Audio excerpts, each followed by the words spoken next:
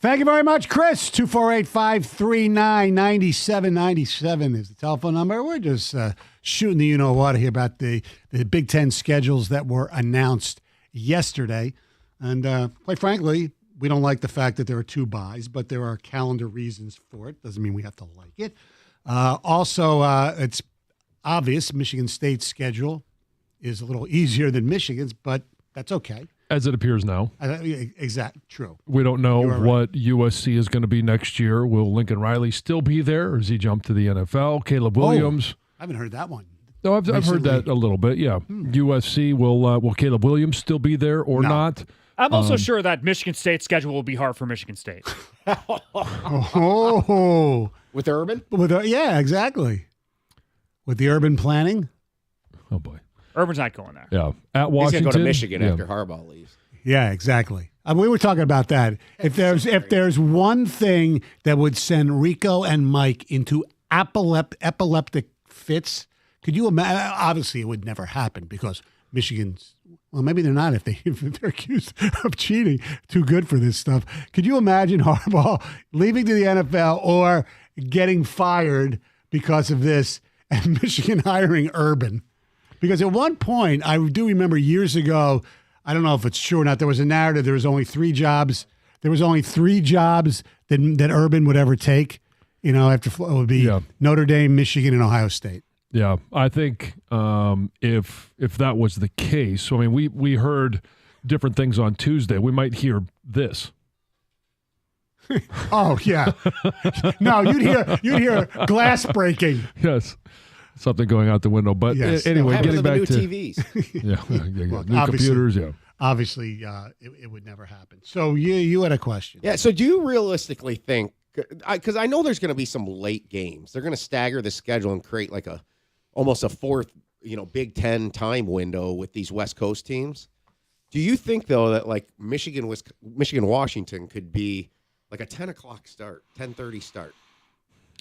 Eastern. Do I think there could be? Yeah, sure. I do. I think it's likely no. I don't think so because they want Michigan prime time. Yeah. I mean, you still want – I know that they want to increase the viewership at that time, but they want to increase it for the entirety of the game. I don't think everybody is going to stay up from 10 to 1:30 in the morning to watch that game. A lot of people will. Don't get me wrong. But they'll have better ratings, which is what we know they're all after – either at 7:30, 5 o'clock. Oh, yeah. Any other time's on the table. Yeah. I mean, even think 9 if you got like a 6 o'clock start on a, like a doubleheader on ESPN or something like that. I don't think it won't be on ESPN. Well, I agree with you that it won't happen next year with that game. I do think the Michigan State-Oregon game could be a candidate for that. And I think that's something that potentially might rub fans the wrong way. On the East Coast is when their teams have to play a late start out there, like a night game out there. Right. Well, and the West Coast teams. Like, this is an opportunity for East Coast teams, West Coast teams to be more visible on both coasts.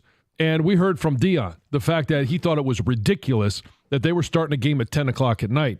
If Dion, and I know this isn't, they're not. And it was 8 o'clock. It was 8 o'clock prime time. But if he has a chance to play against a Michigan, an Ohio State, somebody on the East Coast, and they put it at 10 o'clock on the West Coast, or 10 o'clock on the East Coast, he wants more people to view his program. That doesn't get the job done. Everybody wants what is going to be most viewed by the majority of everybody, and that includes everybody east of the Mississippi that is not going to stay up. More people will be apt to get up for a 9 o'clock start. I think that's more likely to have a West Coast team play at 9 in the morning than you will 10 o'clock at night. Right, because those games. And even if it's a West Coast, if it's at the Rose Bowl at 9 in the morning. So that's going to be a new built-in excuse like in the NFL for the teams that travel to the East Coast. Well, let's be honest. The late night East Coast games in the Big Ten will be schools like Indiana playing at USC. They'll play at 10. If they need that window filled. Yeah, because they're not going to put Ohio State, Michigan, Penn State, maybe even Michigan. I don't know, Michigan State in that window because it does them no good. Right. yes, the diehards of these schools will watch, but as far as everybody else around the country, especially on the East Coast, they're not going to. It's a Saturday night. A lot of people go out, and they don't even watch college football, but that's the way it's going to be. Yeah. First glance on this, the toughest West Coast team coming into Big Ten country late in the year is the third to the last week of the season, with Oregon going to Madison. Oh, wow. It looks like they did some favors, like USC and I think Oregon or USC and UCLA. Two of those three have bye weeks the last 2 weeks of the year. So it looks like they attempted to avoid bringing West Coast teams into like the hardest of winter. Well, yes, but you could also argue that the last weekend wasn't a beautiful weekend. And Oregon is going to Ann Arbor November the 2nd. So I know this weekend it looks like it's kind of one of those roll the dice. You could have a beautiful weekend like I think we're going to have this weekend where it's going to be 50 degrees, or you could have 30 degrees, rain blowing sideways. I don't remember when the Purdue-Michigan game that we always reference from 95, I don't remember the date of it. I can look that up, but it also rains a ton in Oregon. It does. But they did favors, like USC and UCLA both go to Minnesota early in the year. Right. Can you imagine them going there like November 22nd or whatever, the week before the UCLA game or what? How about this little massage for USC for their first year? They do not leave the Pacific time zone after October 19th, because after that it's home to Rutgers, at Washington, which is still that Pacific time zone, bye, then Nebraska at home, at UCLA, Rose Bowl, and they finish with their non-conference with Notre Dame. So they don't leave the Pacific time zone for. I'm glad that 6 one's weeks. still on the schedule, just as a college football fan. Yes, absolutely. And even though you don't like it, Michigan doesn't leave the Ann Arbor time zone for 5 weeks. At the start of the season. Yeah, right. I know. You're right. I can't believe Mike Stone is going to have to go to Ann Arbor 5 weeks in a row. The Ann Arbor area I've heard code. you. Yeah. Well, you hold on. Just go to the big house. I'm gonna go 5 weeks in a row. I know that just pains you, especially since one of them is All right. Texas, one of them is USC, the other one's the Little Brown Jug, and I'm trying to pump that one up a little bit. Yeah, Remember, he thank doesn't you. care about the Little Brown Jug. Right, yeah, he doesn't Right. care about the Little Brown Jug. Yes, yes. And No trophy I games like for the you. You opener, don't care the about Fresno trophies. The Arkansas State game, maybe I'll pass on. But whatever. But hold on.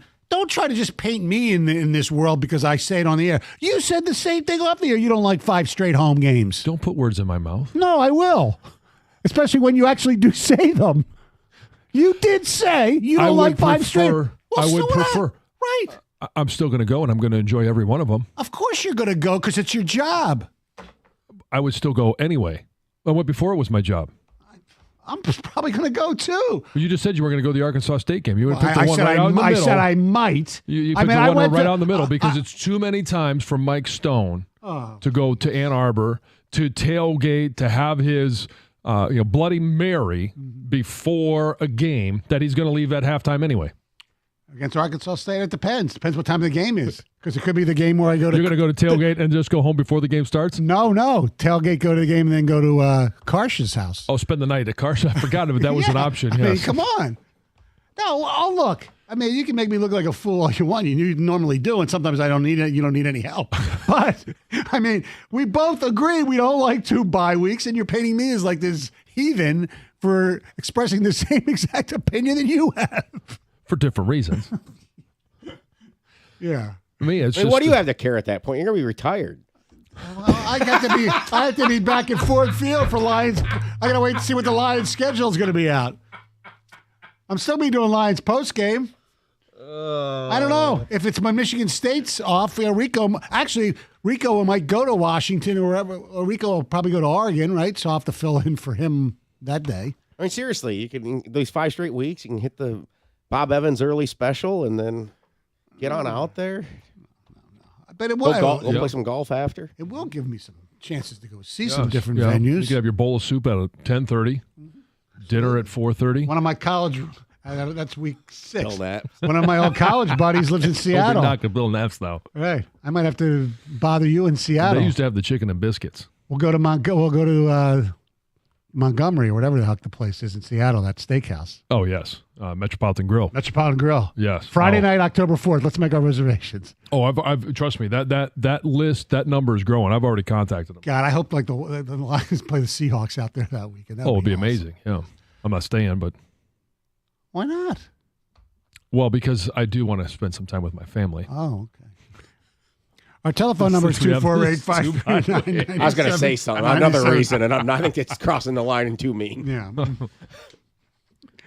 you going to tell them they want me to stay out there? All right. Coming up next, one of the most bizarre trade proposals in sports history. 97 won the ticket. Hey, football season is rolling right along. Dive into the best pool in history. That's Stadium Swim, and it's located at Circa Resort and Casino. Catch all the biggest games and a viewing experience built for sports fans. Chill in one of the 6 pools on 3 different levels for the perfect view of the massive 40-foot tall high-definition screen. It's called Stadium Swim. It's America's favorite place to watch football. You got swim-up bars, Insta-Reddit selfie walls, and it's a one nonstop football party. Score your perfect game day spot with cozy day beds, private cabanas, or grab a lounge at the center of the action. Reserve your spot today. It's 365 days of sports poolside. Located at Circa Resort and Casino in downtown Las Vegas on Fremont Street. Stadium Swim, all sports, all seasons. Book your spot today at circalasvegas.com.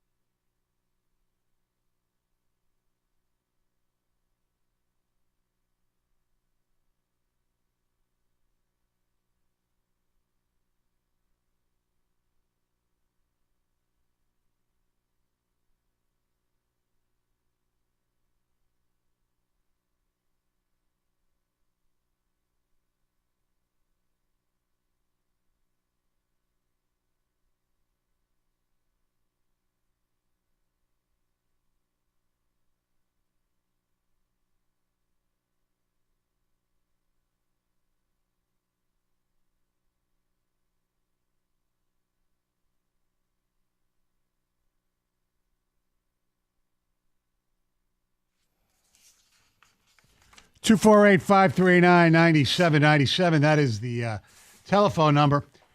A lot of people out there obviously play fantasy football. It's a wonderful thing. I haven't played in a few years. I love the draft, but I got to admit, a little bit lazy when it came to being on the waiver wire at Roster appropriate management. times. Right? Yeah, I just, I was always late, so I couldn't make the correct adjustments, and I was never into You were late, but trades. you always lingered, right? Yes, always lingered. Trades would never, it was never my forte. I saw this yesterday, and obviously it was on Reddit, so I don't know how reliable it is, but there was a trade offer in a fantasy football league that, well, we use the word fantasy for a reason, I guess. So I'm just going to read, and I'll edit out one of the things that is in this tweet, so to speak. Guy in my league is 3-5, desperate to turn his team around and needs more consistency with running back. He sent me a text saying he wants Christian McCaffrey from my team, but there's not really anyone on his team I want. I'm currently 7-1, so I don't need to make any changes really. Now, so he said, I would give you Tony Pollard and you could bang my wife one time if I accept the trade and it goes through. Honestly, it's pretty tempting since she has a nice set of you-know-whats, and I've always fantasized about her. Oh, really? What? Is it worth throwing my chances to win the championship out the window for a chance to bang his wife? Now, there are no pictures of said wife. That's number one. This is absurd. Which part did you leave out? Just the description that that you so well described to us? We can fill in the blank. Yes, The Mad Libs. Look, unless his trading partner and his wife are of the swinger ilk, there's no way that ever happens. No. I mean, can you imagine?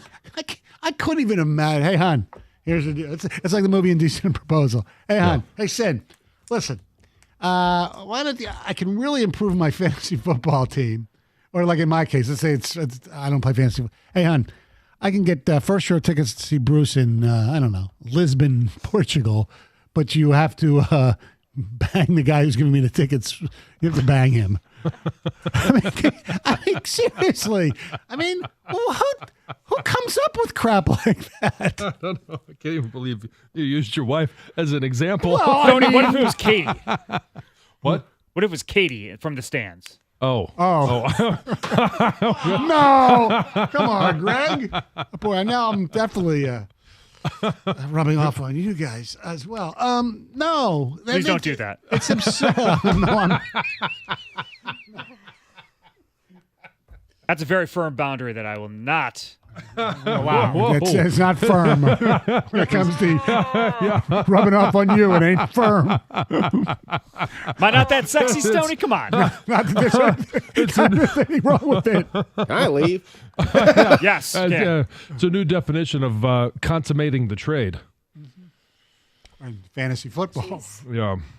So who would come up with something like this? Is fantasy football that important to you? Or is your marriage that of little importance to you? Now, the only way I could, like I said, if you're swingers, I guess. Please tell me how you would possibly accept this trade. I wouldn't accept it, but there are people that would sit there, let's say they're not in good financial stead, and the wife says, you know what, if somebody's offering you, $2 million for this and it would help us the rest of my life, maybe I would just do it. I mean, I don't know. No, thanks. I'll get a second job. I'll do something else. I believe I'm with you. I'm just trying to figure out what other people might be thinking. I'm not thinking that way. Trust me. I've stopped trying to figure out how other people are thinking or what they're thinking. Especially Stoney. Yes, especially Stoney. That's not a head I want to climb in. I get it. Not too many people do. No. But I think the answer to this question is an easy. We'll reject that trade offer. Yes, obviously. Yeah. I mean, come on, give me somebody better than Tony Pollard. Now, if you give me Tyreek Hill. Oh, No, I'm just kidding. Tyreek Hill, and you get to watch. oh boy. This is not going well. No, it's not. I'm just going to stop right now and let you get us out of this. Yeah. Well, maybe Connor Stallions will be there taking videos. All right. I heard that voice. Heather, Yeah. what's up? Yeah. The whole time I'm just cringing. Every little comment I was like, "Oh no, Yes. it's getting worse and worse and worse and worse." Ah. Gosh, guys. Police in Shelby Township are looking for a driver who was involved in a hit and run that left a valet driver injured. According to authorities, there was a black truck struck a valet at the Palazzo Grande on October 27th. Police say that the driver responsible did stop, checked on the valet driver, but then left the scene without providing any information. The hit and run driver is described as a white woman with long brown hair, believed to be about 30 to 35 years old, was wearing a gray jacket. There was also a passenger in that vehicle. A man wearing a black suit. Anybody with any information should contact the Shelby Township You Police actually Department. let somebody drive the black truck? Yeah. No. This is, there's not a lot of news, but good news. The Detroit police chief says that he expects to make an arrest in the murder of that prominent neurosurgeon. Do Oh, you remember him, Dr. yeah. Devon Hoover? Yes. Very, very soon. So while there's still like, to the general public, a lot of mystery about what happened to this doctor and his murder at his Detroit mansion. According to James White, it's not a cold case. And White says that he is confident that his team is going to be able to bring some closure to his family very, very soon, possibly within the next month. So authorities still haven't discussed really much of anything to us as far as a possible motive. There was a person of interest that was released a while ago, but they do say investigators believe the doctor knew his killer and that this was not the result of a home break-in or a random act. And it is the holiday season, and Detroit's official Christmas tree is arriving at Campus Martius Park today. So this year's tree is a 64-foot Michigan-grown Norway spruce. It's from Kingsley, which is just south of Traverse City. It's going to arrive right around noon, so very soon. And then next up for that tree is the tree lighting ceremony, of course, which takes place on November 17th. Now, when it comes to setting up the Christmas tree, obviously, Stoney, I know you're not doing that. John, when does your family set up the tree? We will your be home? setting it up. The Christmas decorations will go up throughout the month of November, but the trees will go up Thanksgiving weekend. And that's typically our tradition as well. Thanksgiving weekend is the tree comes in, but I think I'm going to start this weekend. Are you? Which is well, super you gotta early, get but I ahead of got to it. get. Yeah. If I don't do it before the baby comes, it's not going up. So, and I want to have a tree for Emily, so it's going to happen very soon. My wife and my mother-in-law do it. Do the Christmas tree thing, and that's kind of their tradition. So Yeah. Leave it that's to that's them. when she'll be in Yes. town. Yeah. Yep. This is pretty gross. A Grubhub driver accidentally delivered a cup of warm pee to a customer. Grabbed the wrong drink? Nasty. Yeah, a guy in Utah ordered some Chick-fil-A through Grubhub the other day. He ordered, a sandwich meal. He got some fries and a milkshake. And the food was everything he ordered. That was good. But instead of a milkshake, he got this cup of just warm urine. So it turns out that his driver likes to save time by peeing in the car so he doesn't have to make a stop, right? Okay. So he uses empty cups to just relieve himself in the car and then Smart. continues on his... Yeah, I guess, except that instead of grabbing the milkshake, he grabbed the wrong cup and delivered it to this homeowner. That's And dumb. what makes Yeah. everything even worse is that this customer did take a sip. Ooh, Which you didn't would notice think- that when you grab a hold of the cup that A it's milkshake warm, not cold. yeah. My thoughts exactly. That you'd think you'd recognize right away. Maybe even this is gross. A scent. It might Unless- it might not be unless- that chocolate milkshake. Yeah, maybe the Ugh. stuff he knows. Unless he put it in his refrigerator for use a little later and then. Later, It cooled I don't off? know. Yeah. Either way, he did call the driver back. They discussed everything. He reached out to Grubhub, and he said it took him 4 days to hear back, and they only gave him a partial refund.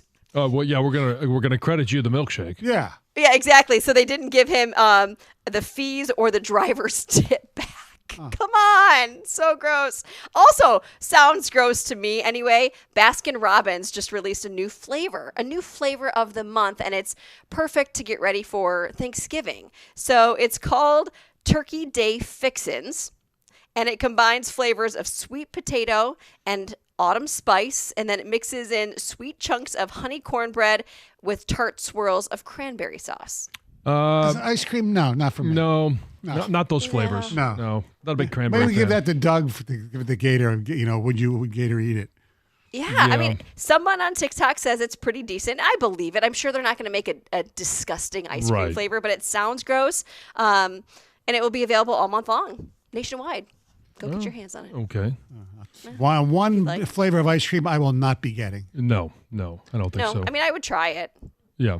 I would take a bite, but it doesn't sound good. Finally, quick little update here. Your phone addiction could be ruining your sex life. So be careful, Stoney. I know that it's hard for you to look away, but it turns out that 1 in 5 daters actually admit to taking extended peeks at their device while they're having sex. Wait. So they can't even put their phones down.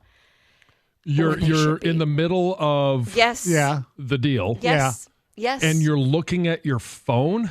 That's what they're saying. They're saying people are really struggling to distinguish how to function without their smartphones in every aspect of their life, including in the heat of the moment. It must not be very good then. I mean, if you're going to take a break to look at All your right, phone. Here's the only plausible explanation I can come up with. I'm trying to give both sides of the equation because it makes no sense to me. The only thing is, like, before you get into the act, you're watching some sort of television show or movie on your phone. And you want to see how it ends? I don't know, because a lot of times Can't you pause it. But Yeah, or just to say, like, you know what, this is more important. I don't care. No. My point is, there are a lot of times where you're doing it and the TV is on, so it's the same thing. It's acting as your TV. I don't know. No. I'm just searching. What if? No. What if you're banging that guy's wife and you're making sure the McCaffrey trade went through? Okay. Yes. Waiting for the alert. Waiting to see the roster. But she says 1 in 5. There's not that many fantasy football trades. All right. Thank you very much, Heather. You're welcome. Coming up next, the latest on Connor Stallions and the boys. 97 won the ticket.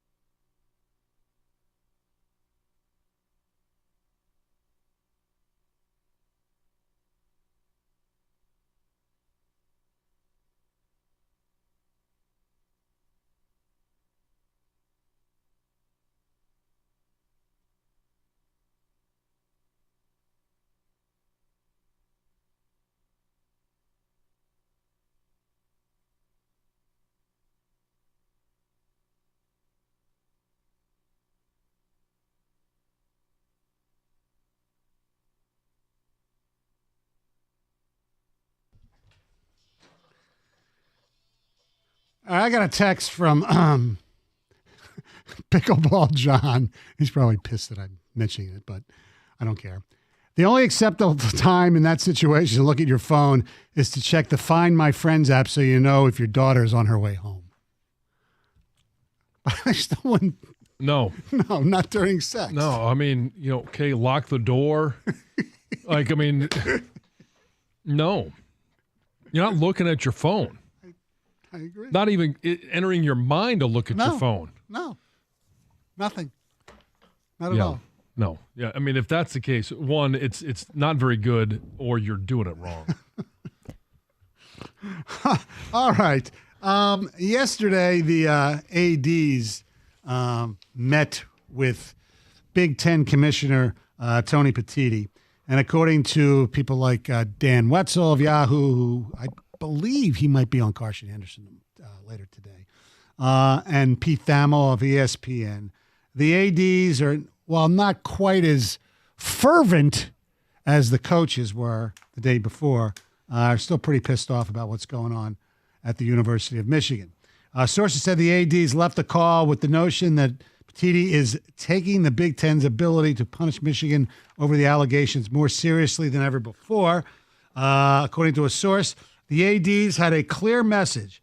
We believe the conference need to step up, a source familiar with the call said.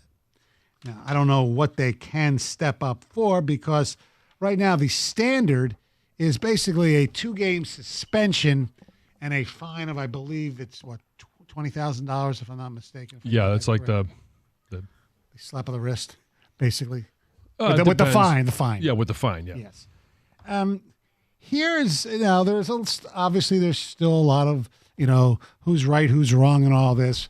Urban Meyer, who many people hope will be the next head coach at Michigan State University. He was on a podcast that he does every week with Tim May of, I believe he works out of Columbus or Tom May, or out of Columbus. It's called Urban's Take. Here's what he had to say. Tim May. It is Tim. Okay.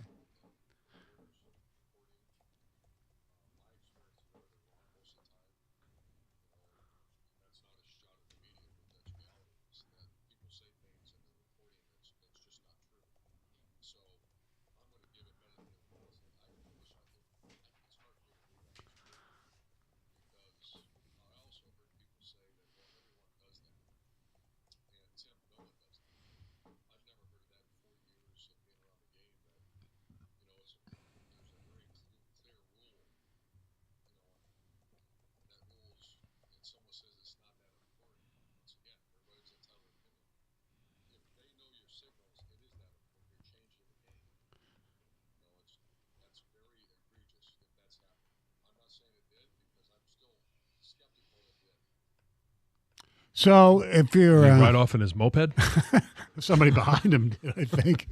Where's he doing? Because he did it outside. I saw the video. Oh, okay, all right. He was out. He was outside. He took off at his Vespa. No, he was right there. Look, he still doesn't think it's happened because he doesn't think anybody would do it. But whatever. We'll find out. But he did say that he thinks it's a major advantage to know the signals, not a little advantage. Now, also, yesterday, the head football coach at Purdue, Ryan Walters, who will be in the Big House tomorrow, was on his coach's show and had this to say.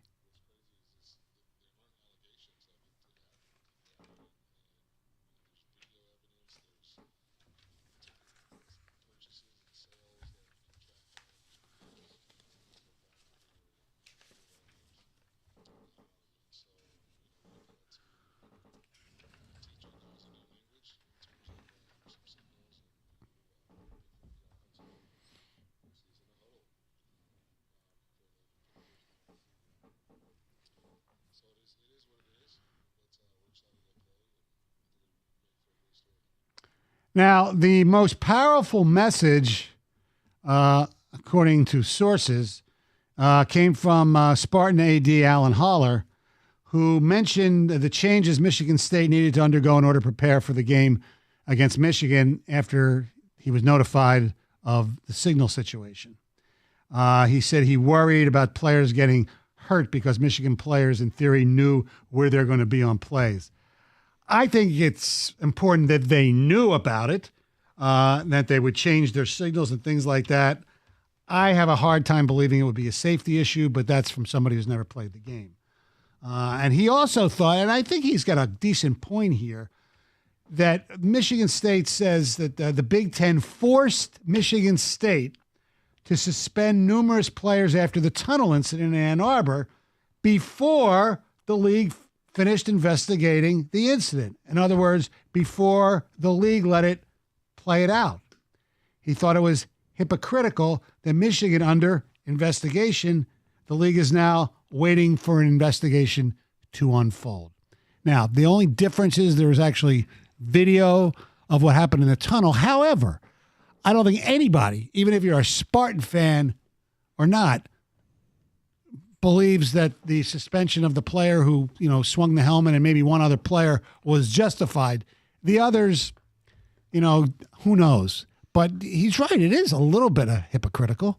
Well, I mean, that one was, a criminal investigation. Yeah. And it was a but it was still physical assault. And we also saw that Juwan Howard, within one day, was suspended after assaulting a coach. He was suspended for the rest of the season. Correct. But as you pointed out earlier, so those two are very oranges. like. Those two are apples to apples.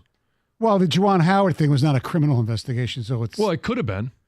I don't think that was very much different than. I mean, the game was over. Yeah, I get that. The point is that if you're going to wait for making a decision based on, as you would say, let it play out, or waiting for the investigation, it should be the same thing for that. Like I agree that no, not for the tunnel incident. They didn't let it play out. Well, that was the same thing with Juwan Howard. Okay, like those are similar but instances. we're talking about we're talking about this versus the tunnel incident. Okay, so what do you want the penalty to be right now? What do you want them to do right now? Right now, from what they know, I think I would suspend Jim Harbaugh. From what we think they know. Well, they obviously they know stuff. You don't think they? So they know stuff. Do you think the Big Ten is just? And the NCAA are just leaking stuff because they have no video, they have no information. This is all just make believe. No, okay. I want to know that they're making it on actual facts of and within the rules of what is going on. Those are things that and here's what I hope. I hope that the NCAA and the Big Ten are working together because there might be something the Big Ten knows that the NCAA doesn't know. And it could help with their investigation. Same thing, vice versa for the NCAA. If there's something the Big Ten knows, they need to know as well. But my point, and I think Howler's point, is that if you're going to make Michigan State suspend 8 players, regardless if it's a criminal investigation or whatever, the investigation was not played out. Nobody's disputing the guy who swung the helmet. Oh, I forget his name off the top of my head, and maybe one of the other guys. Nobody's disputing that. But the fact that the Big Ten made or allegedly made Michigan State, suspend guys, why didn't they make them? Let's see how the investigation plays out. But that's all he's saying. It's hypocritical. I think it's different when you're talking about a criminal investigation versus one that you're trying to find out how much Jim Harbaugh knew, how much did the coaching staff know. I'm not disputing the fact that we've got video evidence of people that Connor Stalions sent to games. And maybe himself in a game. Yeah, I'm still waiting to hear from Central Michigan on that one. Well, what's amazing, though, is that every day there's something new. There was video of him, did you see this, of the Notre Dame game back in 2019, I think it was, him behind Don Brown. So he's been on that sideline, which he's allowed to do because he was part of the either voluntary or I don't know if he was a paid staffer back then, but he obviously wasn't hired until May of 22. Oh, right, that's right. So he was on the sidelines for a long time, and that's okay. But I think it's pretty interesting that this guy is there and nobody seems to know what the hell he was doing there. All right, 248-539-9797. All right, guys, you've been hearing me talk about Michigan's #1 hair restoration specialist, Dr. Berkowitz from Michigan Hair Restoration for like ever now. And maybe you're on the fence, you're thinking about going to see him. Well, now is the perfect time. It's Michigan Hair Restoration's 10-year anniversary, and Dr. B is ready to celebrate. He's actually passing on major savings for our listeners. You'll save $1,000 when you simply mention 97.1. And you'll get 0% financing on your hair restoration procedure as well. And remember, he actually helps both men and women every single day. So even if you or maybe the woman in your life is struggling with your hair, but you're not ready for a hair transplant, know that Dr. B has an amazing natural hair remedy to improve growth without injections and without surgery. And it's actually really relaxing. It's this medical grade plant-based hair treatment that's based on 20 years of research. So now it's your turn to let Dr. B help you regrow your lost hair and your confidence. For more information and to schedule a consultation with Dr. B, go to MichiganHairRestoration.com. That's MichiganHairRestoration.com.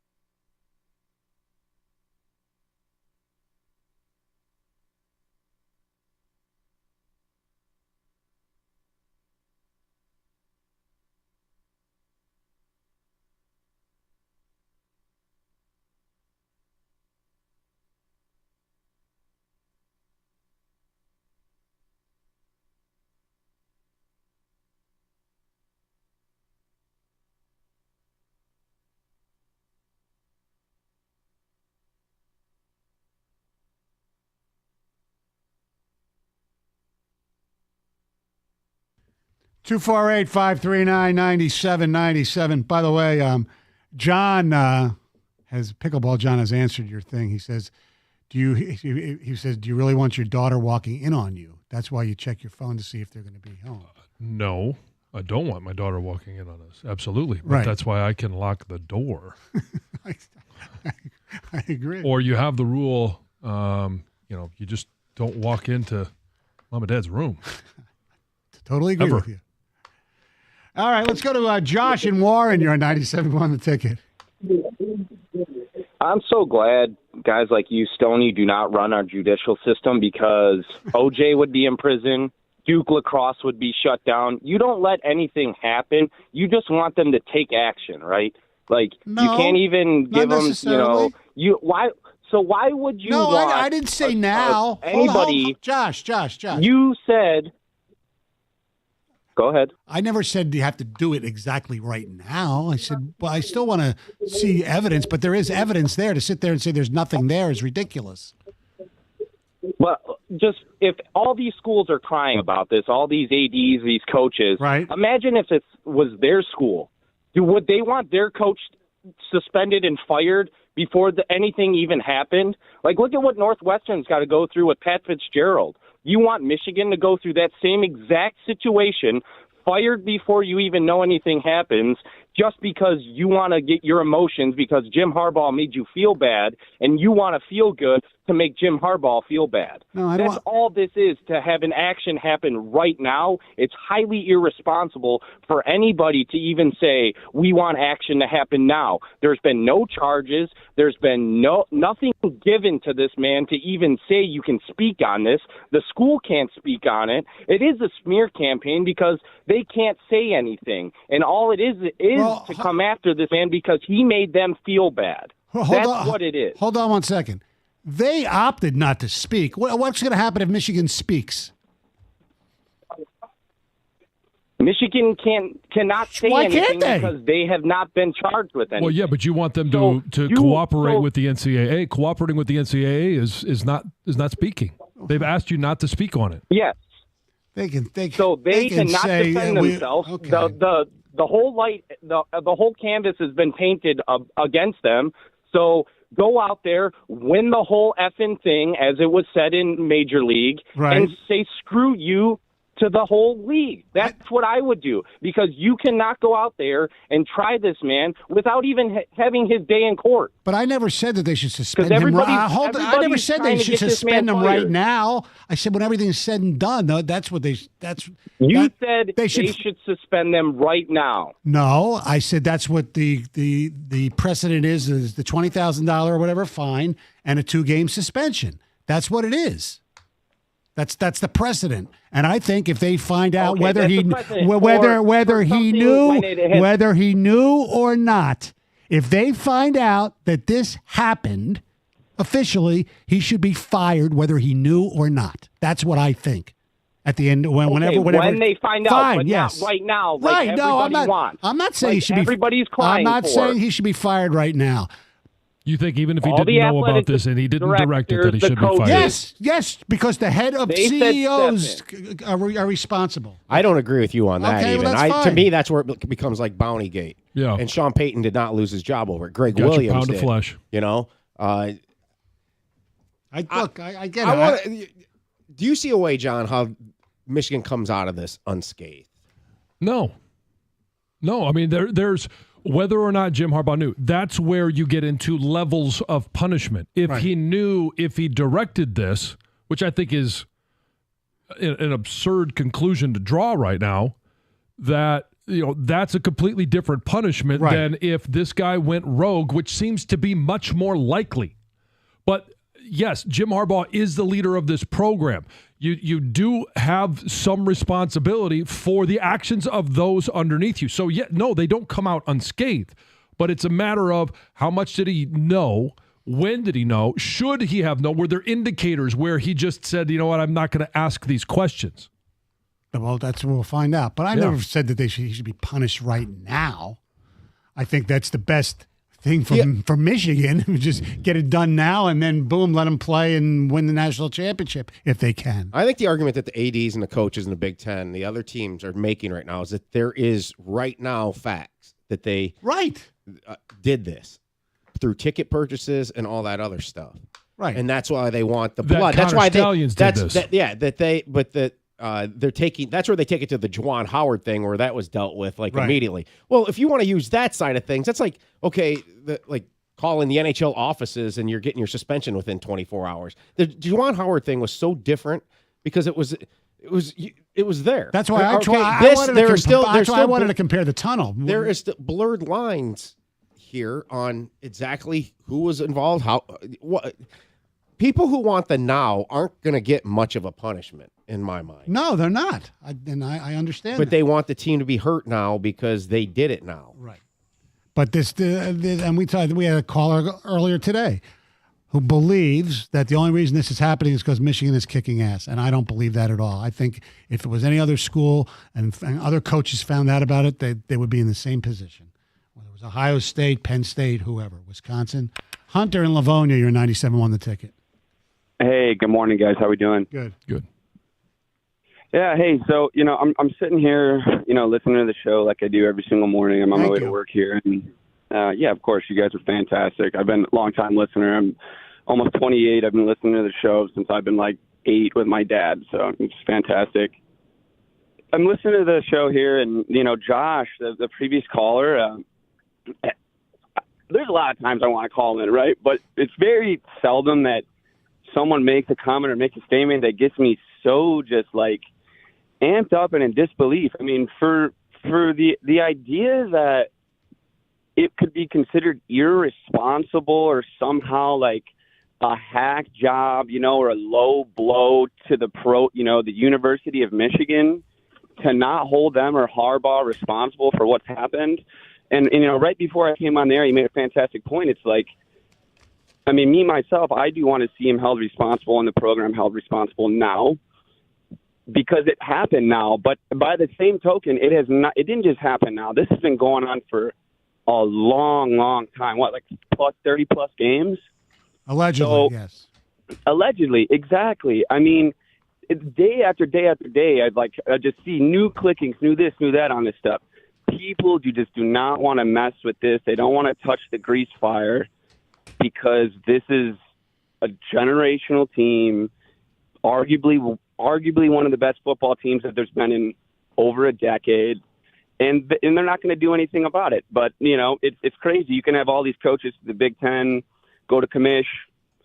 Nothing's going to happen. It's a joke. It's a joke. Well, I think something will happen at the end of the season.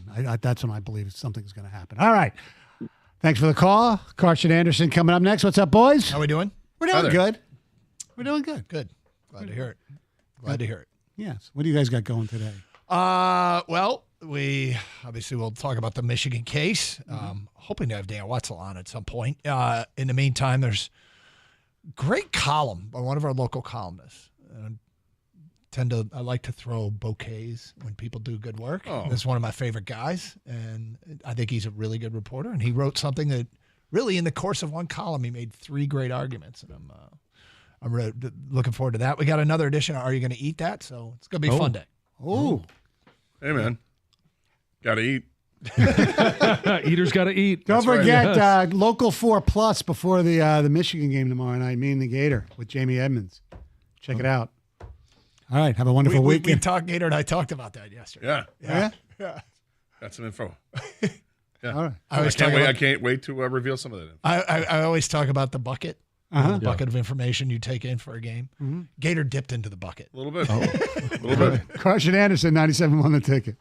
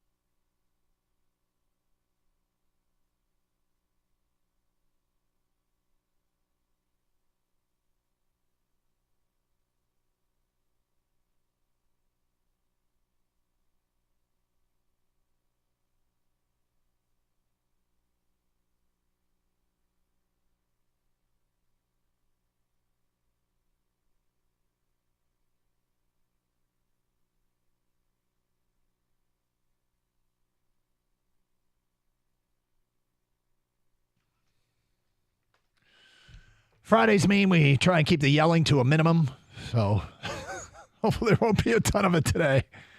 How are you? Is that what it means? Is that what Fridays mean? Yeah. That's a new one. You good? I'm okay with that. Yeah, no, I'm all right. Yeah. I'm all right. No? Yeah. Anything exciting Feel in the shorter. Gator household last night? There was a lot of games on. There were, and let's see. I mean, I caught pieces of all of them. Watched a little bit of the Pistons, watched more of the Red Wings, and then watched a little of the football game as well. Texas Tech, TCU. Yeah, that and Duke and Wake Forest. Yeah. Yeah, and a little bit of Will Levis. I was about to say, how are you navigating the Amazon Prime thing? You're not. I hate it. I just hate it. I mean, picture's great. I think that the production's fine. Okay, it's NFL, but I don't like waiting 30 seconds if I want to flip around to get to the next channel. That's just. I mean, it's a stupid thing to complain about. Think about this: if this were like 30 years ago, you're like, oh my having, God, this is amazing. You're having first world problems. Press a button. I only have to wait 30 seconds, and I get to watch the football game. Mm-hmm. Yeah, this is the primest of examples of first world problems. Yeah, the old my backup camera doesn't come in 4K. Can you believe it? How am I supposed to back into this parking spot? My backup camera is not in 4K. Yeah. But the money just doesn't smell as fresh as it used to. Sure. I don't understand how this works.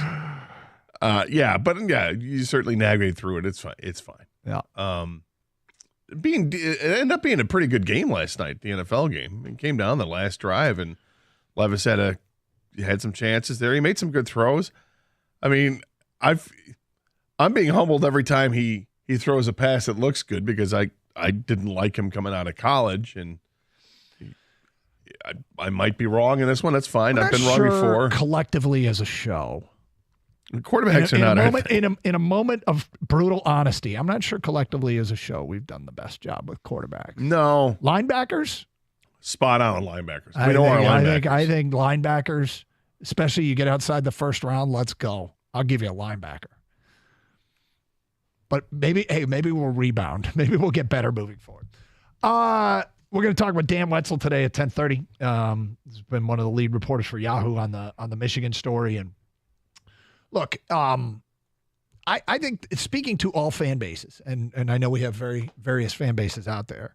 I would say that eventually, of course, as always, the spotlight turns on you. I mean, eventually something happens and the spotlight is on you and your program. And I think that everybody kind of asks for the same thing as just a minimum requirement. And that is that you get treated like everybody else under these situations. And it's why that you and I, Gator, I think years ago have kind of come with this policy of when you get into these very serious cases, whether they be, about rules violations or some sort of broken law, there's no need to rush to judgment. Let the things play out. And when sort of it's all said and done and you can put it in the rearview mirror, and it's not the hottest of takes, but when it is all said and done, you can kind of talk about it in definitive terms, because you can do a lot of damage with flying off the handle in the middle of something. I think there's a major difference between handling a case like this where there's an investigation as opposed to planting your flag and whether or not Will Levis is going to be a good quarterback. Exactly. Okay. Yeah. There's times that in our business, we're an opinion-driven business without a fabricated story, a political. Oh, no, not at all. This is why we let it play out so that and when it does play out, when you do find more evidence and if things look more damning, we talk about it. Mm-hmm. But we'll put the caveat out there as well that I don't want to completely condemn, like for instance, with this case, with the sign stealing scandal, because I don't have any evidence right now that shows definitively that he knew. Okay. Now, we talked a little bit of Occam's razor yesterday. The simplest explanation tends to be the truth or whatever, right? Yep. And in my heart, do I think that Jim Harbaugh knew about Connor Stalions and what his speciality was and him going to other schools? Do I think he did? I think he did. But I'm not going to start slamming Harbaugh and say that, well, he knew and he did this. I don't know if he did. It's happening. I might lean towards that side. But right now, what I do know is that it seems like the evidence is mounting against Connor Stallions that he did this stuff. Yeah. So And this is why you want to know more. Who knew what? Is there a money trail that goes through with this that links it to Michigan, that links info to the coaching staff? I mean, it does look damning when he's sitting next to coordinators on the sideline shouting things in their ear, or you can see him clearly giving it signs behind because he knows what's going on. That they knew at least his information. Now, did they know that he got his information because he was, in Happy Valley the week before? I don't know. Or he had people in Happy Right, Valley. exactly, or that.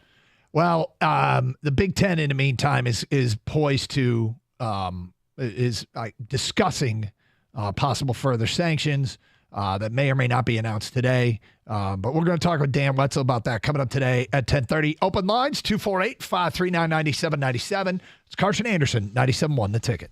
Well, Coppercraft is, of course, the company out in the west side of the state that just has exceptional spirits, right? And one of or I should say a big part of that family right now is Flying Ace Spirits bourbon. It's affordable bourbon. It's bourbon at only $30 a bottle. It's not going to bust your budget at all. And it's a fantastic gift to bring to any party or tailgate or whatever event you've got going on because of the affordability. And of course, the taste is spectacular. It's a versatile spirit. You can have it any way you want. You want to do shots to celebrate an event? Go ahead. You want to drink it straight up around the rocks? It works that way. You want to mix it with some cola or ginger ale? Do it. I love the bourbon with the ginger ale. And with one of these bourbons, it's only $30 a bottle. No one's going to look at you side-eye for that, all right? It tastes delicious. Don't show up to a party or tailgate empty-handed. Put the smile onto people's faces and show up with Flying Ace Spirits bourbon. There's nothing pretentious about it. It's just real, approachable American whiskey for the maverick at heart. No gimmicks at all. And of course, the best part of it is the taste. It is smooth. It is delicious, hints of vanilla and ripe stone fruit. You're going to want to come back for more. Follow them at Flying Ace Spirits on Instagram and stay up to date on all of their upcoming releases. And as always, please drink responsibly and never drink and drive.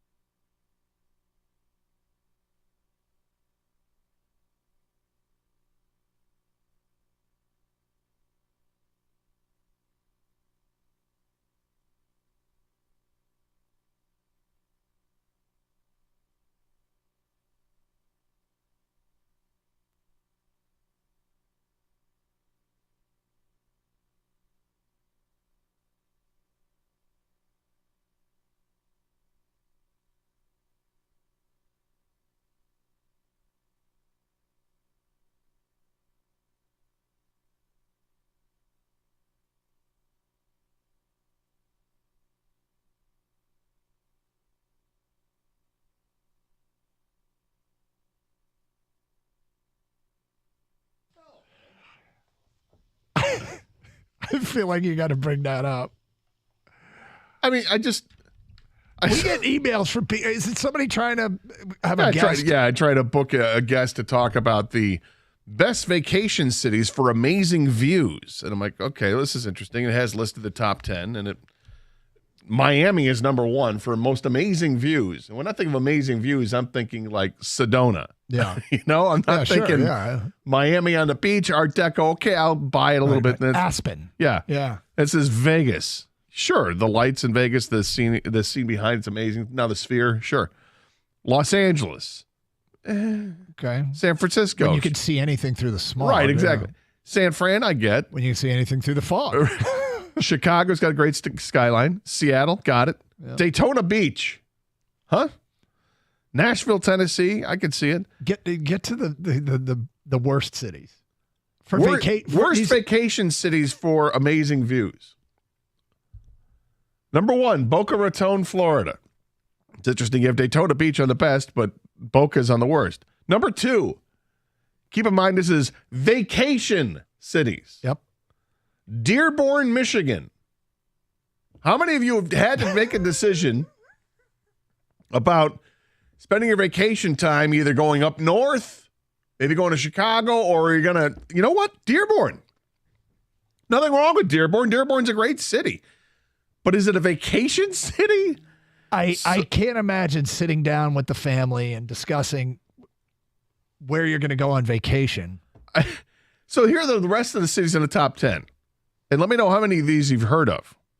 McKinney, Texas. Nope. St. Joseph, Missouri. Maybe. Hoover, Alabama. Heard of that. Yeah, because of the TV show. Yeah. Yep. Olathe, Kansas. Or is it Olathe? I don't know. Some player came from there. Beaumont, Texas. I've heard of. It's like by Houston. Hartford, Connecticut. We've heard of Hartford. Yep. Pleasanton, California. And finally, Conroe, Texas. Okay, so you're sitting down and you're debating, where are we going to go on vacation, honey? Where do you want to take the kids? Dearborn, Olathe, or Conroe? Mm-hmm. Conroe can be kind of cool this time of the year. I don't know. I mean, this just cracks me up. Vacation cities. With all respect due to Dearborn. Right. Like, Dearborn's fine, but I don't think do they even plug? I mean, if you're at the Dearborn Chamber of Commerce, are you pushing this as a vacation destination? I'm looking further down this email. It says, memorable vacation views are sparse in parts of the heartland, such as in Nebraska, North Dakota, Kansas, and Michigan. Aside from a few outliers, Lawrence, Kansas, number 84, and Michigan cities, Detroit at 115, Ann Arbor at 218, Grand Rapids, number 244. Most urban spots in these states lack hotels and Airbnb rentals with pretty panoramas. I mean, Grand Rapids is actually a really good-looking city. It is, yeah. Ann Arbor, you can speak to Ann Arbor. Yeah, it's nice. And that's Would you live there, though, Doug? Grand Rapids is number 244 on the list. And actually, I could see some people for like a staycation or a weekend. Maybe not. It's not a staycation if you're getting away, but like a weekend getaway. I know people have gone to Grand Rapids. It fits the bill. Dearborn, I've never heard of. Never heard of Dearborn as a vacation destination. Did they get a new Sphere or something we don't know about? I don't know. Maybe we need to. Well, they're not on the Dearborn Sphere. Yeah. The Cube. No, that's in Ann Arbor. Sorry. Yeah.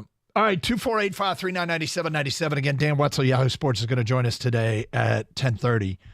Gator, I'm sitting back and watching and asking that Michigan be treated like everybody else, and that everybody else would be in this situation. And now we're getting into the levels of perceived cheating, and this is being this is clearly considered differently. But you know what else it has is it has video of the guy that's at the center of this. And you know how video changes things. Video changed the Ray Rice story.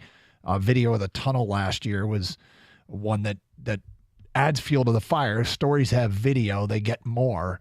And there is video on this. And so it is getting more. And some of the video, by the way, is completely innocent. But having, been around yesterday and being able to have conversations, the level of confidence that this doesn't lead back to Jim Harbaugh is very high. I think it's across the building and the university. But again, in due time, we're going to find that out. But I can tell you that the level of confidence that it doesn't lead back to Jim Harbaugh is high. And, there's something that I would recommend moving forward if Jim Harbaugh is the Michigan coach moving forward. My recommendation is perhaps a position like a chief of staff position that allows Harbaugh to focus more on the football side of it and somebody else to help putting together the staff. And I don't mean the coaching staff. I mean the support staff and all the other, because Harbaugh is going to be very hands-on when it comes to putting together the coaching staff. But as far as the rest of the staff, I think they really need to probably tighten some things up is a way I would put it kindly. Yeah, sure, maybe. But I think the other thing that you look at with this and with lots of cases is that even if you have the ability to deny it and say, I didn't know any of this, you're still the head of the program and it falls under your umbrella. Whether you like it or not, that's what happens. And we've seen this happen in other cases. I hesitate a little bit to bring up the name, but with the Nassar stuff, a lot of that was cut off early by some employee that never sent it back up the chain. If a complaint came, it stopped with that person. So it never got to get to the levels where someone would do something about it.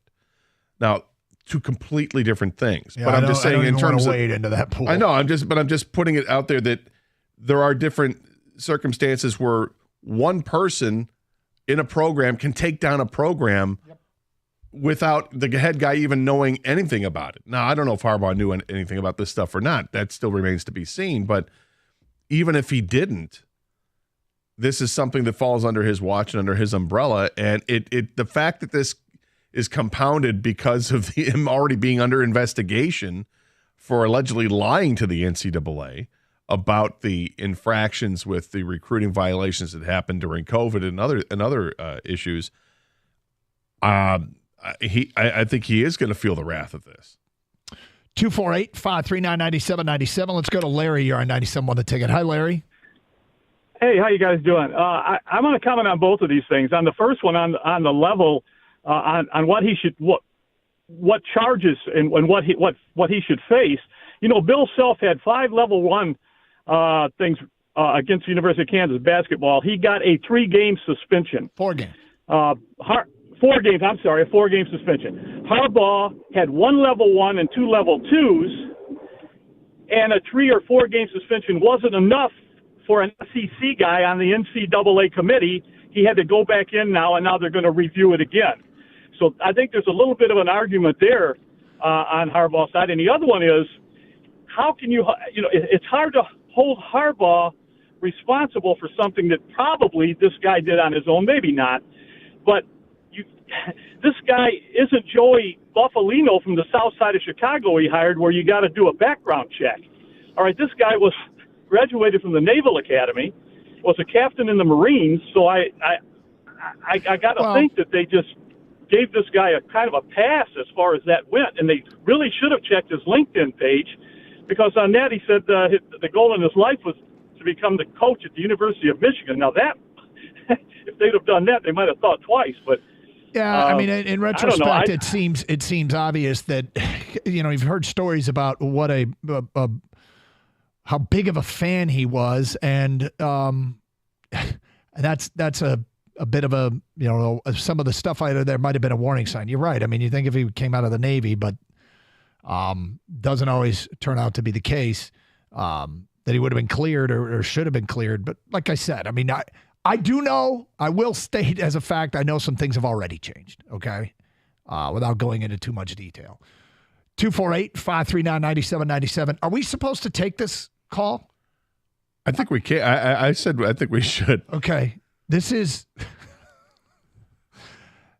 Jackie, and she is the chamber president of the Dearborn Chamber of Commerce. Is that correct, Jackie? Yeah, Jackie Lovejoy, Dearborn Area Chamber of Commerce. Okay, Yes, I am. Did you hear about the list the Gator just got sent? No, I didn't. You know, my board member called me. He goes, "Hey, they're talking about how great Dearborn is. Call." Well, no, Give me your phone number. I wish we were. We were talking about. We said nice like things, Dearborn, yes. yeah, but it's a list that. Thanks. Yes, well, you're welcome. I got this email sent to me. Somebody wants to promote. They come up with rankings, right? And the rankings were the best vacation cities for amazing views. And it lists the top 10. And what the other thing they do is they list the bottom 10. And though I very much enjoy Dearborn, I don't consider Dearborn to be necessarily a vacation destination, let alone one with a view. And it ranks the second worst on the list. That's and a I thought, shame. yeah. And you know, I've been here 10 years, so I can tell you a little bit if you guys have a minute. We have about a minute. So what are some of the best views in Dearborn? So we have the Henry Ford Museum of American Innovation, and part of that building is an exact replica of. Oh no! Now you're me. I'm on the air. Oh boy. You got this. You got yeah. this. Come on.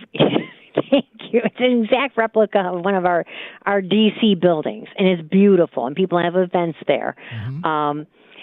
There's great views everywhere. We have fireworks. We have the Ford Sunflower display.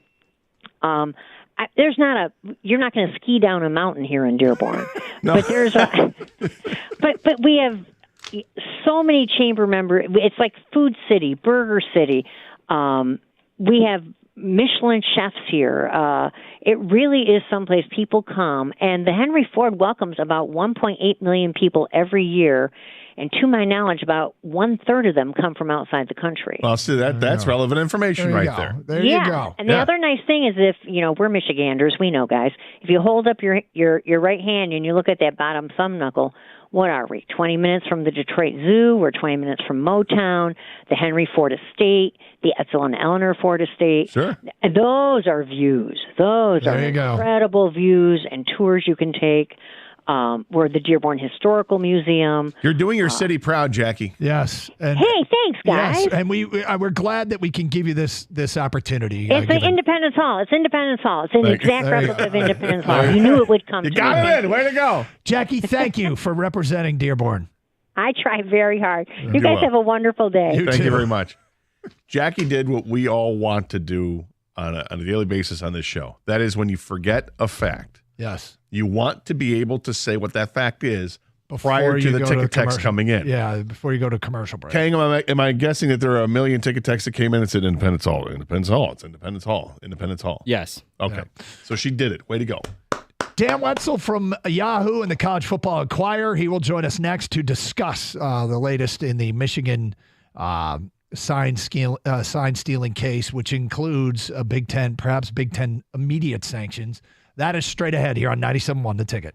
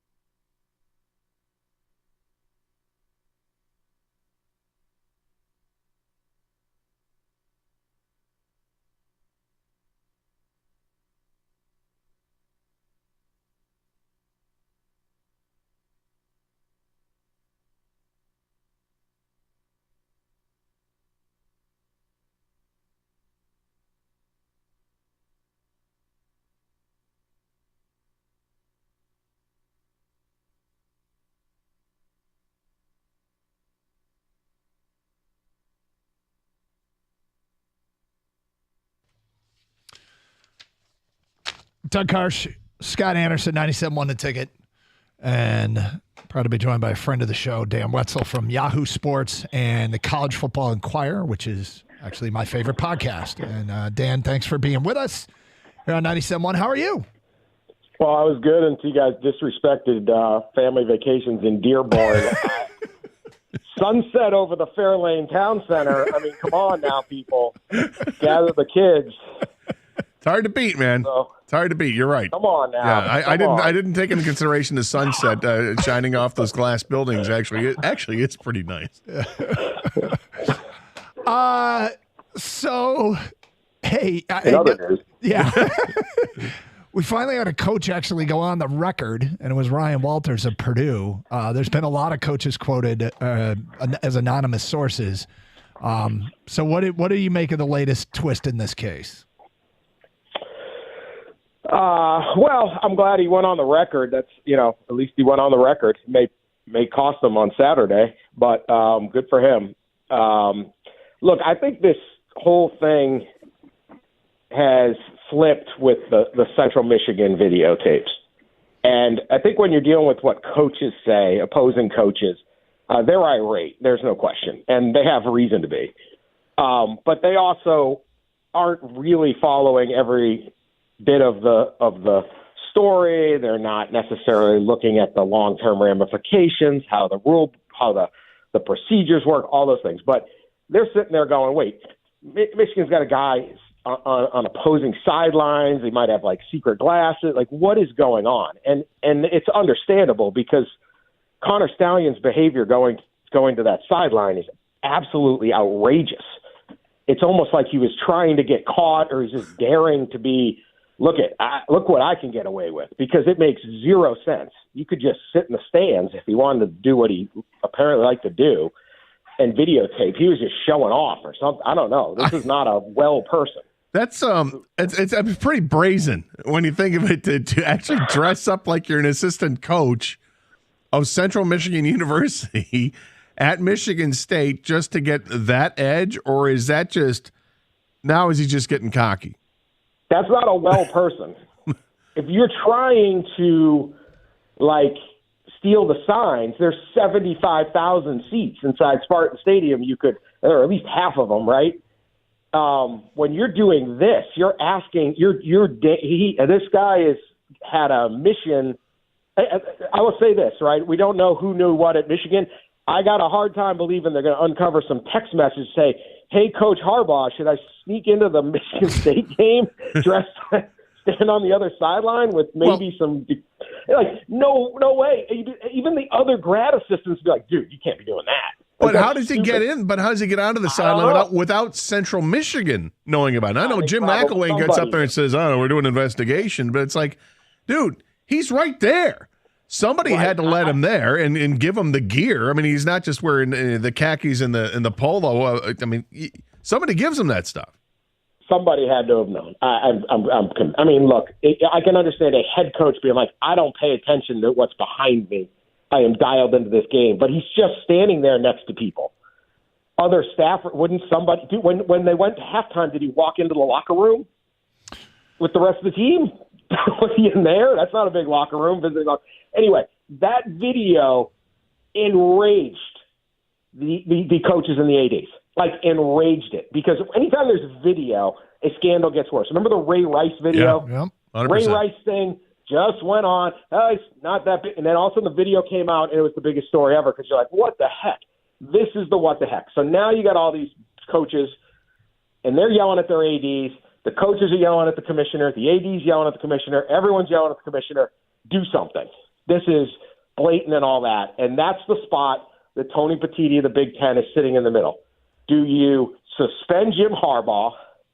Do you, something of that nature? Do you come down on a penalty right now, or do you let the process play out? And that is do you hold these people off? You got the whole league yelling. That I don't know. My guess is they might make a move on Michigan and try to suspend Jim Harbaugh at least at some point. Whether that will work, what injunctions and lawsuits, lawyers will be involved. Yeah. They already are, and they will be. But this is what's going on because these coaches are like, this is way above anything. And I think anybody would agree what Connor Stalions was doing, sneaking onto a sideline and all this other stuff, is completely outrageous. And I don't even know what in the world he was thinking. Because if you were trying to run a clandestine operation, that's not how you do it. You just buy a seat in row 35 and film it. No one knows you're there. You get the heck out of there. Instead, he's doing all these things to basically try to get caught. So because of that, there's immense pressure on the commissioner right now. What will he do? This is where, I hate to come on a radio show. I know it's good for ratings, talk about the Magna Carta, but like due process and procedures and things like that do exist, and there needs to be an element of fairness. It would be Pandora's box for the Big Ten to just jump out, suspend Jim Harbaugh because it feels good right now, because everyone's screaming. Due process always works. The concept is 800 years old for a reason. It works. They shouldn't do it. I'm not saying he doesn't deserve it. I'm not arguing that point. I'm just saying if you're the Big Ten, you got to take a step back and be like, this will end badly, because once you set the precedent that we don't do due process anymore, or if everyone's mad at one coach or something happens, we need to suspend them for this amount, or what if it's half of that crime, do we suspend them for half, all those types of things. Is it different if this isn't a wildly successful season for Michigan? If Michigan's 4-4 or 5-3, does it change things? Oh, if this was happening at Illinois, it'd just be funny. I mean, like, everyone would just be laughing about it, right? But would they act on it, I guess is my question. I don't know. I don't think even there would be that much heated behavior, right? No. The fact that Michigan has beaten the brakes off everyone for the last 2.5 years, it matters, right? I mean, hey, Connor Stalions shows up, Michigan starts becoming unbeatable. Totally reasonable to suspect, to say, well, A plus B equals C, and that's what the coaches are doing. Again, it's not that some punishment isn't done here, but you have a process let out. I'll give you an example, right? So right now the NCAA is investigating Michigan, and they're investigating Jim Harbaugh. Because of that investigation, under their rules, Michigan is not allowed to investigate the case on their own. So they have to sit there and wait for the NCAA to conclude its investigation and say, this is what we think happened. Then Michigan can conduct its own look and say, no, we think this happened. And you have a 90-day period, and you have all this stuff that's been laid out through years, because the NCAA lost a lot of lawsuits. They lost a lawsuit to Jerry Tarkanian on this stuff, right? So you have this process. So Michigan is handcuffed right now. They can't do anything. Yet the Big Ten could come in as a separate organization, and under their bylaws, Tony Petitti say, I think you guys did it. I'm suspending Jim Harbaugh, or I'm doing this, or whatever. I'm banning you for the Big Ten titles, or whatever. And under their clause, Michigan has the right to provide a defense. But since they're not allowed under the NCAA to investigate what their defense might be, they can't give a defense, right? So, and I know this is like deep in the legal weeds, but these kind of things are important, because you may be like, yeah, this is great, Michigan's crashing and burning, all that, but it's your school next, right? It reminds me a little of when the NCAA jumped in on the Jerry Sandusky case and they hammered Penn State with all these sanctions. Yeah. And everyone was cheering. Oh, yeah, Penn State, Jerry, they're the worst. And it was like, that is a bad idea. That is not your purview. And because they ended up backing off and agreeing. They made a mistake doing that, because what do you do? What do you do with Larry Nassar? What do you do with Dr. Anderson? What do you do with the Ohio State wrestling coach? What do you do with the player that died at the Maryland football? What do you do with Northwestern? Anytime you're getting into criminal stuff, like that was a terrible Pandora's box of precedent they were setting up. Every school in the country is going to get busted for all sorts of crazy stuff. So you have to go by the procedures and take your time.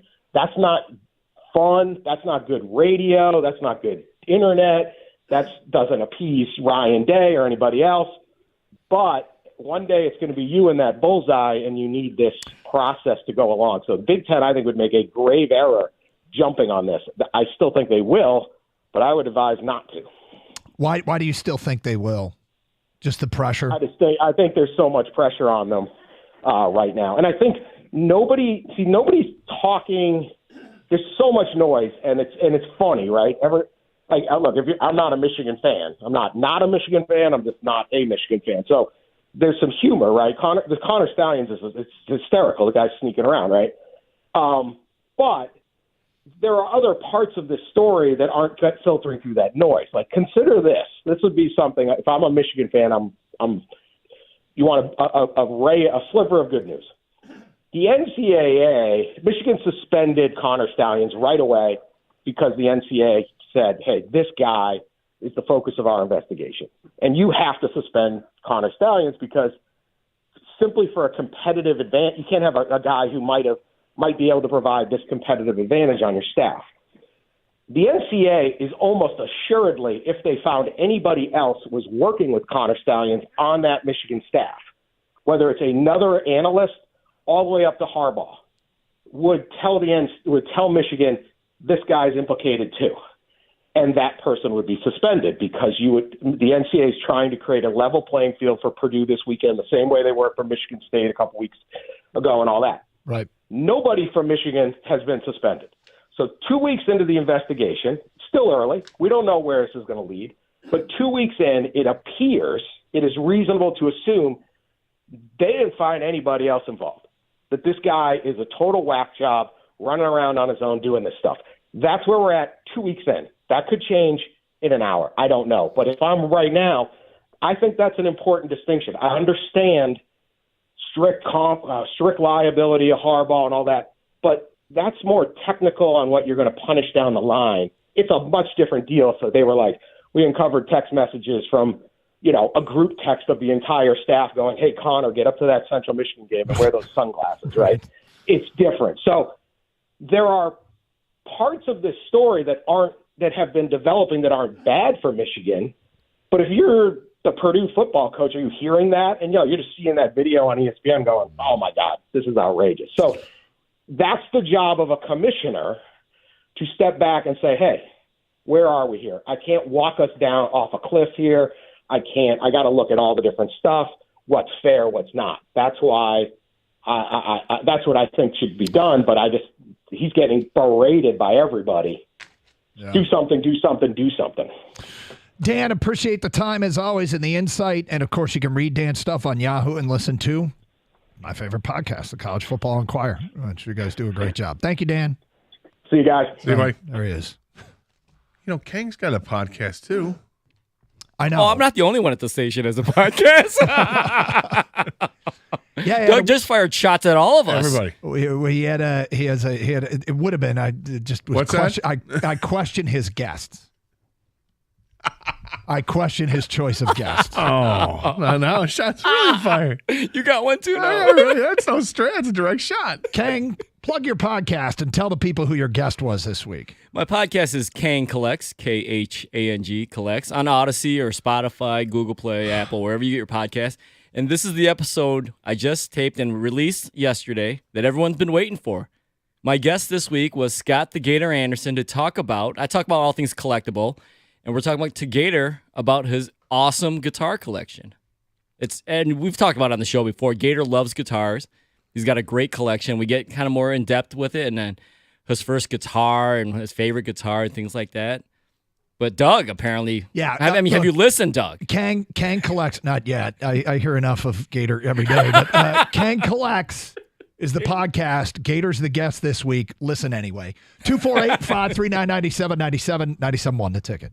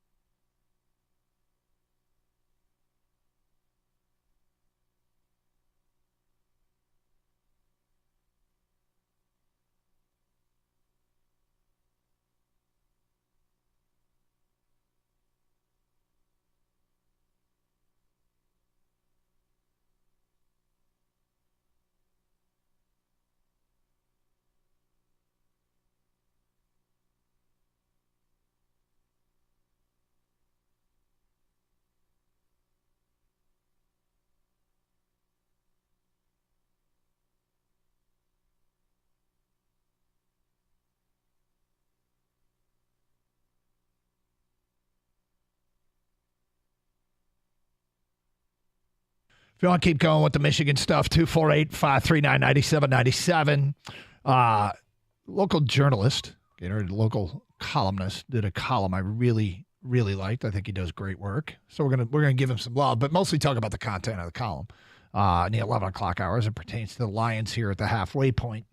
Red Wings kind of a weird game last night. James Reimer played very well in net right up to the point where he lost the puck on a shot right in his glove that then went off the crossbar. It flipped over his head. Yeah, went out of his glove. I mean, I'm one of the easier saves he had all night, and I'm not, I think he would probably say that. But it popped out of his glove on a relatively harmless shot, flipped over his head, hit the crossbar, landed on the ice behind him. Everybody charged the net. He went into like full butterfly and basically kicked the puck back into his own net from what was the game-winning goal, and then later Florida added an empty netter. But Gator, no panic, just an observation that the scoring cannon has kind of stopped firing. Early in the year, the Red Wings were putting the puck in the net, and Larkin and DeBrincat and Raymond, that line looked unstoppable. Dylan Larkin has no points in the last 3 games. DeBrincat has 1 point in the last 5. Perron 1 in the last 6. Comfort 2 in the last 8. I mean, these are not necessarily all high-end scores, but things have slowed down a little bit. Well, yeah, it feels like it's been a while since DeBrincat and Larkin were scorching the league. Yep. Things have changed. And we knew there was going to be a correction, and hopefully it starts to correct in the other way at some point. But, there's leveling off, there's correction, whatever words you want to use for it. We know the schedule to start the season was going to be tough. They're still above 500 on the season, which is good, but just barely at this point. They're still fun to watch. Mm-hmm. I'd like to see the power play start clicking again. We knew that wasn't sustainable to be working at 45%, but it'd be nice to see them score a power play goal. Yeah, and like you said, the correction, we knew it was coming. I am not panicked. I'm not disappointed. I'm not mad at anybody. There's a little bit of water finding its level. Everybody said the same thing about the start. It was great that they were winning, but we all are like, what they are doing is like record-setting pace, which is not sustainable. They might be improved, but they're not going to be like the best offense in the history of the league. So we all knew that. No, but this doesn't change my opinion either that I had going into the season that I think this team is going to be a playoff hockey team.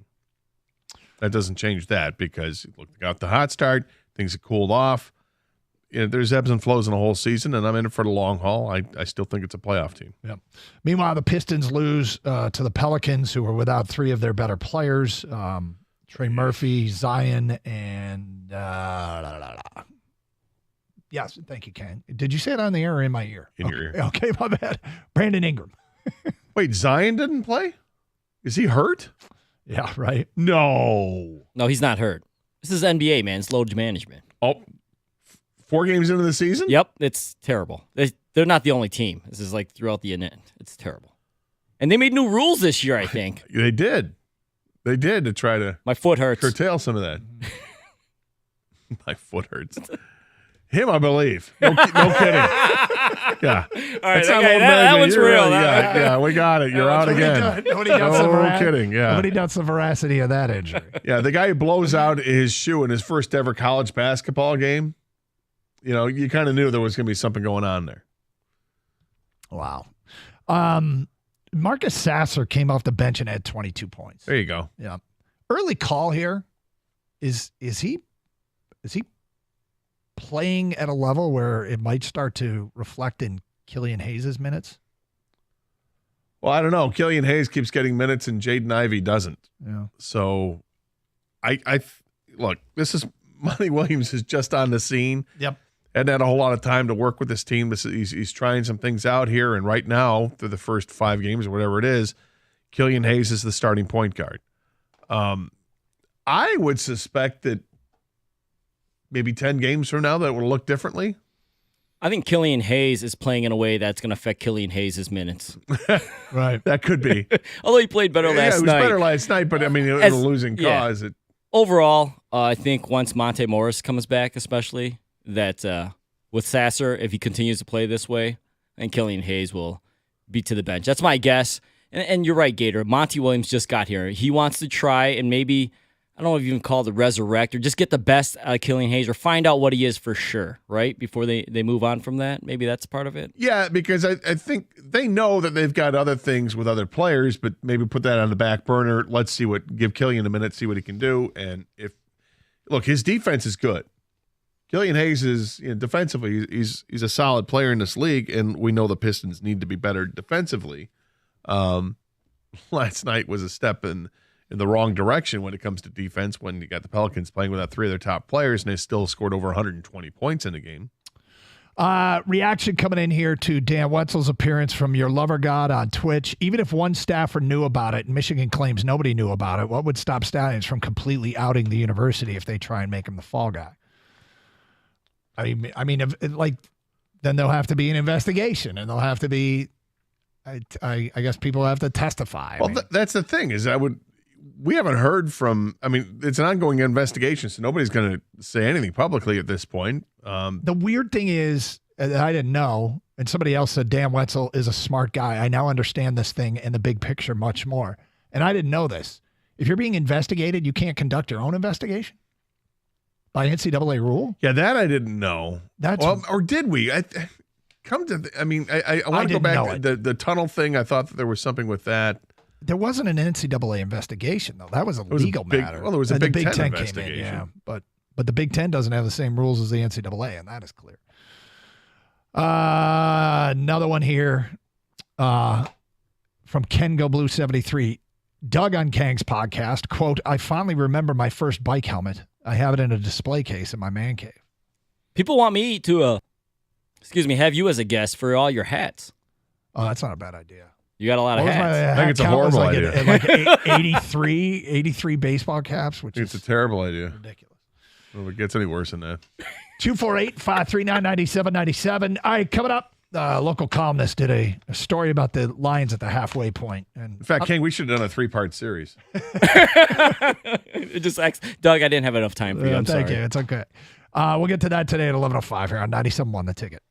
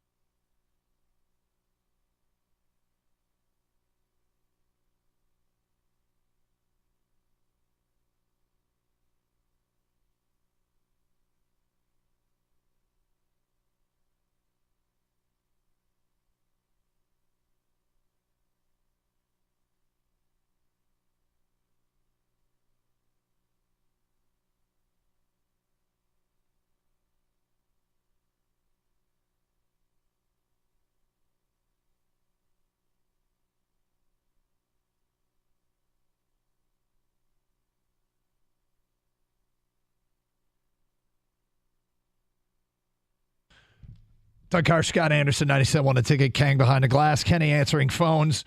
By the way, you can stream the show using the Odyssey app. Download it for your mobile device today, AUDACY. That way you can listen to the show anywhere in the United States and Canada. You can also stream through our website, 971theticket.com. Streaming also with video on twitch.tv. The feed was down earlier. It's back up. So if you want to watch, go to twitch.tv, search up 971 The Ticket. You can participate in the streaming chat. Then there's YouTube. Go to YouTube and bang, there we are. Search up 971 The Ticket so you can watch the show and take it in however you so choose. Gator, the story that I've referenced, I'll just say this. I think Sean Windsor's really good. Writer for the Free Press. Yep. I really, really like his stuff. He seems to put a lot of time, effort, thought, and background into it. And I mean, we have a lot of good guys in our town, but I think Sean's one of the best. And the headline today, I was like, oh boy. Have you seen this? If it's what I think it is, the headline is something that you have said exactly. So it's going to be of no surprise to me that you enjoyed the article. This guy who wrote this is brilliant. He's brilliant. He just really speaks to.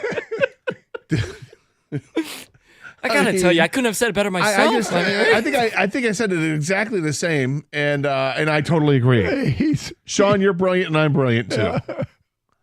The headline is... Get ready for it. What's the headline, Doug? Detroit Lions were right to pass on Jalen Carter and draft Jahmyr Gibbs, Sam Laporta. Forward written by Doug Carr. I feel like 2 days ago... a smart guy. Yeah, I'm sure he is. 2 days ago, Wednesday's show, I remember sitting in this exact chair. Doug, you were, I think, in the same spot right across me. And Ken, you were behind the glass. And Doug said that.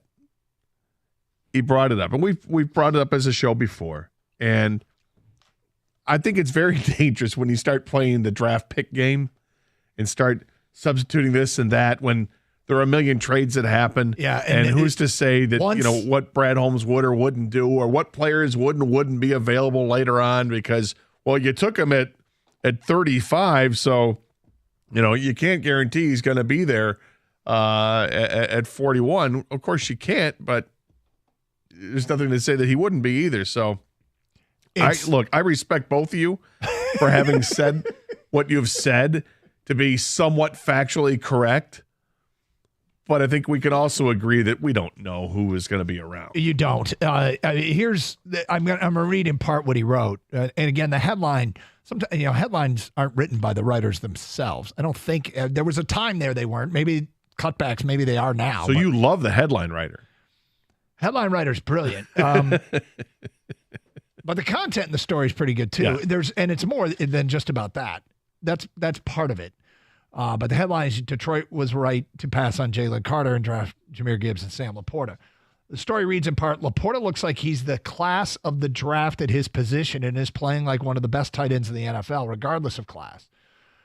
Remember, they used a number 45 pick to get Brian Branch. Now that's another part of this that we never thought about. People say, you traded back to get Laporta.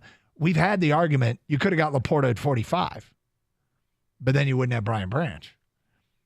Right? Here we go. So again, like you've pointed out, the dominoes that start to fall. He later writes, Gibbs showed Monday. What Gibbs showed Monday didn't come out of nowhere. He played well the week before in Baltimore, for one. Really, though, he offered glimpses of his future self opening night in Kansas City. And then he goes on to talk about his toughness, his shiftiness, his acceleration. And he writes, that toughness inside isn't solely what's going to make him a difference maker. His elusiveness is, his hands are, his top-end speed is. Holmes liked Gibbs more than any other back in the draft, and for that matter, he liked Gibbs at number 12 more than any other offensive player on the board. So, I mean, part of this is, had they taken Jalen Carter, okay, he would have helped the defensive line. There's no question. Mm-hmm. He would have helped the defensive line if he was playing like what he is doing in Philly through, what have they played, 8 games? Plug those 8 games into Detroit, he would have helped the defensive line. Then there would have been other things that they would have had to make up for, not to get. The funny thing is I can't even sit here and truly make what I believe is a definitive case that they did the right thing going after Gibbs and Laporta, getting Gibbs and Laporta instead of Carter. But I am open to the idea that what they have done wasn't dumb and could work. That is a very tame way to make my case. I could yell and scream from mountaintops that they did the right thing, but I just want people to be, I don't like telling people how to think, but I'm asking that they be open-minded that what they did actually could work. Right? Of course it can work. And, but when people start comparing what they could have, woulda, coulda, shouldas, I mean, you get into a whole different world. And I really like the pick of Jahmyr Gibbs because I think he's going to be a really good player. I would have taken Jalen Carter, but by trading back, you got extra picks. And look, Brad Holmes was maneuvering throughout the draft, and really in the first 4 rounds, there was a ton of movement that he did, and you start to lose track of what was actually traded. What were the picks initially? Because he went up, he went back, he moved up, he went back, and getting Broderick Martin, he traded a bunch of stuff. I mean, you can play the game and look in the 3rd round and see that the Dolphins took Devin Aching, right? Yep. And until he got hurt, boy, did he hit the ground running fast. He was fast as hell, and obviously had that monster game with well over 200 yards rushing and all that. You could play that and do that. I don't want to do that. I like what they did. Would I've, I can't take it back because there's no taking it back. It's done. These guys are Detroit Lions. I'm glad they're Detroit Lions.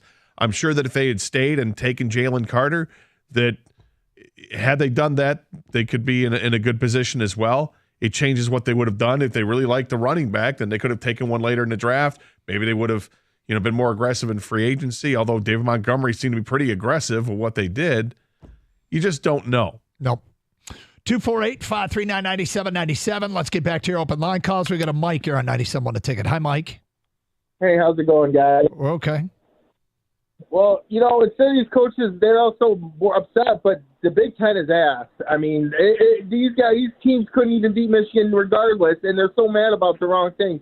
And I understand Michigan probably will be punished, but how can you punish a team when the investigation's not done in the middle of the season? What if the investigation finishes and they say, oh, wait? I think that's what Dan was kind of saying in his interview with you guys. Well, but the argument against that is what happened last year with Michigan State, that the Big Ten stepped in and basically told Michigan State, you've got to suspend some players before the investigation was done. There are some inconsistencies in the Big Ten. The Big Ten also had let the 5 Ohio State players that got suspended delay their suspension till the next year with the tattoo case back in 2010. Was it 2010? Something like that, yeah. And they allowed him to play in the postseason. Now, let me say this, okay? I think what Michigan has done, they did the right thing right away, is Connor Stalions, you're suspended with pay. Right? You're out. You're not part of it right now, and that's the right thing to do. So they've already acted in one way, and maybe that's enough to appease the NCAA at this point, or the Big Ten at this point. It may not be, but it's a start, and they did that a while ago. It's not like they just did it yesterday. They have taken some action. Yeah, and look, I've had the question: how have they not fired him yet? There's protocols. Well, that you follow. You don't want to. Do you want to get yourself in a lawsuit? You don't. You. This is where you have to do your due diligence and let things play out, because you don't want to get caught on the back end. 248-539-9797. Sean is next. Hi, Sean. I have to disagree with you, Doug, completely here. So you take Carter at 6, and it's an opinion. I think you guys are right. You can't second-guess the draft, but you keep Swift. That's all you got to do. Just keep Swift, and he would have done everything that Gibbs would have done for this season. And then you can still get Laporta. You could have still traded up for Branch. You could do all those things still, right? So I think you could have had everything plus Carter. I really do. I feel like Swift is an interesting case study because the thing about Swift is it's not that he wasn't talented. It's not that he didn't have a skill set. Swift looks great right now. Yep. And the question is, would you have thought it was a solid bet to count on getting a season out of DeAndre Swift? I think it was a gamble worth taking. And also, if you didn't want to do that, then the other argument is what Gator just said. there's plenty of backs taken later in the draft that have played really well. A-Chain, Charbonnet. I mean, there's a bunch of them, right? So yeah, I guess they obviously didn't think it was worth the risk on DeAndre Swift. And I can't really blame them. I'm sure Philly's happy with Swift. Yep. I think the Lions are happy with Gibbs. And look, I mean, the game Monday night, Gibbs was fantastic. He had his game. Are we going to see more of those, or are we going to see, more DeAndre Swift type games in a Lions uniform out of Jahmyr Gibbs? I don't know if we're going to see more of what we saw on Monday night. I think we're going to see good performances from Jahmyr Gibbs. And we're going to have games where he catches passes for over 100 yards. The thing about Jahmyr Gibbs that's just fantastic is he can break a play at any given time. That's why you draft him, because you don't know when that 80-yard reception is going to take place. You don't know when he breaks through that the defensive line, makes a linebacker miss, and he takes down the sideline, and there it is, a 76-yard touchdown run. But you know he's capable of it, and it's more predictable to say this guy can do it as opposed to maybe David Montgomery. The Swift thing is really tough, though, because if he stays healthy and puts up monster numbers, it feels like a move they didn't need to do. Okay. But there wasn't – I'm sure we did it because we always do it. Do you remember taking a bunch of calls, they're going to rue the day? I think there were some, and I know that DeAndre Swift had a lot of backers in Detroit, but I don't think it was a huge percentage of them. He did have backers. On this show, I was fine with trading him because he hadn't shown the ability to stay healthy. And if you can't do that, if your availability isn't dependable or isn't reliable, then you move on. 97-1 the ticket. So my favorite place to go is, if I want to watch a sporting event, it's 24 Seconds Bar and Grill in Berkeley. It's the best place. Look, every seat there is a fantastic seat. Not a bad seat in the house. Flat screen, high-def TVs all throughout the place. They pipe in the sound for all the big games. They've got the NFL Sunday ticket. You can watch all that. They got all the UFC events. The food is amazing. The staff is great. And they have also great drink specials that are all day, every day, and for all the events, whether it's college football or if the NBA, NHL, the NFL, as I mentioned, they have tremendous drink specials. You also talk about the shuttle that they have. You want to get down to the Lions game. You want to avoid the traffic and the parking nightmares. Please do this. You're going to thank me later. There's a fee associated with it, but you want to get on that bus so you don't have to worry about that stuff. Just go and enjoy the game. And the food is so good at 24. If you have a party or any event you want catered, let them do the work. This is a great way to do it. You can enjoy your guests, and they'll enjoy the food that 24 provides. Check them out at 24 Seconds Bar on Twitter, Facebook, and Instagram for all the great contests that they have. Think about the holiday parties coming up. You can have them at 24 Seconds. Also, you can check out the specials and the happenings at their website, which is 24secondsbar.com. Go ahead and grab a taste of the action for yourself. My favorite place to go is 24 Seconds Bar and Grill on 12 Mile in Berkeley.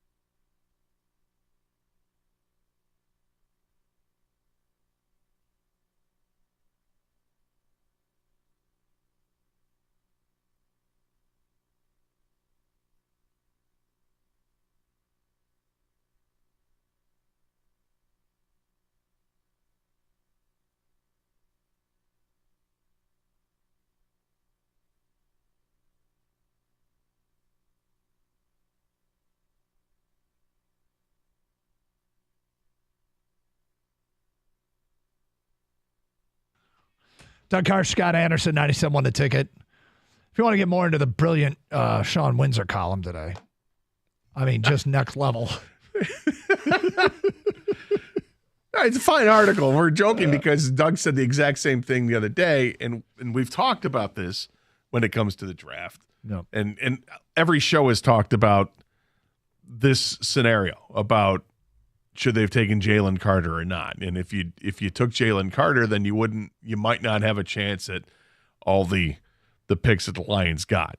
You can't guarantee that you'd have those players. 248-539-9797. Of course, it's open lines. Back to your calls. Tom is next. What's up, Tom? Hey, you guys, how you doing? Okay. Hey, on this Michigan thing, I don't know. I had a little different perspective that I haven't really heard anybody bring up. And I don't know, you guys, I could be wrong, but imagine, the game's going on. You're like Michigan, and the opposing offense is on the field. Your defense, Michigan's defense, is on the field. You see the sign come in from the other sideline. You have to immediately interpret that. Then you have to get your sign out to your captain on the defense, whether he's like the middle linebacker or whatever. He's got to let the rest of the defense know while the play clock is ticking. And if the other team is running a quick offense, there's no time. It might not even, doesn't even matter. You don't have time to, you know what I'm saying, to get the signal into your defense. But Tom, think of it this way. How is it any different than them signaling the play into the offense? Well, I guess if you know the not, play, yeah. well, that's my point. If you know the play, you know the play. If it's like Nintendo and you've got your choice of 4 plays because you got a poster with 4 pictures on it, and both people and both sides know what the play is. As soon as it comes up, you both have the same reaction time. But you only got the 30-second play clock to deal with because they have to get the sign from the other sideline, Gator. Yeah. You only have that short amount of time. Who else has to get the sign from the other sideline? The offense. Well, if the offense is running a quick play, a low snap count, like boom, it's like. Well, look, the defense won't have time to, There's no. I don't. I would just I say don't this, agree Tom, with and I mean, I can make 2 cases here. One is kind of against that, but that is, it doesn't even matter if you've illegally acquired the signs, if you've broken the rules to acquire the signs, if that has happened. Right. That's one. But 2 is, if you want to make a case that this doesn't matter, okay, that this hasn't impacted this season at all in the Big Ten. All these Big Ten coaches have told Pete Thamel, oh, we knew about this. Meaning all these Big Ten coaches who said they knew about this certainly would not have kept their signs the same Michigan week, right? Maybe not for this year, but that's what I'm saying. This year, if you want to make a case that this hasn't impacted Big Ten games this year, well, the only way it's a logical conclusion, but the way it's impacted is that they've had to change things up. But that's about this year. What about last year? I mean, didn't say anything about last year. But last year's the year. Last year's a playoff year. Whatever, so it was the year before. But if you wanted to make a case that it didn't matter for this year, yep. 248-539-9797. Let's go to DJ. You're next on 97 The Ticket. Hi, DJ. Hey, what up, Doe? Hey. I've been going back and forth the whole time about the Jalen Carter. Like, I don't think we lost. I just think we could have got Jalen Carter because Pro Football Focus and me watching the games, he is literally one of the top 10 defensive tackles right now. Just period. Forget rookie. But then Jamar Gibbs, I think we could have got them lower. The thing with me is we didn't need Jack Campbell. Like, he ain't showing me nothing. I wish we would have got Jalen Carter still. Use that other pick to get Gibbs, Laporte, and so forth. So I guess I'm gonna struggle back and forth with it the whole time. I guess. Yeah, I hear you. I mean, I think there's a lot of truth in what you're saying. In that, look, there's multiple paths to the Super Bowl. They don't all go through Jalen Carter, and they don't all go through Jahmyr Gibbs and Sam Laporta. And I think my guess is most of the people that thinks they should have that are sitting there now saying they should have taken Jalen Carter probably believed it before the draft. And he's done well. The saving grace in all this is that really the impact of a defensive tackle can be felt in the run game with some of them that provide pressure up the middle. Lions' run defense has been pretty damn good. It'll get tested in different ways moving forward, but it's been pretty good so far. It's certainly not a weakness. And I didn't even know this till today, but Aleem McNeil has more sacks than Jalen Carter. Now, both of them together would have more sacks than Aleem McNeil and somebody else, but I didn't realize that Aleem McNeil is actually gotten home more than Jalen Carter this year. Well, he had the 2 in the game on Monday night for sure, and I think Jalen Carter's missed some time. Jalen Carter also out this week. He got hurt this past week, so he left the game. So not sure if he's going to play this weekend. So it's not all about sacks, but it's about the impact that you can make. But I love what Alim McNeil has done this year. Has been really nice to see. But yeah, don't play the game of they shouldn't have taken. At this point, it's too late to do it because you start playing that game, and it's like how many teams that needed a wide receiver would look at and say, "Oh, we should have taken Jordan Addison." He went 24th to the Vikings. Should we have taken him instead of whoever else was in it? Should we have taken him instead of Quentin Johnston of TCU, or taking him instead of Zay Flowers, or instead of Jackson Smith and Jigba? I mean, yeah, this is guys end up having better years than you expected. That's how the draft works. And if you're upset with Jack, and I know that it was a DJ that was on with, yes. I know DJ's upset that they took Jack Campbell. The evaluation on Jack Campbell should not be done based on 8 games into his NFL career. Nor should it be done the same way with any of these players. It really shouldn't be done on any of them. Right? I mean, playing the linebacker position, it takes a little bit before you can do it. Nakobe Dean last year didn't play much and wasn't much of an impact player. Now he's playing, and he's coming off his best performance where he had like 14 tackles the other day or something like that. I mean, it just sometimes it takes guys a little bit to get going. It depends on the position. 248-539-9797. Adam, you're next on 97 on the ticket. What's up, Adam? Hey there, guys. Yeah, just calling in about the Michigan stuff. Had a little bit of a different take, and I don't know if you guys have talked about this, but with the way the information was given to the NCAA with a PI firm, investigating allegedly from another school paying for it, does that make the NCAA kind of look at this a little differently? And same with the Big Ten with some caution, saying like, hey, do we want to set the precedent that it's open season for PI firms to investigate other schools? Does that play a factor in how the NCAA wants to handle this? It's just an angle that it's a whole nother topic. Like it's a topic next to the topic is how to handle this stuff moving forward. Now, correct me if I'm wrong, and I believe the report only said that there was a private investigator. They didn't say it was paid for by another school. There's rumors out there, and I'm very careful not to try and wade into rumors in this, but there are rumors out. But I don't believe it was ever confirmed that it was paid for by another school.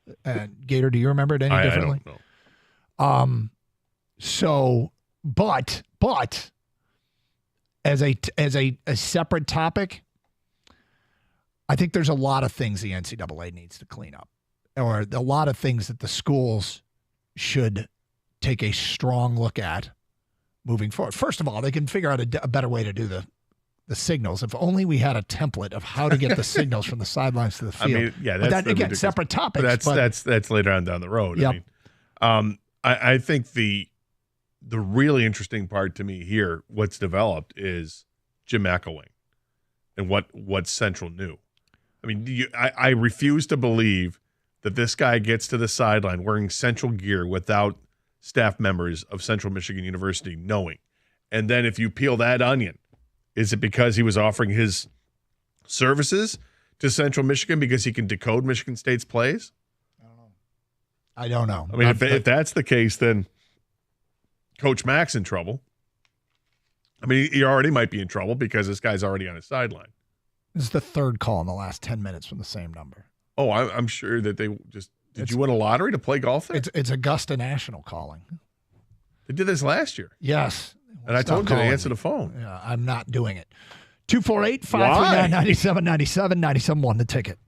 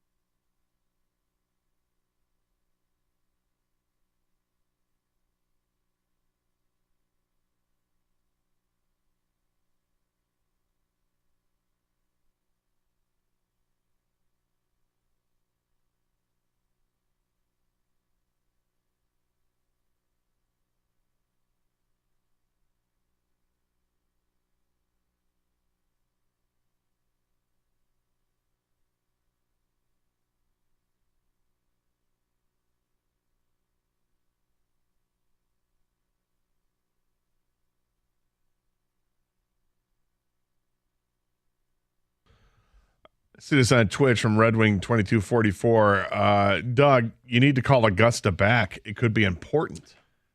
Yeah, I hope I explained that well enough. My phone was ringing, and it rang 3 times in the last 15 minutes. And all 3 times, the phone number, you know how it tells you where it's from, all 3 times it said Augusta National, which is where they play the Masters. Yeah. Why would they be calling me? I mean, fall golf. Now, remember when this happened last year? You got calls. There were like consecutive calls from Augusta, Pebble Beach, and like Bethpage Black or something like that. Yep. I think maybe Oakmont as well. I mean, you got all I gotta tell you, the country clubs across it's so the funny because like these scammers are like, okay, how do we get a guy to answer? Yeah. They come up with like the most prestigious golf courses in the United States. They make that the outgoing. How they do it, I don't know. I mean, nor do I care, but it's got to work. So people are like, ooh, Augusta's calling. No, it's all algorithms. They know you, Doug. Because if Augusta called me, I'd be like, whatever. I'm a guy, but I don't golf. You've never gotten a call from Augusta? No. Maybe you're just not as important. Maybe they know I don't really golf. Shots fired again, King. I know. Yeah. You know what? You're not a guest on the podcast. Damn it. Even though we did mention you with the Gator podcast. Did you? Yeah. Have you ever gotten a call from Augusta? Yes. Have you? Yeah. Now, you answer a lot of these. You've never answered I haven't answered a call in months. Okay. No, I used to answer them all the time and just mess with them and have fun with it. And then I saw that the calls increased, and I stopped. This time of the year, though, this is the time when people start renewing health insurance stuff. So a lot of these can be legitimate calls, but it's stuff that you don't want to do. Like, it doesn't matter how many times you tell somebody, no, I'm fine with my health insurance. I've got my plan all set up, and they don't stop. So I just don't answer the phone anymore. 248-539-9797. Let's get back to your open line calls. Again, anything on your mind, fair game. We go to John next. Hi, John. Hey, fellas. How are you? Okay, right. John. Hey, long-time listener, and I believe this is the first time I've ever called your show. Really enjoyed it. I think I especially like it in times like these where emotions are running high and you guys are cool, calm, and collected. Keeps blood pressure down. But I want to comment on 2 things. First, the Lions, and then maybe the Michigan situation briefly. With respect to the Lions, all the love in the world for the 23 draft, I think you'd be hard-pressed to find 3, arguably 4 guys that have contributed so much so early in any draft. But the 22 draft, as much credit as Holmes gets for 23, it was, and it seemed at the time, I don't believe I'm Monday morning quarterbacking this, but if you watched football in college and you saw Jordan Davis and George Pickens was hurt most of his time at Georgia, but he came back and played. To take J-Mo ahead of Jordan Davis at the time seemed foolish, and to take Josh Paschal, who is I live in Kentucky. I'm a UK grad. I watch Paschal play a lot. You just mentioned somebody who's often banged up. So is Paschal, ahead of George Pickens, who is really a supreme talent. I think you could look askance at both of those moves is pretty questionable. Yeah, I mean, look, I don't expect them to get them all right. I just expect the question is he going to do enough work? Is he going to do enough good work to potentially win a Super Bowl? And I feel pretty good about that.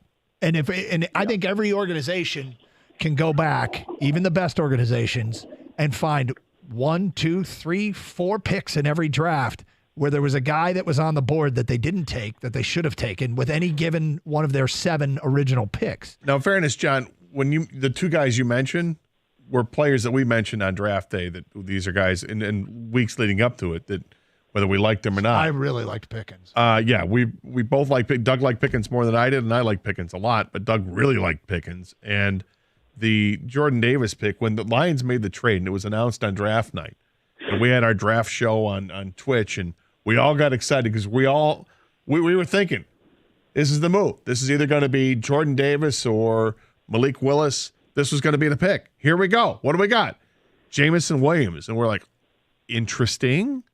I don't think people hated it at the time, but we're all like, interesting. They just went out and got this really talented wide receiver that isn't going to be able to play for much of his rookie year. And give it some time. Right now, it doesn't look very good because he's off to an extraordinarily slow start to his NFL career. And Jordan Davis has been okay. He's been okay. Well, He's not Aaron Donald. He's, and nobody is. But I mean, people are saying this guy could be like an Aaron Donald-like impact, and he hasn't been. And neither is Jalen Carter. They're both pretty good players. They have high ceilings for sure. But let the careers play out before we really pass judgment on it. And right now, it doesn't matter because you got to live with it. What you got to live with. They made their agree with selection. that, but we've had a year and a half now, and I think it's pretty clear to me that Jordan Davis is more productive than Josh Paschal, and George Pickens is a lot more productive than Jameson Williams. But anyway, I just want to throw that out there. If I can comment real quick, Gator, you made a comment a moment ago about McElwain, and I haven't heard a lot of people talk about this angle, but I think it's kind of foolhardy to believe that McElwain would have known about that. I don't believe he did. I think and I don't believe, by the way, that Harbaugh or anybody on Michigan staff knew what Stalions was doing with respect to the Central Michigan sideline. I think what's more likely is he probably has a buddy at Central Michigan who's on that staff or had access to get him that sideline credential and the gear that he was wearing. And I think he was there to help Central Michigan, not to scout for the University of Michigan. That theory, we got a tweet about that, and that theory's come up with another caller that that might be the case. That's why, to me, this is a really interesting side story to it. I mean, it's one thing to see him dressed up like an assistant on a sideline, if that's in fact him, and how that's, as Dan Wetzel told us from Yahoo Sports, that's what's enraged all the coaches now, is seeing the video and seeing the photographic evidence that looks like it could be him. That's the side story that could get really big, is what were you doing there? Who were you scouting for in that situation, and how in the hell did you get there? And I think it's really strange that McElwain had his initial press conference talking about it, basically denying it. Yeah, we're going to do an investigation. And how many days later is this now, and he still hasn't said anything? Wouldn't be that hard to figure it out. There's a lot of this that seems like it's possible we could know it already. What Wetzel said earlier in the show has got me kind of rattled. That when you're under investigation, you can't do your own investigation. So I don't know what the rules are, but that surprised me. 248-539-9797. Rick is next. Hi, Rick. Hey, how you doing, guys? Thanks for taking the call. Sure. 2 quick points. Number one, I just want to say in football regarding the Michigan deal, I'm a quarterback and 8 guys stacked up front, right? I can touch my helmet and run a different play. It's on the quarterback to check out of plays that aren't going to work. That's number one. And if the coach sees that repeatedly, the QB running plays into fronts they're not supposed to run them into, he can say something. Secondly, Lions, slow the roll a little bit. They only play one team the rest of the year that's over 500. Okay, and we know what happened with Baltimore and Seattle, the 2 over 500 teams that they played. So to see them play Minnesota without Cousins and Chicago and Green Bay, it's garbage ball. I'm looking like good games, right? So that's just my comment, guys. I appreciate you listening. I don't know what the conclusion you're drawing. You're saying they have an easy schedule, or they haven't done anything yet? Yeah, I like the Lions. I'm not slighting them. I love Goff. I love Campbell. My thing is, for guys not to get too hyped up because the schedule they're playing the rest of the year is so bad. Well, the rest of the way. We understand. That right now, it's what they've played to this point. Rick, you know that right now, as of right now, out of all the teams in the NFC in a playoff spot, the Lions have played the toughest schedule. Wow. My point, guys, was that when you have a team with big aspirations, right, and they run into somebody good, they're not used to playing good teams. Okay, they've played the toughest schedule. They played Kansas City. I know. They played rest Baltimore. Of the year I'm talking about. Well, we know the rest of the year, but who cares about the rest of the year? I mean, that means they have an easier schedule moving forward. Would you rather have it spread out or second half heavy where you're playing the tough teams, or would you rather be past it already? I'd rather be past it knowing that the team's 6-2. And then you still have games against the Chargers and Dallas, and those aren't going to be cakewalks. It sounds like he's drawing the conclusion to slow our roll and not get too excited because of what they're about to play instead of what they've already played. Like if they had played the back half of the schedule first and were 6-2, But the tough part of the schedule was coming up. I would say slow your roll. Guys, I wouldn't be excited if they go 8-1 in the last 9 games and finish the season with 14 wins. Don't be excited if they're the number 1 seed in the NFC. Don't get excited at that point. Did he literally draw because they haven't played anybody. Opposite conclusion of what we did? I mean, he said he actually said at the end of the call because they haven't played anybody, except for the fact they played the toughest schedule through the 8 games. Of all the NFC playoff teams, their opponents' winning percentage is higher than any other. They played the tough teams, and they came out of it 6-2. He's the type of caller that if the Lions won the Super Bowl, he would say that their path was just kind of soft. You know, right? Don't get excited. Yeah, I know we won the Super Bowl and there's a parade next week. But only because somebody else beat Seattle in the first round. Yeah, it didn't make any sense. No. By the way, you're right, Gator. Chargers, Cowboys, tough games. New Orleans, you never know, right, with the Saints. Nope. And Denver, I know that's at home, but they did just beat the Chiefs. I mean, And that's by a the way- softer schedule, but these games aren't easy. Yeah, mix in a stunning loss because that does happen. 248-539-9797, 97.1 The Ticket.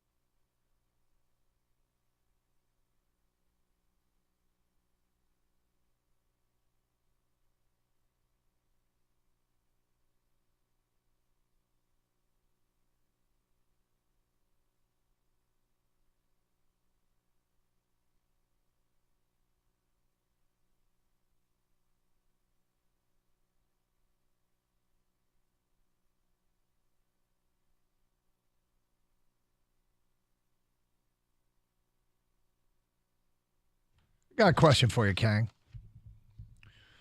Halloween was Tuesday. I, at one point, had small kids. They've all grown up. None of them trick-or-treat anymore. And the thrill of candy has been lost a little bit. It's been replaced by something else, probably. Yeah, probably. But it is Friday. So Tuesday, Wednesday, Thursday, Friday. How is the rationing and consumption of the Halloween candy coming along? The pacing of the consumption. Yes, you do have to pace them. So that night, because the excitement and everything, you got to let them have a few pieces of candy, right? Sure. I mean, you got to, hey, this is what it's been all worked up to. We got our costumes. We did the work. We went out there, braved the snow. Yep. The reward is we get to have some candy. So they get some candy the night of. And then that bucket, each bucket, because I got 2 little girls, goes on top of the refrigerator. Now, they can't reach it, but they know where it's at. So we give them a couple more pieces the next day if they want some after like dinner or whatnot. Yep. So we've been good on rationing and pacing. But there is a funny story about what they did get. They got one thing that they took out and threw it at Dad. And yes, they threw it at Dad and said, I don't want this. And I looked at it. I'm like, what is this? It was organic fruit layered bar. Okay. Nope. And they don't even, she can't even read yet. Fruit layered bar? But and I said, well, I'll take this to work for Doug. Mm-hmm. And I don't know. Why were your kids trick-or-treating like an hour and a half away from home? Even we did not hand out organic candy. Yeah. So, I mean, I don't know if it's bad or whatever. I didn't try it, but it was funny to me that out of all the things that they even recognized. They recognized because of the packaging. Like, this looks healthy. I don't want this. Yeah. Yuck, throw it in the garbage. Right. So, Doug, I'll bring some in for you. I might put that organic fruit layered bar on the Are You Going to Eat That? We got scheduled for today at 12:35. Kids reach in a bag, they start throwing nickels at you. Where the hell do these come from? Who passes out nickels? People that ran out of candy. That's who passes out nickels. I gave you 2 of them. Did you rub them together? Did you go to the retirement home by accident? Did you make a left turn? I mean, it's possible that they were handing out the organic fruit layered bars because they were out of candy. Were there butterscotch discs? Is that what they were giving out? I got a doily. Yay. 248. Somebody's dentures. 248-539-9797. Let's get back to your phone calls. We go to Otis. You're on 97 on the ticket. Hi, Otis. Hey, thanks for taking my call, Doug. What's up? You got to help me with this. I'm having really hard time understanding why this isn't happening this way. You can solve all this bullcrap problem in this sign stealing scandal and fix the problem. In other words, when a problem comes up, be a solution guy and fix it. And the real solution is go to what the NFL does. Sure. It's simple. And I imagine that's what's going to happen out of this, but it doesn't stop. So why not start it, Gator? Why not start it at the playoffs? Well, maybe they will. They might. I imagine and they can, but it doesn't stop possible. What happened here. Yeah, that's right kind now. of beside the point of that's this an investigation. after effect of it, yeah. But yes, Otis, should. Within this time next year, I'm pretty confident that college football will have the helmet technology. 100% they should.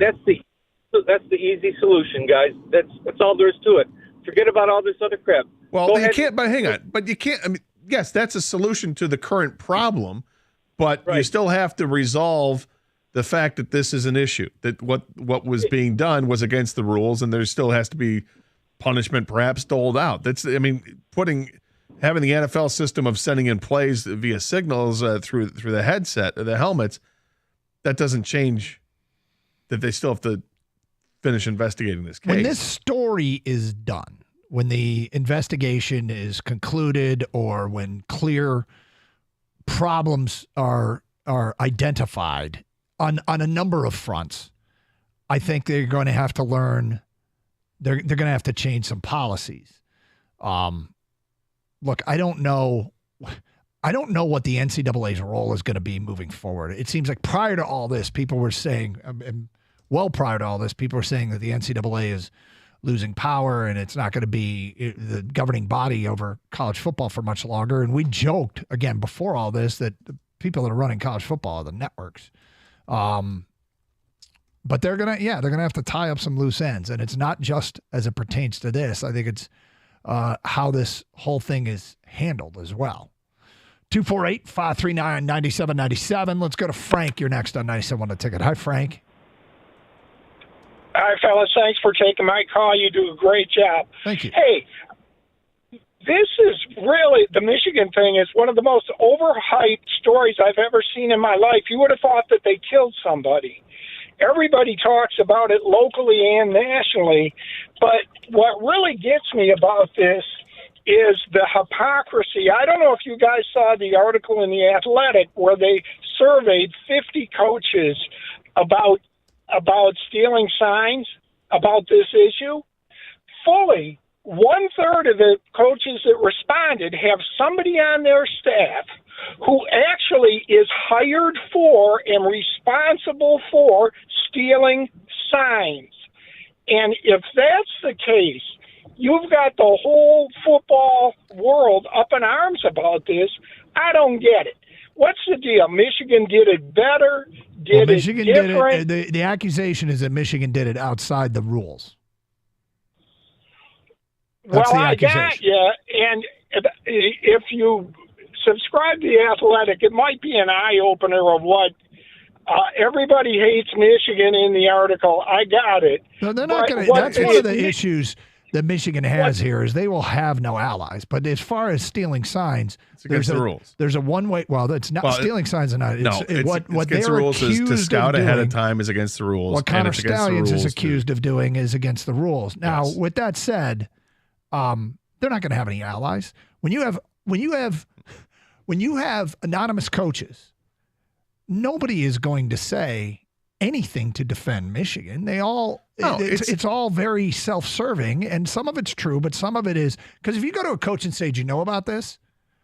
That coach, whether they did or they didn't, is going to say they did because A, if they lost to Michigan, they've got that built-in excuse, or B, and it may very well play a role, but they're going to say yes because if they say no and others knew about it, they're going to look incompetent. Well, and like we said, this is like sports tribalism here. If the shoe were on the other foot, if Ohio State was going through this, and ask yourself and be honest with yourself, if you're a Michigan fan, if Ohio State was accused of doing what Michigan is accused of doing, what would your reaction be? Because you can't possibly tell me that you would be like, oh, it's okay, everybody does it. It's not a big what would Ohio State's fan base reaction be? What will Michigan State's fan base react if Tom Izzo, midway through this season, gets accused of something? Please leave him out of it. Understood, but everybody is going to bunker down. We've got down. our own issues with football. All right, I got you. But everybody's going to bunker down. Yeah, it's all about your fan base and what you think, and that's how it is. It's natural. 248-539-9797. Let's go to Michael. You're next. Hi, Michael. Hey, guys. I'm not really sure how in God's green earth college football teams with multi-million-dollar budgets, tens of millions of dollar budgets, can't figure out how to call the same play 4 different quarters and change it up. I mean, I coach in high school. I've coached other teams. Change your freaking play cards once every quarter, and you're done with this. Look, I think there are a million solutions that would make this thing that would render this whole situation obsolete. And the easiest solution is go to the NFL system. Oh, listen, I agree. I'm just simply saying all the pearl clutching because Michigan's 9-0 is ridiculous. This shows just how big of a witch hunt Jim Harbaugh has put on himself. All right. Again, I'll ask you this. If this is, I guess. I'm but sorry. It's the same thing. You throw it on Ohio State. If Ohio State was doing this, would you have the same opinion? Well, I can only speak for myself, Gator, and that is there is a protocol, there is due process, and it should be followed. Do you think you and I are in the minority Yep. in saying this? Yep. Okay. 248-539-9797. Let's go to Johnny next on 97.1. Hi, Johnny. Hey, how's it going, Doug? What's up? Long-time listener, first-time caller. Thank you. I have a different opinion about this. I didn't go to Michigan. I am a fan. But what I don't understand is why are we here? If we have so much talent and we have so much history, I just don't like people calling in and saying everyone does. We shouldn't do it. I'm just making up the point of it's sad that we have to always have an asterisk or whatever it is. If we're great athletes and we look up to the greats and all that, leave it on the field. And it's sad. I think everybody looks to have that edge. You look at the Patriots. Why did the Patriots need to do what they did with Spygate? Did they need to have deflated footballs and all this stuff to win? They had the talent. They had the quarterback. They had the coach. They had all the minds there, and yet you they know what? still And they went won above. after that. Yeah. After it was all said and done, they won after that. And maybe that is, I'm sure that's what Michigan is going to attempt to do. 248-539-9797. All right, coming up next hour, another edition of Are You Going to Eat That? A wild fantasy football story is out there. It's Carson Anderson, 97.1.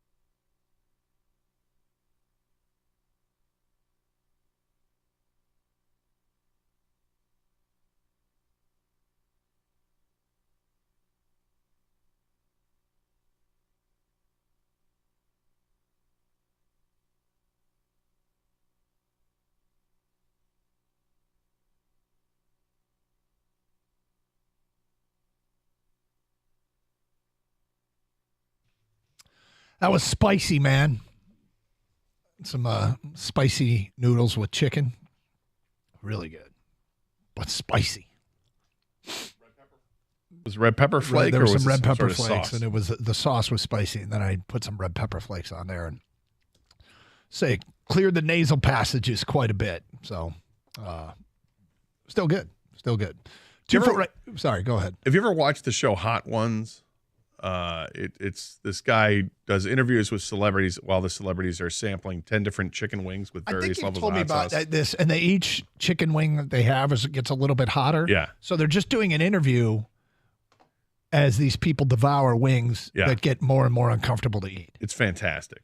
The guy has like great questions too, very in-depth questions about these people's careers and stuff. It's really well done. And usually the people have no issue with the wings until they get to like level 5 and like, oh, okay, all right, that one's a little hot. All right, that's still stinging there. And then they get to, I think it's the 7th wing or 8th wing, and it's called Da Bomb. And it's always the one that tricks people up. Like, this is awful. They're going through hell. Eyes start watering. They start sweating. They start coughing if they're breathing it in. And their lips turn red around their lips and everything. It's fantastic. That's funny. What a concept. Yeah. Who came up with this idea? I don't know who came up with it, but it's a lot of fun to watch. And I've watched maybe 15 episodes of it now. It's just, and it goes by quickly, only half an hour each. And you can get them on demand on cable and sift through them. All right, so reminder, you can listen to the show with the Odyssey app. Download it for your mobile device today. AUDACY. Is your podcast, by the way, Kang, in the Odyssey Here he app? goes, kissing up to you now. Yes. Yes, it is. Okay, so you can listen to Kang Collects with a special guest this week. Very special. I thought it was Gator. Direct. You're not even. I mean, you're sitting right across from the man. And we did bring you up, Doug, on the podcast. Anyway, you can get it the Odyssey app. Download for your mobile device today. AUDACY. You Talked about the leader of the corn chips. You could also listen through our website, 971theticket.com, where Evan and the Birchie Kid put great content on there. Then there's streaming with video, twitch.tv, where fine folks just watch me eat the spicy noodles, and they bet on it every single day. Then there's streaming with YouTube. Go to youtube.com, search up 971 The Ticket. All different ways we can take all this in. 248-539-9797. So are you going to eat that schedule today at 12:35? Gator, earlier I was talking about that brilliant column by Sean Windsor. Right, yeah. There was more in there that I want to read to it, and I think it's interesting. The headline of the story is Detroit Lions were right to pass on Jalen Carter and draft Jahmyr Gibbs and Sam Laporta. I don't even care to debate that it was the right move anymore, because I don't think we're going to change a whole lot of people's minds, because it's kind of working out for both teams. It's working out for Philly and it's working out for Detroit. But I just think it's good that we kind of acknowledge that the Lions, it still might work out for the Lions doing it the way they did it.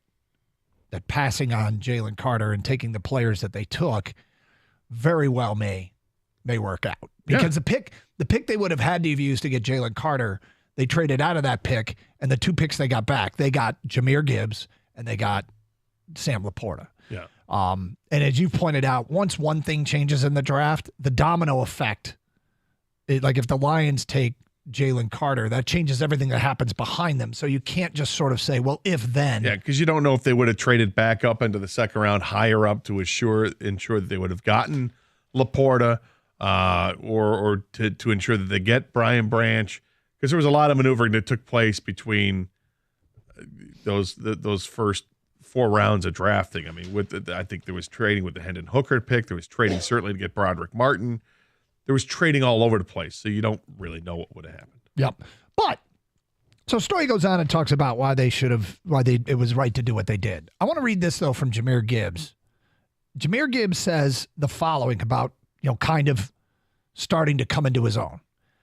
I feel like in the beginning, I was playing too fast. I was a little bit nervous and stuff. These games helped me progress as a player and slow me down a bit for my reads and all of that.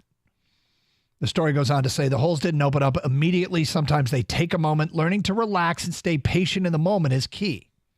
More from Gibbs, quote, the more reps you get, you're going to get more comfortable in the league. Can this same thing be applied to Jameson Williams? Can the exact same thing be applied to Jameson Williams? It can be. And I really do think that the problem with Jameson Williams is just that he needs more reps with specifically Jared Goff in practice.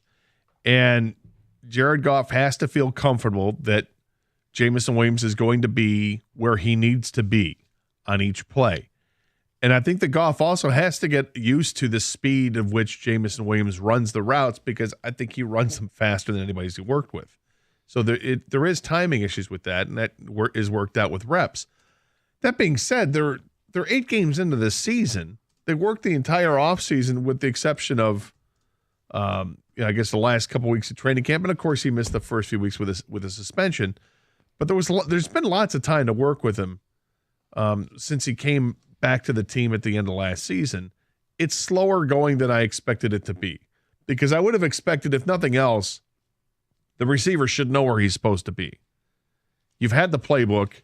When you're not playing, when you're rehabbing from the knee injury, your head should be buried in the playbook and know what you got to do. When you're not playing because you're suspended and you can't be on the field there, your head should be buried in the playbook so you know where you should be. That's the part that bothers me more than anything else with Jameson Williams. I recognize he doesn't have the greatest hands in the world. He's going to drop some passes, but the ones he hangs on to, he can turn into touchdowns because he's got game-breaking ability there. But not running the crisp routes, not knowing where he's supposed to be, those are the things that concern me about him.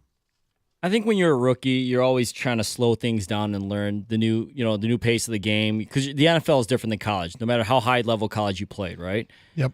But the running back position is different from the receiver position. The running back, I think Austin Eckler talked about it on his podcast. Like he was breaking down Jahmyr Gibbs' film and said, I think if he just slows it down and waits for the holes to open up, things like that, he's going to be fine. And that's exactly what has happened. With Jameson Williams, though, I think it's different as a receiver. Number one, I think him and Goff just need to get together and get the reps in. That's number one. Get the chemistry down. But number two, why did the Lions draft Jameson Williams? What's his biggest asset, guys? Speed. I think he's actually too fast. He's moving too fast. But why am I going to tell him to slow down? I drafted him because he's fast. That's where I think the reps and the chemistry has to come with Goff. There's that play that he dropped the pass, and it was a little bit behind him, right, during the last game. Went to the flat. I felt like Jameson Williams got there too fast. Now, should he slow down? I'm also telling him that's the asset that he has. So I think there's this game where they've just got to kind of get used to each other. Jameson maybe does have to take a step back in these routes, but you don't want him to take a full step back because his speed is what makes him a threat. I hear you, because I've been thinking the same thing watching him do this stuff. Like, there's a time to turn it on, and there's a time and maybe you don't have to go, put at level 10 right from the get-go. Maybe you're at level 8 coming out of this break, but as soon as the ball is thrown to you, you got to get it up to 10. And it's some of these the shorter patterns, if you will.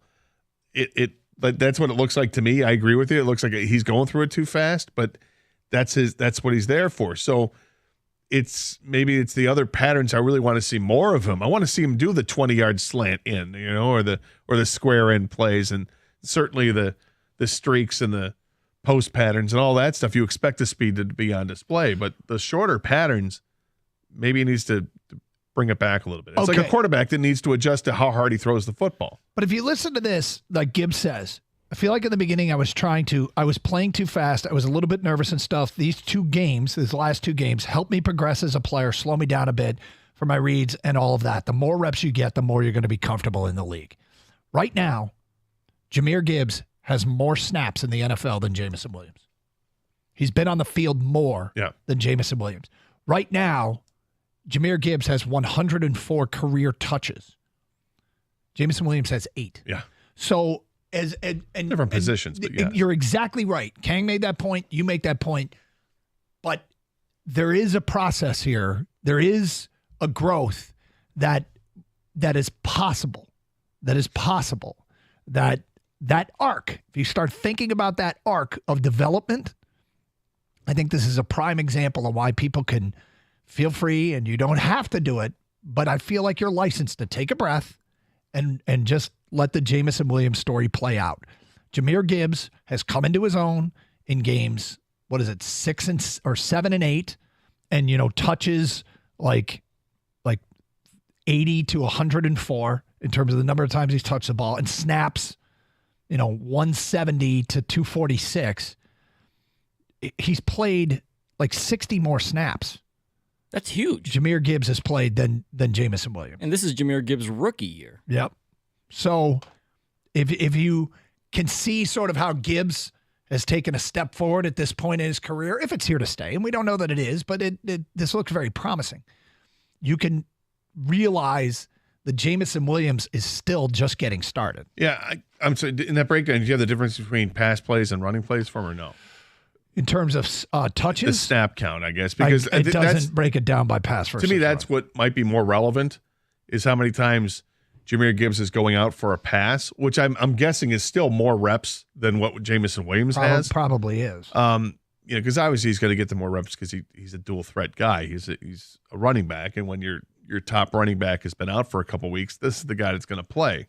So that I understand why he has more reps. But looking at it from a pass catching standpoint, there's that. But I think his point, even if it relates to his running, because we saw in the beginning of the season, he was that close to breaking a play, but maybe he got caught up thinking too fast and running too fast, and he trips over his own feet, or he gets tripped up, or whatever the case was. There were a couple plays that you could remember where he could have gone maybe the distance, but just tripped up. That relates to it too, because I think some of that, like what King was relaying, it looks like that happens with Jamison Williams as well. 248-539-9797. More your phone calls and feedback coming up. 97.1. Well, it's another big weekend for football here in Michigan, and listeners are loving the Play Gun Lake Casino and Sportsbook app. It's the only app I recommend right here in the state of Michigan. Odds, bets, slots, and games. You got it all there. Download the Play Gun Lake Casino and Sportsbook app right now, and you can play all your favorite casino games as well, right at your fingertips. The casino and the sportsbook are both right in your pocket and go wherever you go in the state of Michigan. Play popular online slots like 88 Fortunes, Cleopatra's Gold, and Wheel of Fortune. New slots, Atomic Meltdown, Imperial Wealth. Play with a live dealer on your phone. Enjoy blackjack, roulette, and baccarat. Check out Ultimate Texas Hold'em on the Play Gun Lake Casino and Sportsbook app. Great offer right now for new users. Download the Play Gun Lake app right now and get up to $1,000 casino bonus back if you're down in the first 24 hours. The Play Gun Lake Casino and Sportsbook app, it's your time to play. New users only. Casino bonus must be wagered. Terms and conditions apply. See the website at playgunlake.com for details. You must be 21 and in Michigan. Gambling problem? Call 1-800-GAMBLER or Michigan Problem Gambling Helpline at 1-800-270-7117.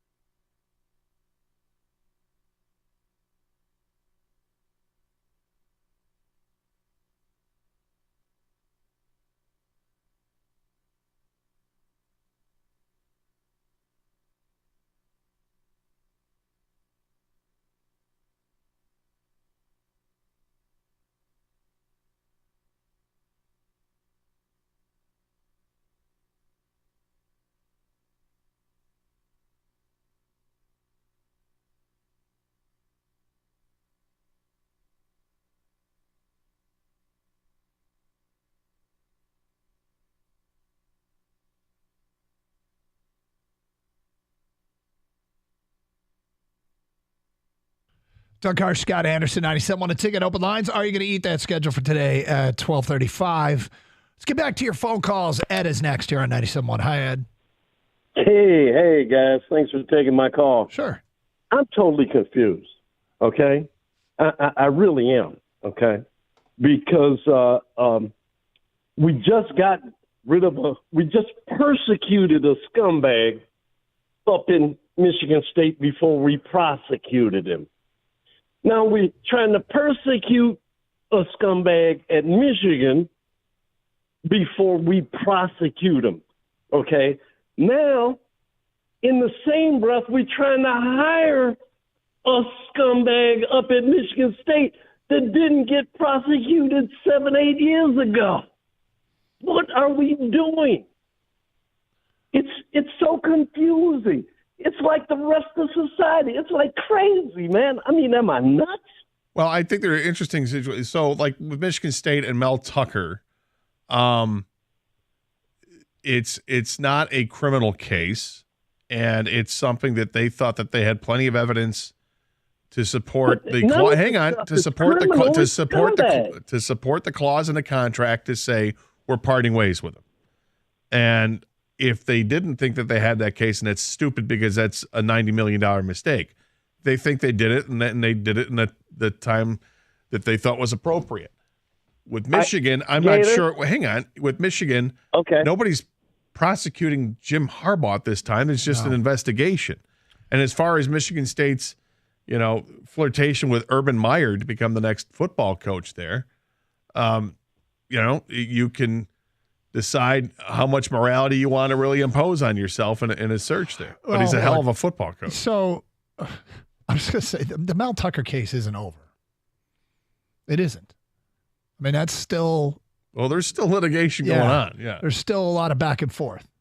And when that's finished, we'll pass judgment on that. I mean, we said the same thing when whole Tucker thing started. Is okay, everybody take a deep breath. Let it play out. Yeah. Not everybody does that, but that's the way we choose to handle it. So 248-539-9797. Steve is next on 97.1 The Ticket. Hi, Steve. Hi, thanks for taking my call, guys. Sure. Hey, I think that you hit it on the head with the Jameson Williams thing, talking about being too fast, possibly. I think it's a simple matter of trust with that he doesn't trust his own speed, and he needs to concentrate on making the catch, and then be confident that his speed is going to carry him the rest of the way. I think it's a total confidence issue. Well, I think, look, if you take what Jahmyr Gibbs said and apply it to Jameson Williams, it makes a little bit more sense. I mean, Jahmyr Gibbs said he was moving too fast. He wasn't getting he wasn't letting plays set up. He's starting to progress a little bit. The more reps you get, the more comfortable you are in the league. And then you realize Jahmyr Gibbs already has more reps than Jameson Williams. Jahmyr Gibbs has like 5-10 times as many touches as Jameson Williams. So I get the point of bringing it up is to point out that it doesn't mean you slam the door on Jameson Williams. Because if you did, then you also, with a similar sample size, would have slammed the door on Jahmyr Gibbs. I agree with you. Yep. So, there's two different things here, too. There's running fast, and there's running too fast, and there's playing fast, and there's playing too fast. I don't believe you can run too fast. I do believe you can try to play too fast. And I think that's what Jameson Williams might be doing. I think some of this falls on Goff as well, though. I mean, I'm not saying it's 50-50 split, but if you know a guy, he's running too fast, he's playing too fast, you kind of got to anticipate the throw a little bit if he's going to be the number one read on this play. Now, Jameson Williams also has only 25 targets. So, and then you're not going to continue to target a guy if he's dropping the ball or if you're just not on the same page. So I understand that as well. But you mentioned he doesn't have enough game time as compared to Gibbs, and Gibbs is only a rookie. Yeah, it looks sometimes that Goff throws the ball in these shorter patterns that maybe he throws the ball so hard towards J-Mo because he's trying to catch up with the speed, and it's no good for both guys. And I think there's plenty of blame to go. I think you're right. I think Goff shoulders some of this. Majority of it's on J-Mo. J-Mo's got to catch some of these balls, Yeah. but you and I have talked about it too. I mean, I feel like in passes I've watched, 80% of these are ducks, I know, right? yes. Like they're either ducks or they're just uncatchable. Yeah, they're for, just difficult catches, Yeah, maybe. yeah, I shouldn't say uncatchable because they're catchable. They're just some of these are hard catches to make, but then there are some that are really easy and he drops. You're like, what just happened there? But hopefully they figure this out because he's too talented to just cast away. Like maybe they just get him involved. Do the bubble screens, do the jet sweeps. And if you're going to do a jet sweep, maybe you don't have a tight end that's supposed to block one of the best players in the that was league. ridiculous. I mean, yeah, you might want to actually make contact with him and try to keep him away from or audible. You know, like hey, How about we do the other way? Let's go the other way with This it. play looks doomed. Yep. Like no one's blocking Crosby. He lined up Yeah. over here. We're not going to run to Crosby. We'll run away from him. How's that? Does that work? Okay. But I'd like to see him get more touches for sure in the what you would think would be conventional ways. When you've got a weapon like that, like when the Lions had Agnew, you kind of knew what was going to happen. When Agnew came on the field in the offense, watch him. They're probably going to get him the ball because he's got a skill set. I feel like the same thing with Jameson Williams. Let's not overthink it. Give him the ball and end arounds and jet sweeps and screen passes and that stuff, as well as taking shots deep with him. He's not. It's hard to look at it now and say that he's not your conventional receiver because he was so successful at Alabama in the 1 year, but he may not be your conventional receiver. 248-539-9797. Let's go to Dom. You're next. Hi, Dom. Hey, how's it going, guys? We're good. All right, so I just want to talk about the fact that maybe we need to change J-Mo's route tree. Maybe give him a similar package of St. Brown. Because a lot of those crossing patterns that Brown gets, if J-Mo was to get that same route, he could take it up the field because of his speed. Instead of continuously trying to put him on the outside numbers. What we're doing to J-Mo is what Cincinnati did to John Ross. They saw the 4.22 speed and was like throwing it down deep. No, you got to get that rhythm because even in Alabama, most of his most dynamic plays came inside the numbers versus outside the numbers. And if we do that, I think that'll work. Tom, I wonder if with the schedule lightening up a little bit, at least on paper, that it lightens up, that if these are games where the quarterback has more time to throw, and this offensive line is going to come back together and hopefully be healthy for the next game, if he's got more time to throw, that means the plays have longer to develop, and maybe that gives J-Mo a leg up because watching those plays go to Khalif Raymond or Amon-Ra St. Brown where they're stretching across the field, not down the field, but across the field, and then eventually they're open and it's a big gain, you're right. If it's Jameson Williams running that and he's that wide open and there's that much field to work with, it can turn into a touchdown like that. Indeed, and I think the DPJ, I think he's a better deep threat because he's a bigger body. That when you put those two pairs together, if you have St. Brown kind of make a short inside route and then, J-Mo do the medium route and then have J-Mo kind of take the safety away, if you open up that middle of the field with J-Mo with that ball, it's 55-yard yak every time. Well, that's where I get a little bit hesitant. What they're doing with Amon-Ra is working. Why take away that from Amon-Ra? They're not in the business of making sure that Jameson Williams justifies being where he was drafted. They're in the business of winning football games. So, yeah, Jameson Williams might be good at what Amon-Ra is, the routes that he is running. Well, I look at maybe more Reynolds and Raymond than Amon-Ra. Maybe. He used Amon-Ra as an example. Yes. But if you're winning football games, it's up to Jameson Williams to carve out his role more so than the team to carve out a role for him. Yeah, you're right. I don't want to change anything with St. Brown. He's very productive, very good, and helps this team win. But with the DPJ addition that the caller brought up, maybe DPJ is a better blocker for wide receiver screens than Marvin Jones was. I mean, I know one play for sure. I remember that Marvin whiffed on a block, and it happens because receivers aren't blockers. But if you're going to call a wide receiver screen, they have to be blockers. Yeah. And maybe he's better. He's a bigger body. Maybe he's better at that. 248-539-9797. Are you going to eat that? 1235 97.1 The Ticket.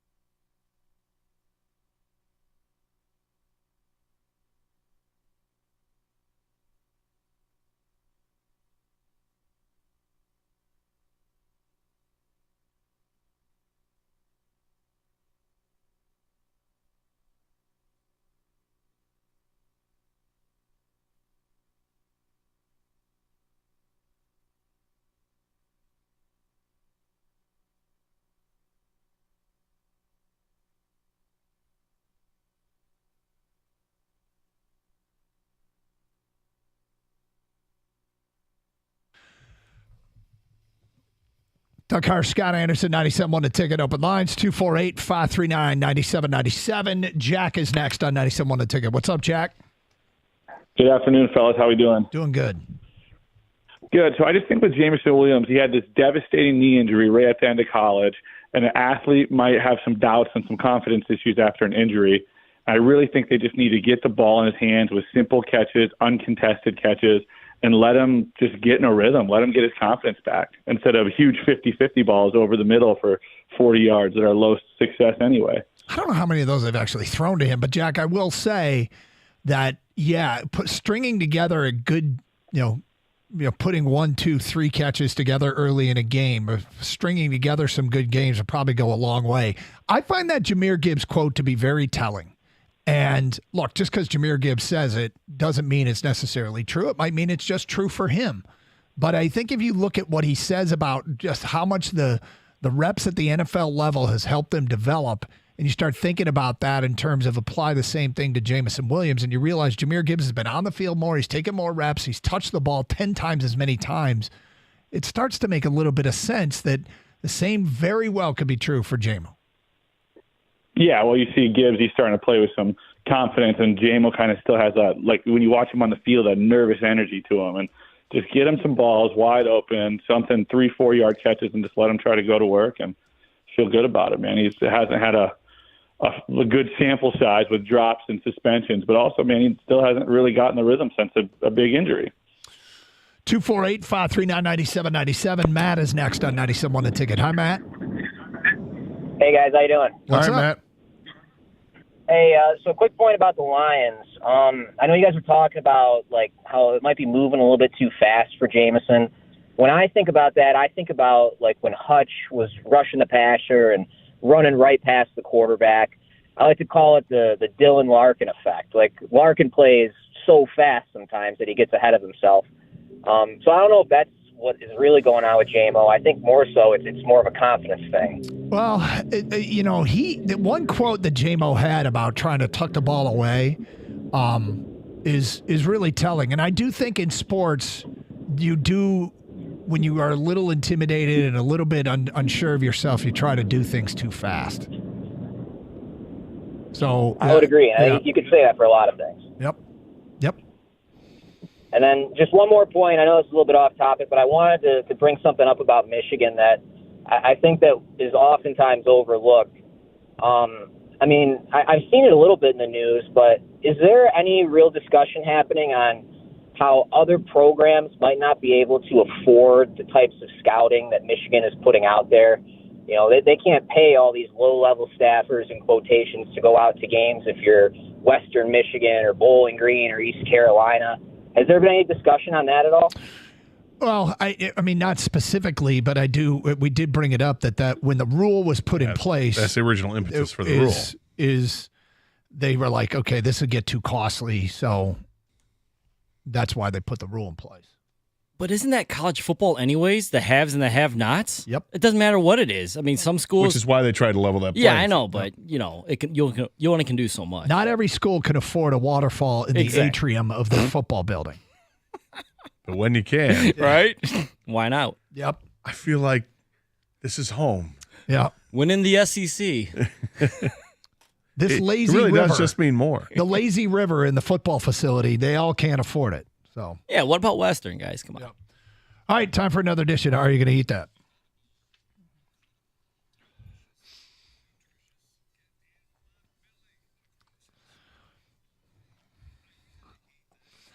We've talked about this one before, but Gator, we're going to bring it up again because, Kang, you saw it the other day. Is that correct? That's right. Arby's has brought back the venison burger. We have John Jansen on line 1. This is a venison burger that is topped with fried onions, pickles, Swiss cheese, and a game meat-friendly cherry steak sauce. Starting price $8.79. Gator, the Arby's venison burger. That's an expensive burger. Yeah. Let's just say the price didn't matter about the price. I'd try it. I'm very curious. I've had venison. I like venison. I've had buffalo burgers before. It's great. I've had buffalo loaf. I love buffalo loaf. I've had buffalo balls. What? Meatballs made out of buffalo meat. Oh, okay. All good. So, I mean, venison obviously is different than a buffalo, but I would try it. Would you? Yeah. That sauce sounds good too. Would you buy it though? The price is a little off. Forget the price. Yeah, that's what I'm saying. Would you buy it? $5? I don't know. Whatever. It's $8.79. Yeah, I know. Yeah. I'm out, by the way. Are you? Yeah. Just because of the venison or the price? Both. Okay. It's a burger. It's not a sandwich. So it's not like, venison sliced thin like the roast beef is. Yeah. So it's a burger. I would. I said I'll try it. Ask Doug. But Doug's not going to go anywhere near this thing. We should ask him. It's got a hoof. He's not going near it. I might surprise you. Yeah. Right. Ask him. Hey, Doug, would you try this? No. He might not. All right, next up, Gator. The Taste of Home Test Kitchen in Milwaukee has a red curry pandan ice cream. Pandan? I don't know what the hell that is. Well, let me read. It's curry and coconut flavor, although it's subtle, but it allows for the pandan to shine. Pandan is a tropical plant that grows in Southeast Asia with naturally sweet, bright flavor. All right. I need to defer here for a second. King, have you ever had pandan? Not that I know of. You ever heard of it? Not that I know of. Okay. I've never either. I would. It's an ice cream flavor. So would I try it? Yeah, I'd try it. Give me a sample. I'll try that. What's it taste like? Well, it says red curry coconut, and then it says a sweet tropical flavor. Plant. Okay. Sweet bright flavor. I'm not a big coconut person, but if it's a subtle, it's really more with coconut. It's more the texture than it is the flavor. I like the flavor. I don't like the texture. So I would try this. Kang, would you try it? Yes, I would. I don't mind coconut though. Here we go. I'll have the cookies and cream. I'm not trying this. I'm not that adventurous. You don't even want a sample. No. What do you think is going to happen? I mean, I'll let you guys go first. I mean, there's a difference between sample and order a whole thing. I mean, if they're giving away the free sample, sure. But you wouldn't even get a scoop though. I would scoop in a cup. I mean, that's the weird thing about ice cream, right? Is you can pretty much sample every flavor, right? So I guess I'd sample it, but would I don't know. Cup or cone, you're out? It doesn't sound really good to me, but. Huh. All right. Next you like coconut? I do. Then it really is kind of surprising to me. Well, is it the curry part that the curry sounds weird to me? You like curry though. I do, but in ice cream? The thing, ice cream is one of the new hotnesses with ice cream. Understand curry? I don't It's want okay. curry I'm just saying one of the new hotnesses now with ice cream though is finding savory as opposed to sweet. Yep. And this is combining sweet and savory. So, like I said, free samples. I'll try a sample. The likelihood if I have to buy it to eat it, no. All right. I'll have the butter pecan. All right. Next up. Hold the butter. The American Ostrich Farms in Idaho is offering up an ostrich leg. It's huge. It's 15 pounds. You can smoke it and dip it in sauce or cook it however you want. Gator, an ostrich leg. This looks like something out of the Flintstones. I don't know, man. Come on. It's like chicken or turkey. No, it's not. It's like cassowary. Emu. It's a giant. I'm going to be honest with you. Those giant birds scare the hell out of me. Oh, you're talking to me. Right. You hate, yeah, you're terrified of birds. So you're talking to a giant animal. It's like the size of me. No, I don't. You want to. I watch the cooking shows, right? And when they bust out the ostrich egg, I'm like, would I even want to touch the ostrich egg? Those things are massive. And you got to get a chainsaw to get into the egg. I don't know. Do people know enough about ostrich legs to cook them properly? Yes. Do we know this? I don't know. I'm going to very assume hesitant. that the American Ostrich Farms in Idaho would be able to either do it or coach you on how Do to I want a full ostrich leg? No, I don't. All right, Gator's out. I think I'm out too. But the people really want to know is Doug, because Doug eats all like birds. Right. He loves to fowl, right? So Doug, are you in or out? I'm out. What? Yabba dabba don't. I got to tell you, I saw that thing. I saw the video of it, and I'm like, I can't do it. Come on. This is for you. I know, right? I know. Do you see like the the foot? Dude, I'm scared. That's all it is. I'm just scared of No, this I'm thing. being serious. No, Like, did they prepare it's- this thing and you got the foot, or is it like It's just like a turkey leg or a chicken leg, but way bigger. It's huge. All right, one more here. I have nightmares now. Fluid milk is jumping into the seasonal flavor with different flavors of milk. Gator, we're going to work through these quickly. Gator and Kang. Apple cider donut milk. Yep. Yeah, I'll try that. I think I would too. Pumpkin cinnamon milk. Yep. Yeah, I tried that. I would try it as well. And sugar cookie milk. Yep. Yeah. I got to be honest. I think of those three flavors in general, sugar cookie would be my least favorite. As a flavor of milk, I think sugar cookie milk sounds like the best of those.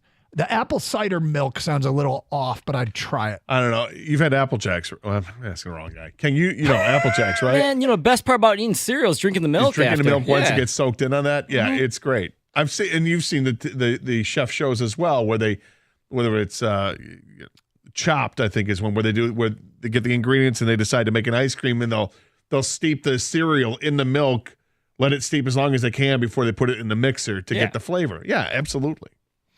Well, there you go. That's another edition of Are You Going to You don't have any of that stuff here? I don't have it. Okay. What, you mean Apple Jacks? No, just wondering if you had any of that. If I had to send any of the flavored Yeah, milk? what's the milk here? No, but I got an ostrich leg. I'm sure you do. There Is it it is. tipping over the side of your car? Hey, Bam, Bon. Bam, bam, bam, bam. Check out this new meat we got here, Bon. Score- Fred, I don't know if Wilma's going to want that. Score early this NFL season with FanDuel, America's #1 sportsbook. Right now, new customers get $100, $150 in bonus bets with any winning $5 money line bet. That's $150 if your team wins. If you've been thinking about joining FanDuel, there's no better time to get in on the action. The app, it's so easy to use, a wide range of betting options, including spreads, player props, over-unders, and more. So visit FanDuel.com/Doug to kick off the NFL season. FanDuel, official partner of the NFL. Must be 21 or over and present in Michigan. First online real money wager only. $5 pregame wager required. $10 first deposit required. Bonus issued as now withdrawable bonus bets that expire 7 days after receipt. See terms at sportsbook.fanduel.com. Gambling problems, call 1-800-270-7117 for confidential help.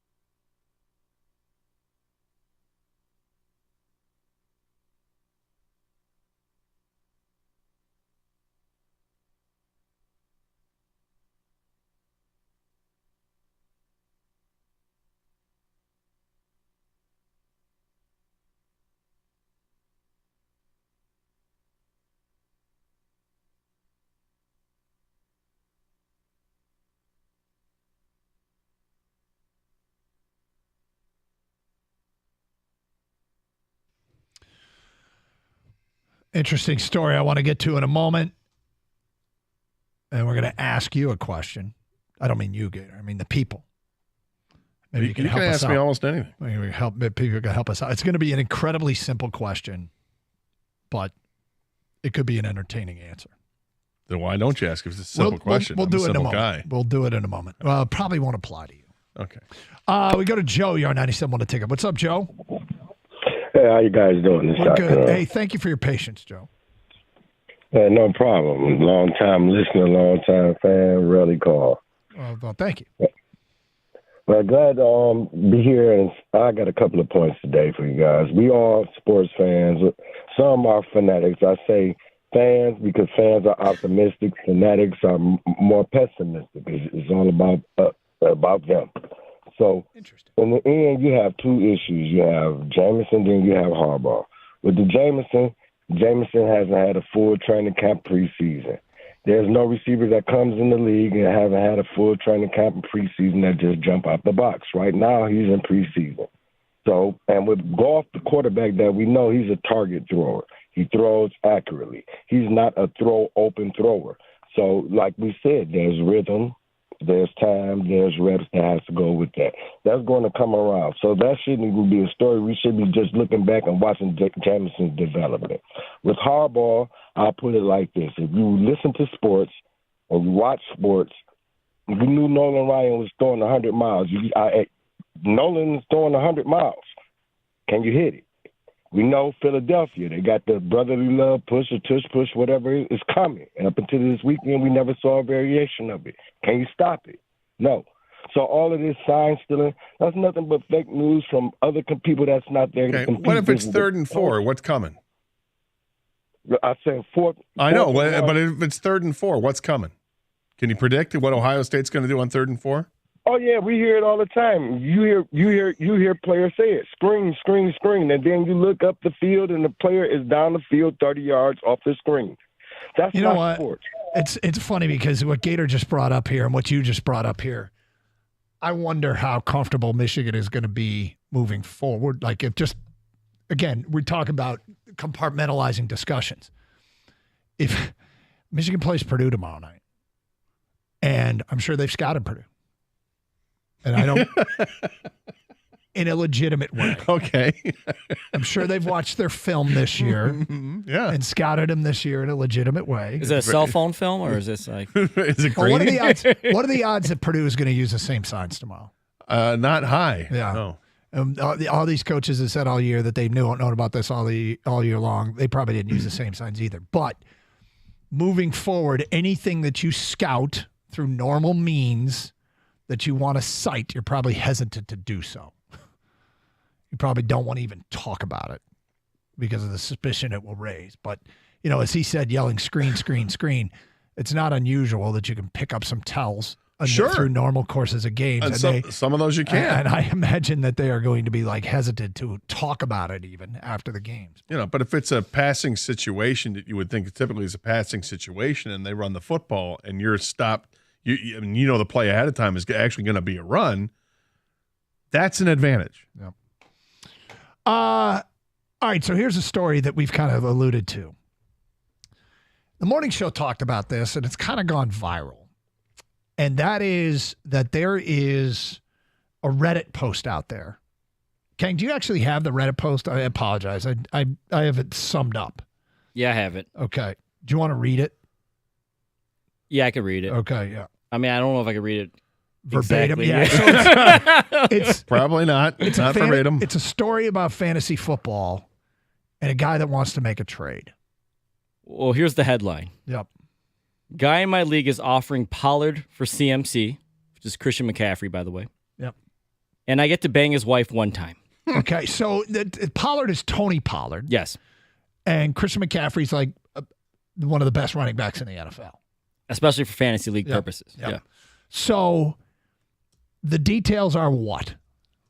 Well, he writes, the guy in my league is 3-5. He's desperate to turn his team around. He needs more consistent running back play. So he sent me this text saying he wants CMC. But there's not really anyone on his team that I want. I'm currently 7-1, so I don't need to make any changes. But then he says he'd offered his wife. With the I just said offered his wife. I know, just be careful of the description of the trust wife. me. Yes. Good. And basically he says she's actually someone, he thinks is attractive. The guy who's Leave her being, that. yeah. Just she's attractive. Yes. And so he asked the people on Reddit, is it worth throwing out my chances to win a championship to have a chance with one night with this guy's wife? All right, so 3-5 dude who wants to make the playoffs has Tony Pollard and apparently his wife and a wife. 7-1 guy has Christian McCaffrey, and he's been offered by 3-5 guy Tony Pollard and a night with his wife for Christian McCaffrey. Now we have a old bit we used to do called "Would You Do It?" We're not going to do that with this. We're not going to include this in the segment we just concluded. Would you do her? Here's what we want to ask the people. This is a very simple question. Not it. And you can text, you can call. This is for fantasy football players. It's fantasy, all right. Well, it might be real. Yeah.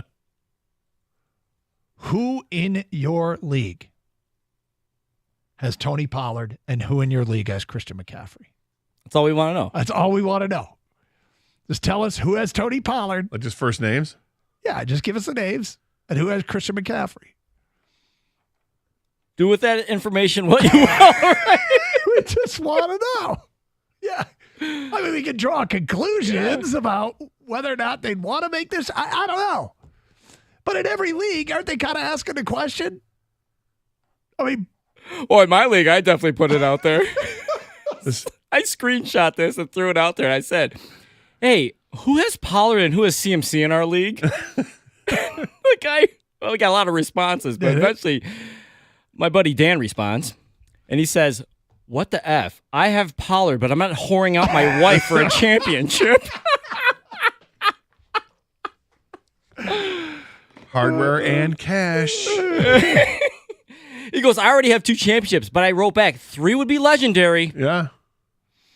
248-539-9797. You tell us. Who's horrible trade in this. Who's anyway. got Pollard and who's got Christian McCaffrey in your fantasy league?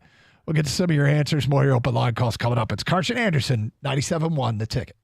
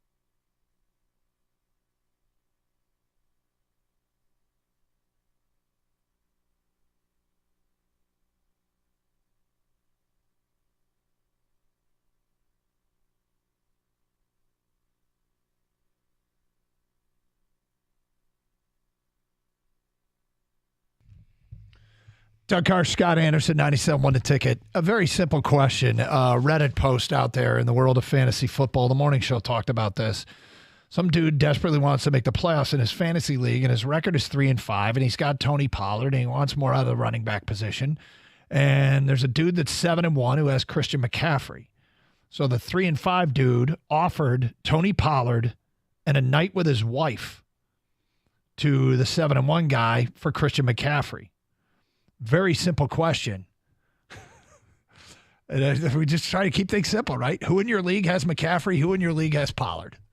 The rest, you can fill in the gaps from there. Like, you can complete the sentence. You can. Brandon in Lake Orion says, I have Christian McCaffrey. A guy named David has Pollard. Okay. All right. Yep, That's it. That's all. Okay. That's all we need to know. Next text. I have both. Do I get to sleep with my own wife? Well, if she lets you. It's up to her. It's a great question. From an unnamed texter, quote, yeah, honey, I got good news and bad news. He writes, is this guy's wife an up-and-comer? Which is Lenny Webster. Yeah, a joke. It's about the same lines, by the way, trading Lenny Webster for Roger Clemens. This was when it was offered years ago. This was when you were like in high school? Yeah, no, I was past college. It was Okay. post-college. You were young. It was in my mid-20s, yeah. And somebody's dad was in your fantasy baseball league? Yeah. And he wanted to get Roger Clemens from you. Yeah, Wally was his name. Yes. Cy Young, perennial Cy Young contender. Yeah. And Wally was offering you crap. A utility player from the Mets named Lenny Webster. I think it was from the Twins, backup catcher, Lenny Webster. Yeah. And he was from New York, and he called up and he goes, are you familiar with Lenny Webster? And I'm like, yeah, I know who Lenny Webster is. He goes, he's an up-and-comer, babe. Like, maybe an up-and-comer, but you're asking for Roger Clemens. That's not going to happen. Are you sure? How can I sweeten the deal? You know what's great? You want to sleep with my wife?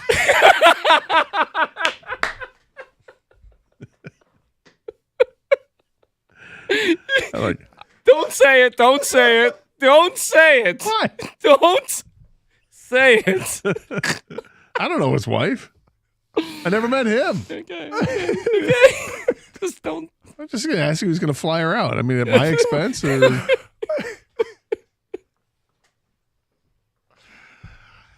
Okay, so anyway, fantasy trades back then when you couldn't text, you literally had to call somebody, like a real, Yeah. Hey, get him on the phone. Yeah, and he got pissed because eventually, the next year, he got pissed at me because I never responded to his calls because they were so ridiculous. Yeah. And he got furious. And I was still living with my parents at the time. And he let my mom have it for me. I know your son just doesn't return my calls. I don't take kindly to that. Mom's like, is your son home? Right. My mom's like laughing. She's like, you better call Wally back. He's pissed. Like, jeez. Hi, Mom. Right. And meanwhile, back then, it's like, there was a charge for calling a long distance. Hey, I got to call New York. Here we go. Don't get mad at my mom. Wally. I have Pollard. My buddy Alex has Christian McCaffrey. I'm 4-4. Unfortunate. I have Christian McCaffrey. My brother-in-law has Pollard. I don't see him offering my sister in a deal. Oh, jeez.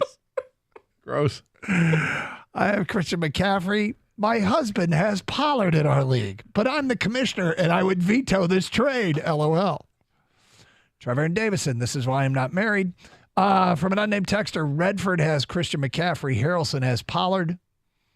From Chima, I have Christian McCaffrey. I'm a straight guy. My sister has Pollard, a straight girl. Thankfully, she's not married. All right, well, there it is. We just thought we would ask you who has Pollard, who has McCaffrey. By the way, I don't think this story is remotely true at all. Don't you? I don't know. Let's think it is. There are people out there that would.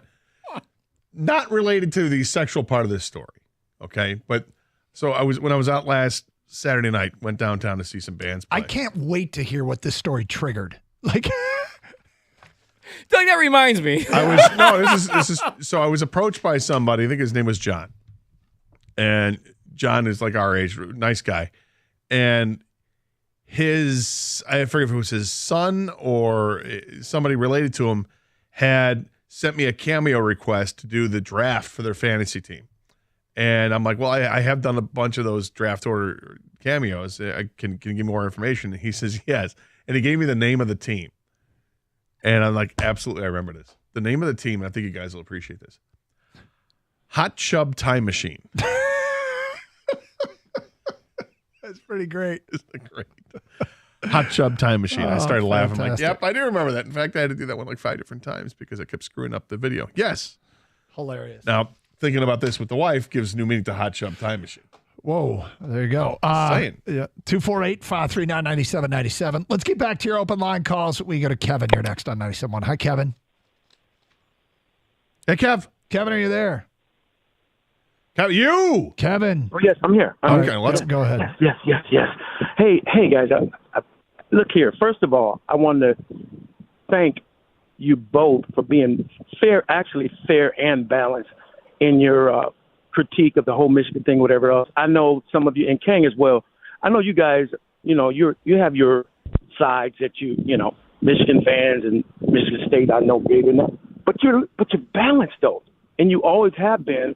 Unlike, I'm not trying to bash the other, shows, but unlike some of these other shows, it's like constant Michigan bashing without evidence and all. But anyways, I want to thank you all for that because it matters to us. I turned the other guys off after about.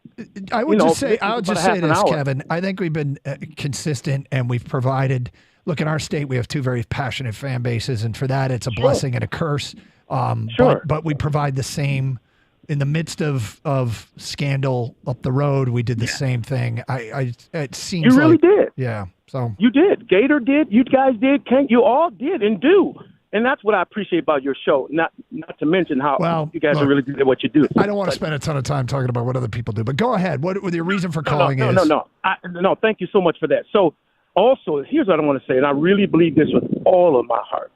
I really believe this. I believe if we get rid of Jameson Williams before, if we get rid of him, we're going to live to regret it. It's going to be like one of those, I'm dating myself here, when the Tigers got rid of Smokes for Oil Can Boy. Well, it wasn't Oil Can. Not Oil Can Boy. It was for Doyle Alexander, and he went undefeated the rest of the way for the Tigers that year, and it helped get him into the playoffs in '87. It was a short-term thing that worked out. Long-term, absolutely not, because John Smoltz is Hall of Fame. Right. I just believe now that's a stretch, but I just really feel like we're going to really regret it. Just give him some time. And I know that's hard for some people to see and understand and whatever else. It's not like we're homers. I'm a sports analyst, I would like to think. I've seen this before. I've seen it before. Kevin, I guess I'd say this. I think you could sleep easily in that I don't suspect that they are anywhere close to, as you put it, getting rid of him. Do you think they're close to getting rid of him? Well, let's see. The trade deadline was Tuesday, and he's on the team now. No, I don't think so. You've got 2 more years plus an option for another year to make it 3 beyond this season, that they can figure this out. And I think there can be tremendous growth from year 2 to year 3. Hope that he stays healthy. Hope he learns and gets a little bit better this year, with a little bit better with each game. And then I'm hoping that he lives with Jared Goff for a little bit over the summer and they can work out together, because the talent's there. The execution needs to be there. The absolute earliest that they would possibly pull the plug is, I think, after next year. And it would have to be trending in a terrible direction. I think it would be next year at the trade deadline would be the earliest. Yeah. Because you always have to think about that. When you have to offer up that 5th year and pick up that option. And by next year, the trade deadline, they should know plenty. You've got another. It's a full season's worth of football by that point, and off season. And it's we brought it up because it was that brilliant article by Sean Windsor today. Brilliant headline, right? Yeah, brilliant headline. Yeah. We brought it up because there was a quote from Jahmyr Gibbs about how and why he has started to break out now. And you start looking at the number of reps he's had, the number of touches he's had, and compare it to Jameson Williams, and you start to piece together and see how, if you apply what Gibbs went through to Jameson Williams, Gibbs is actually way further down the road in terms of his NFL experience as opposed to Jameson Williams. So you could start connecting dots, and Gibbs gives all these reasons and why the last 2 weeks he's looked better. You go, well, Jameson still has a ways to go to get to that point. Now they're different positions, not apples to apples, but it could be insightful. Brian from Monroe just texted us, by the way, too, with that Dole Alexander trade in Smoltz. Yeah, we're not sure if a night with the wife was included in that trade. So I mean, back then, it would make more sense. We have then. we have no idea. There is another quote from that story though that goes back to it might explain why the Lions did what they did or didn't do at the trade deadline. We'll get to that today at 1:15, and we're going to take 10 texts at 1:25. Take 10 texts. I'm going to be interested to see what people have to say. So stay tuned for that. We're going to pick some football games today at 1:40. It's Karsch Anderson, 97.1 The Ticket.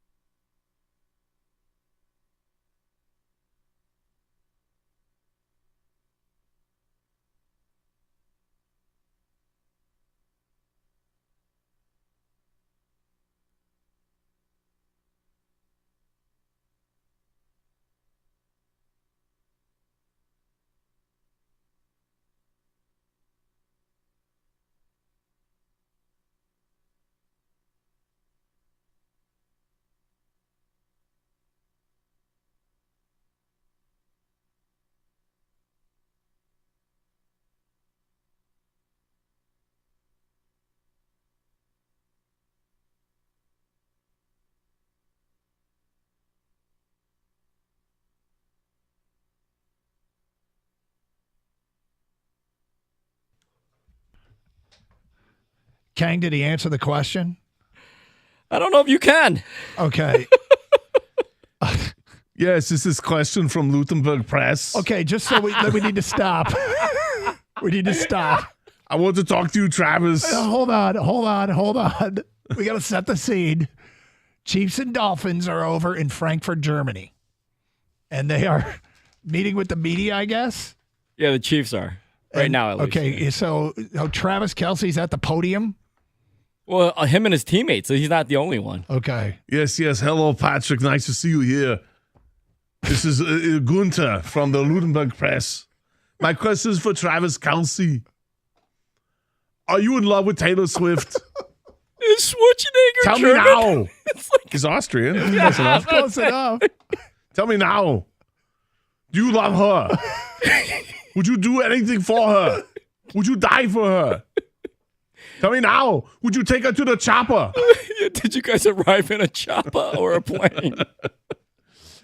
This was an actual question asked of Travis Kelce. Yes, very nice to see that you won the Super Bowl, all that yada yada, right? Yeah, but do you love her? So his teammates start laughing with this question because I can see the reaction. I can't hear the answer. This is funny. Is she your soulmate? Do you help her write songs? Are you worried you're going to be the subject of the next song? Are things not going well? Don't you love her? Would you trade her and Tony Pollard?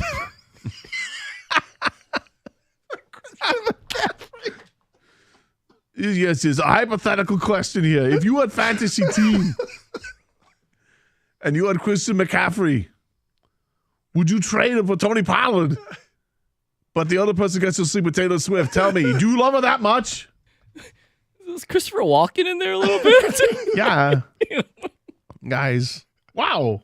John Keating as a German journalist. This is the question everybody wants to know is, are you, in fact, in love with Taylor Swift? Shireen Sasky has more. When did Shireen leave the market? Like 15 years ago? Back to you, Cameron Wong. Angie Arlotti, Angie Mentink, whichever Angie you want. Shannon Hogan is standing by. Oh. So do we know what his answer was? Did he actually answer? I think he did. I don't have the audio here. Unfortunately, it was just video. So, but you think Taylor knows, right? Now she's like, her people or her Swifties, I'm sure, are alerting her right now. Travis just got to ask this question. The Swifties. Yeah. The Swifties want to know, what are your intentions? What are your intentions with Taylor Swift? Will she be your betrothed? Are you going to marry her? Will you impregnate the Taylor Swift? And if so, how long will that keep her off tour? Have you seen the movie? Aerostar. It's the first time we brought up Taylor Swift and Gator liked it, I think. I think it might be true of the entire audience, to be honest with you. I wish I knew some Taylor Swift songs. Work it all in there. Yeah. Don't shake off my question. Hole in our game. Yeah. Yes. We can't be all things to all people at all times. No. Oh, that's great. Are you done? I always want to know because if there's more, I don't want to stop you. I don't know. If it shows up, it shows up. I'm done for now. Yeah. All right. So I said I'd get to this, and it seems completely irrelevant. Does anybody care what Sean Windsor thinks about why they didn't make a trade? After that, I care what Sean Windsor thinks about Taylor Swift. Yeah. Yes, I know. I read articles very nice about the Jahmyr Gibbs and the other players on the team. And of course, you don't. If you take a Jalen Carter, you don't get Jahmyr Gibbs. You don't get the Sam Laporta. But what does that have to do with Taylor Swift? And are you in love with her? The people want to know now. The Chiefs PR guys. Yes, you, sir, in the back. Yes, over here. Yeah. All right, yeah, you have a question. Yes, I have a question. Are you in love with Taylor Swift at all? Yes or no? Say it now. Yes. I agree with her question. Say it now. Answer. Are you in love with her or not? Would you like to take her to a nice movie, a little romantic night out, and maybe watch the movie, I don't know, Commando? Would you be interested in that movie, Raw Deal? Would you like to see that? Last Action Hero. Hilarious. Twins. Hilarious. Kindergarten Cop. Are you going to have children and put them in kindergarten? Who's your daddy? What does he do? Do you want him to say he's a football player? It's not a tumor. You're reaching over all of them. You're giving me the chance. I'm going to go for it. I must not Raw Deal. Nobody mentions Raw Deal in a Schwarzenegger movie. Gator, what happens if they try to kick that journalist out? What does he say? I'll be back.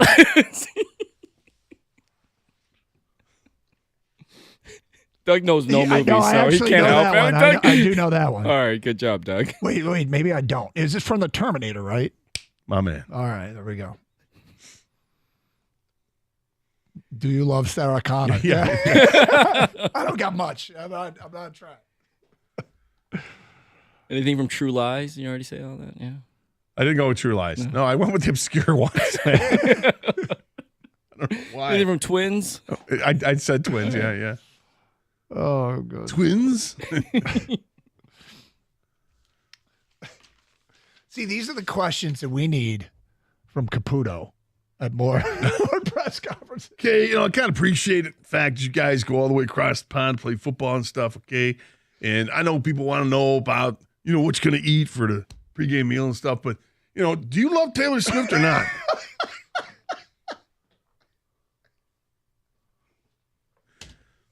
Because, when I open up my shirt to reveal my chest, right down the middle, it says Taylor Swift.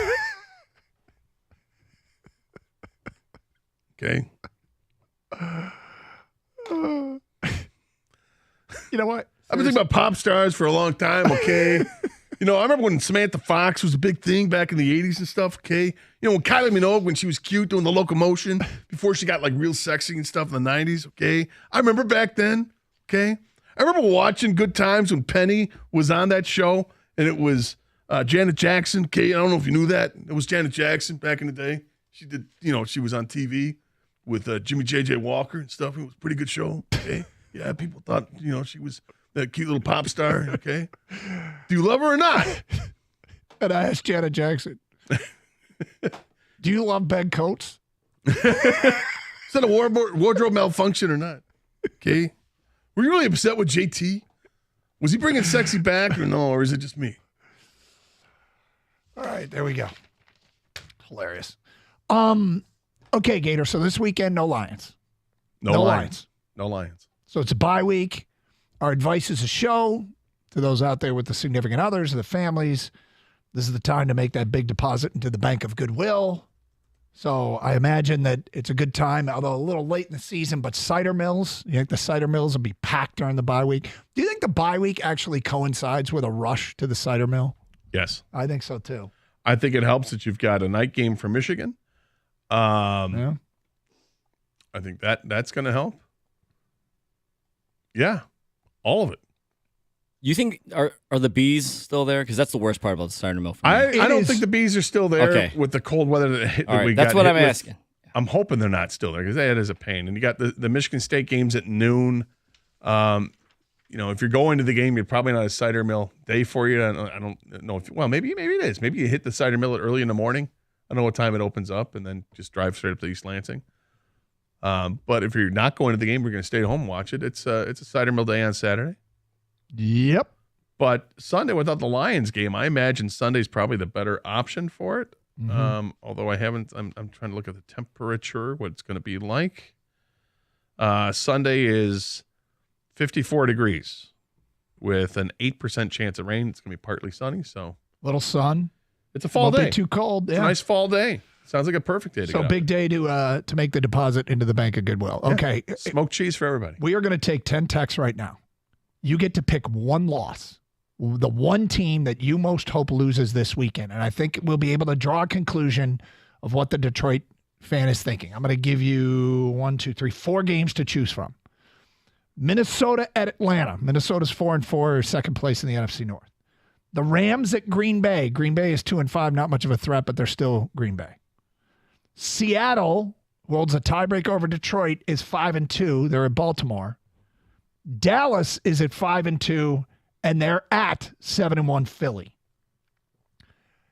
First 10 texts right now. Which of those teams, Minnesota, Green Bay, Seattle, Dallas, or Philly, do you most want to lose this weekend while the Lions are off? Oh. Whoa. Maybe a greater than 8% chance of rain. So there you go. 10 texts, bye week for the Lions. Minnesota, Green Bay, Seattle, Dallas, or Philly. Pick the one team you want to lose. Yeah, so we don't have your numbers. Wow. Programmed, so we want to give you credit. So why isn't Miami part of it? Because they're not in the. But that's who plays Kansas City and Travis Kelce, the boyfriend of Taylor Swift. Got it, Gunther, but no, we're good. 248-539-9797. Get your text in, and we'll read them back. You can give us a reason why you're thinking about that team. We'll draw some conclusions. Sign your text. It's Carson Anderson, 97.1 The Ticket.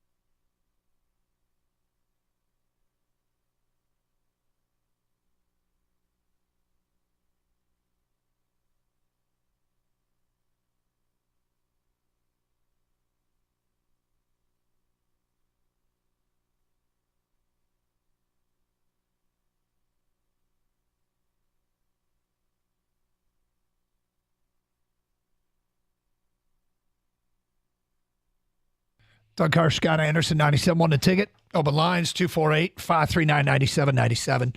Okay, Gator. I'm going to tally these votes up because I want to see sort of, I don't know if 10 texts is enough to really go with all Metro Detroit is thinking, but that's the way we do it here. That is the way we do it. It's definitive, guys. It's science. Yeah. All right. We're asking which team in the NFC you most want to lose this weekend. Nick and his big rig chooses Minnesota. From John in Lake Orion says Dallas. I always want Dallas to lose. Pat in Rochester Hills, Seattle. We can control our own destiny against Dallas and the other two. Okay. Jimmy in Howell says Minnesota. Josiah in Lake Orion says Dallas. Josh in Livonia says Seattle can kick rocks. Kevin in Fraser says the Vikings. Justin in Novi says Philadelphia.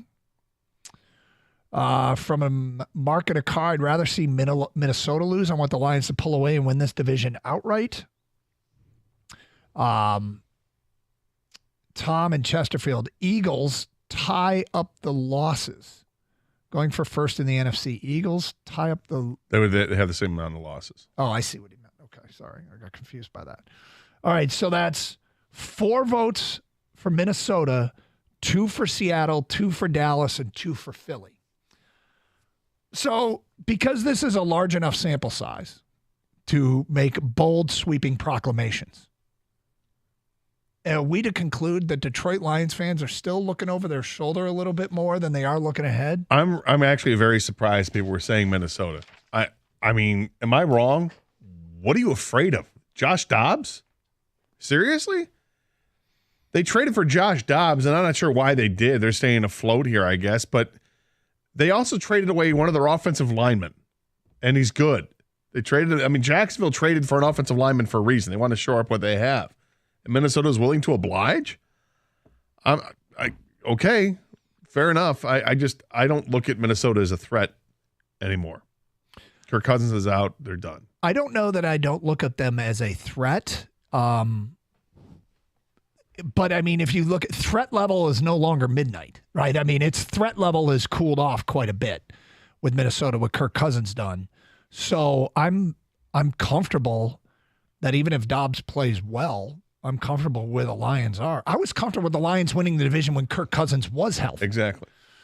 But, I mean, is my conclusion wrong? Are people still, just as a general rule, looking behind more than they are looking May not be looking behind necessary, but just let's just get it on, get over with. Clinch as soon as you can, get rid of Minnesota, and then all right. The other things will follow. Well, nothing's given in this league, so maybe that's where those texts are coming from. And secondly, it's clear Minnesota has not given up. I know they lost the biggest piece in Kirk Cousins, but they went and got Dobbs because for whatever reason, this guy, I got to give Joshua Dobbs credit. He is like the emergency break glass quarterback that actually helps your team compete. This guy comes in. It's more than once in his career. It's more than twice in his career. He's come in on like no practice, no familiarity with his teammates or coaches, and is asked to start a game. He started a playoff game for the Titans. He started for the Cardinals off a week. He just got flown in. Now he's going to possibly do it for the Vikings. So they didn't trade Danielle Hunter, and they traded the guard, basically Gator, because they didn't want to pay him. They knew they were going to lose him at the end of the year. So they're still trying, and I don't think it's going to work, but they're still trying. The Vikings they're trying to get that wild card spot.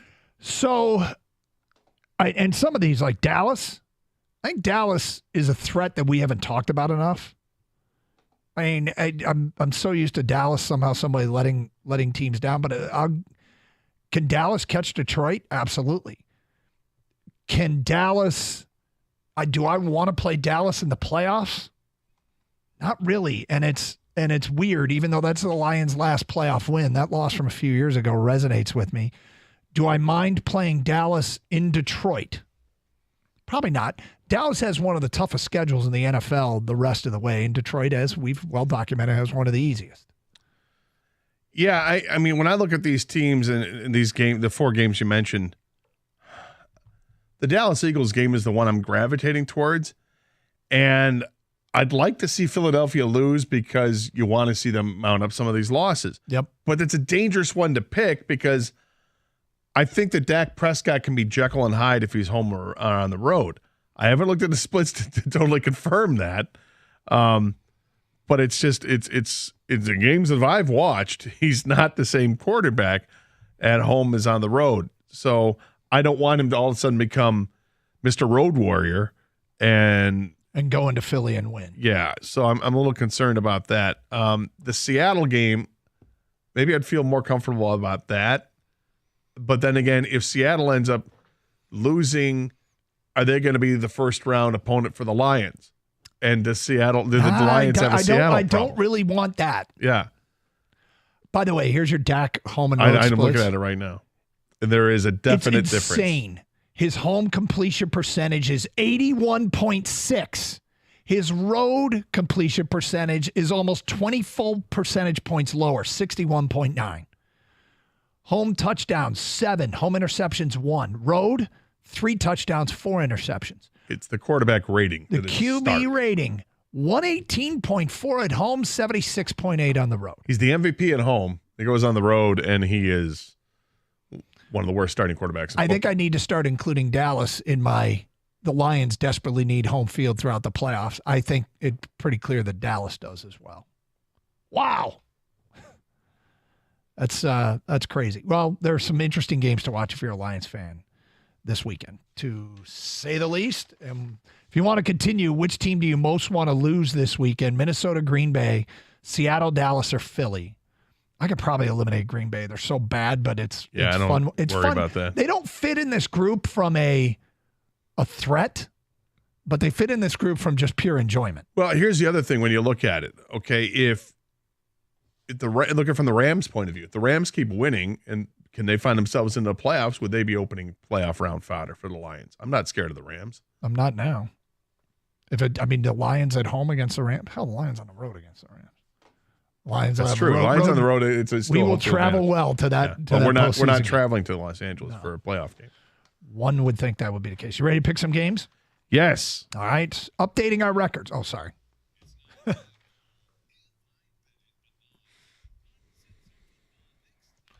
All right, so updating our records, Gator is a very healthy 24, 17, and 3. 18 and 3. 18 and 3. Sorry, 24, 18, and 3. Look at that. Ethical. I was giving you one last loss. 24, 18, and 3. Very good in the NFL at 12 and 8. Locks 4 and 4. I am 21, 17, and 1. Respectable. In colleges, I am 12, 8, and 1. My locks are 5 and 2. Are you ready, my friend? I am ready. My first game is from the B1G.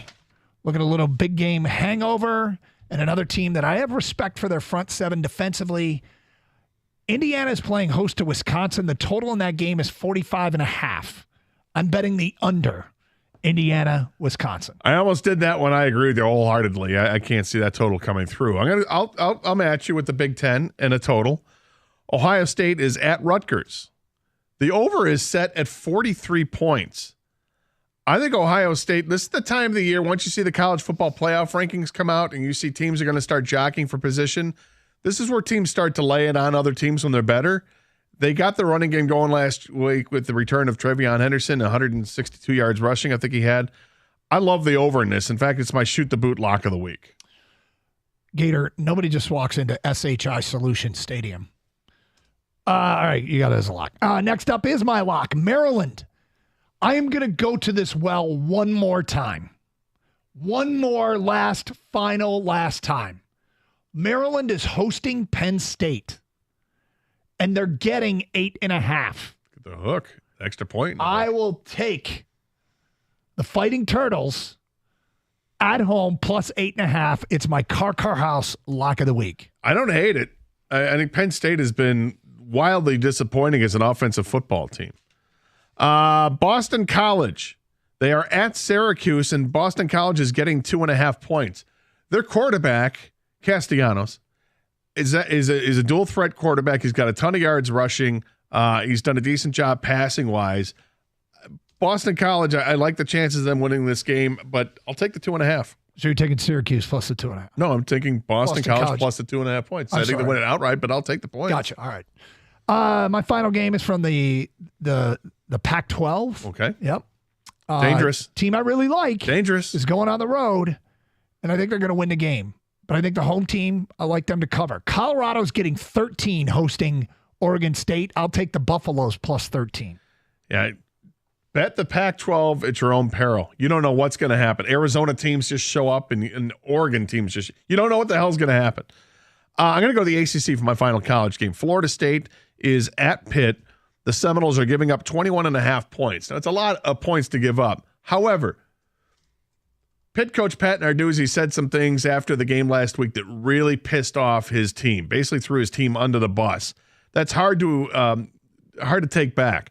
Add to that again, the college football playoffs came out, the rankings came out. Florida State is going to use this as a stomping point, and they will hammer it home and give up the 21.5. All right, so now we go to the NFL for 3 games each. My first game, Atlanta is taking on Minnesota and their quarterback situation. Atlanta's at home laying 4. I like the Falcons to get the win and the cover. Yeah, and they're starting a different quarterback this week. The Falcons are. Patriots -3 versus Washington. I really like Washington as from an offensive standpoint because I'm a big Sam Howell fan, but they just got rid of their 2 defensive ends. I'm not sure how that's going to sit with the rest of the team. You lose that, you lose an opportunity, and you're talking about Bill Belichick and finding a way to take advantage. They love to run the ball, and if those ends aren't going to be there, I just like the Patriots -3. I'm going to take the worst team in football, Carolina, at home, getting 2 points against the Colts. You're not part of Minshew Mania. No. I understand. Chicago is getting 9 points at New Orleans. King, I think I have it as 8 on your phone, but it is actually 9 points. The Bears, look, I don't think the Bears are that good of a football team, nor do I think New Orleans is a little overhyped right now. Tyson Bagent, it may have something going on with the Bears here, at least trying to keep them moving down the field a little bit more consistently. I don't think the Bears win, but I don't think they're going to lose by that many. I like the 9 points. That's a big total. Finally, the Rams are traveling to Green Bay. The Rams are getting 3 on the road. I will take Los Angeles. Finally, Doug, Philadelphia at home against the Dallas Cowboys. We talked about this a little bit earlier. The difference is Dak Prescott and what he is on the road. He is not good on the road, as we just mentioned. Philly giving up the 3 points to the Cowboys, I think it's a pretty good bet. All right, every week, Kang loves a pick and hates a pick. Which pick do you love this week? Doug, I love your under pick of Indiana, Wisconsin, 45.5. All right, and which pick I do you really hate? enjoy that pick. I think everyone should bet everything they have on that pick. Easy, whoa. I'm kidding. Oh, my God, man. No. Doug, this is all on you if they lose, though. Responsible. No, it's Be all on you if they responsible, lose, not on people. me, all right? Put your $1. Put $1 down. Not 13. That'd be crazy. That's what I'm gonna do. All right. But, Gator, I'm sorry, man. Patriots -3. Don't be fooled. Remember, you thought this team was tanking on purpose. They're still that bad. Take Washington and the Commanders. Those are our picks each week. Thank you very much for listening. $1, people. $1. Patriots beat Buffalo 2 weeks ago. Yeah, don't be fooled.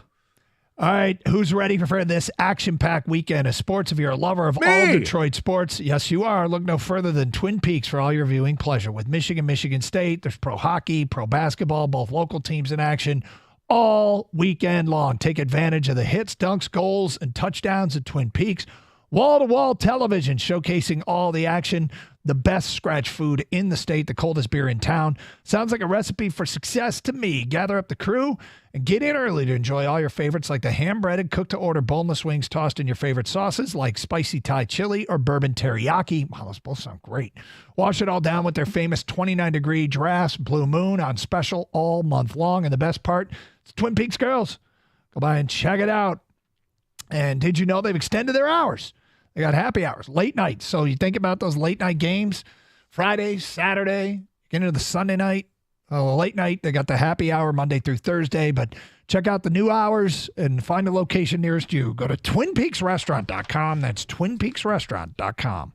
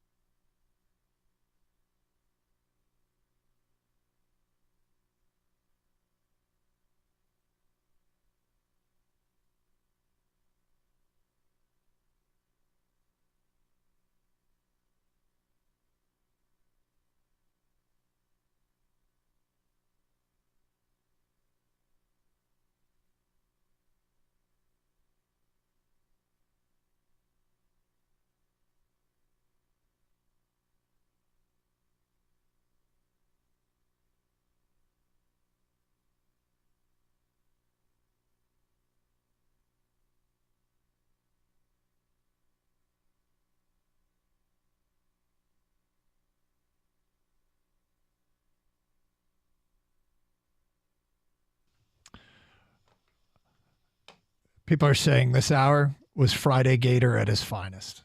You know? Dankeschön. Mm-hmm. Team to lose. Scott writes in, I'm thinking the thinking man's answer is Seattle, but give me Philly to tie us for the 1 seed.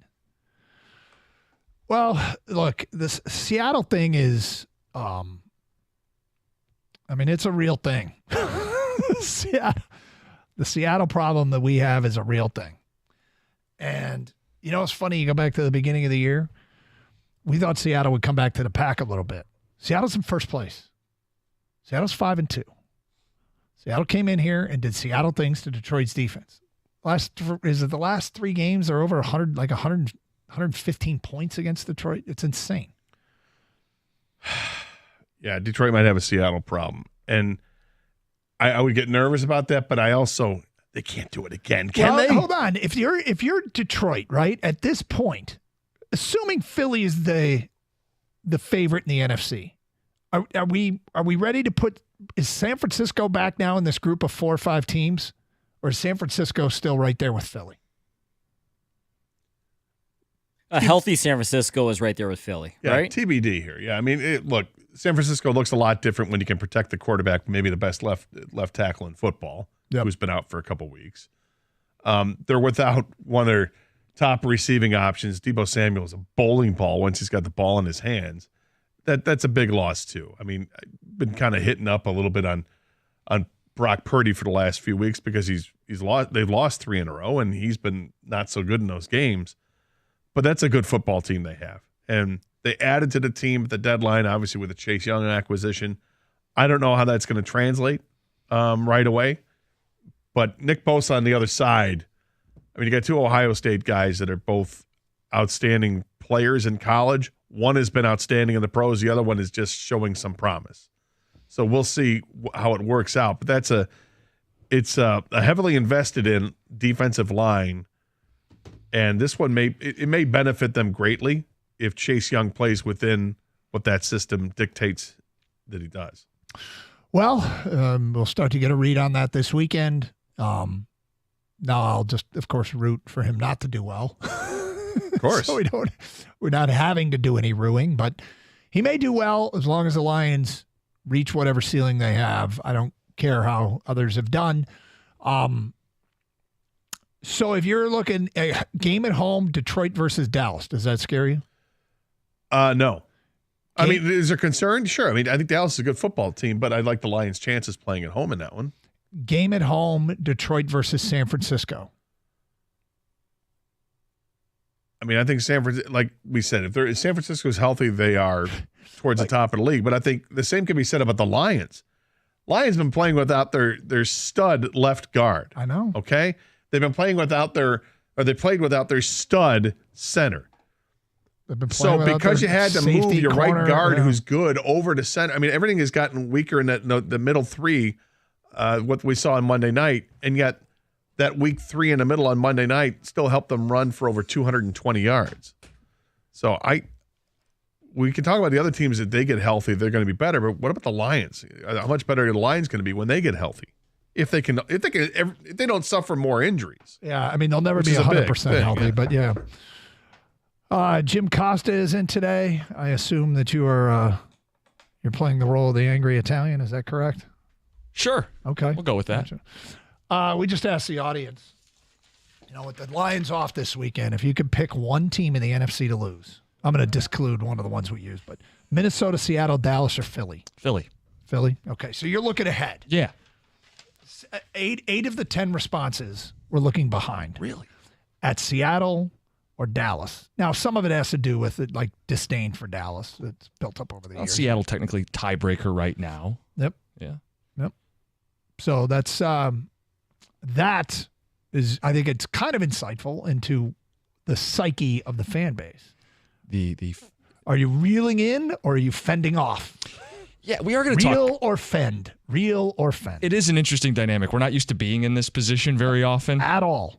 Where you feel like the division you guys like to knock on wood. Yeah. It's over. So now you start looking at positioning and seeding. Wow. I knocked. Gator, I knocked. I really appreciate that. For you, out of respect. Thank you, Jim. No. Thank you. Thank you very much. What do you guys got planned? 4 hours Michigan football. No, we will mix it up a little bit with the latest on the Wolverines. I tried being positive today. I got overruled. Is that true, Jim? I think it's a mischaracterization. I came with fun topics and was told, no, we're going to talk Michigan. No. And the scandal. To hell with the fun. We aren't doing that to start, and we will get to it as needed. It was like a fun topic. Is fun positive or is fun just fun? No, it was fun positive. It was fun positive. It was Lions related. It was fun. So Costa's being Buzz Killington. And instead, they said, no, we're going to do the monocle Lions. and everything. Yeah. Yes, you guys are a bunch of overrated scumbags. I didn't say it. We will do that at 3 o'clock. The P word with the Lions. I want to start the show with a different P word. The Pistons. Ooh. Jaden Ivey in Siberia, exiled. We'll get to the latest. What's going on with Jaden Ivey? Okay, have a great show. Have a great weekend, everybody. I'll be on the air tomorrow during the tailgate show. Pregame coverage starts at 6:30. Night game. Yay. Michigan and Purdue. Oh, smile, Doug. That. I big fan. I'm actually a big fan for just having a football. Wait, are you guys doing a pre-tailgate show like we did? You and Jansen? No, well, we do. There's a tailgate show every week that starts 3 hours prior to kick. Oh, okay. I thought you were like live on. I'm sorry. No, it's okay. Have a great weekend, everybody. Yes. Stay safe, everyone. Treat each other with respect. We leave you every Friday with the Gator Rant to try and get more time. I know lines are off, but rant away and get more time in front of the TV. Good luck.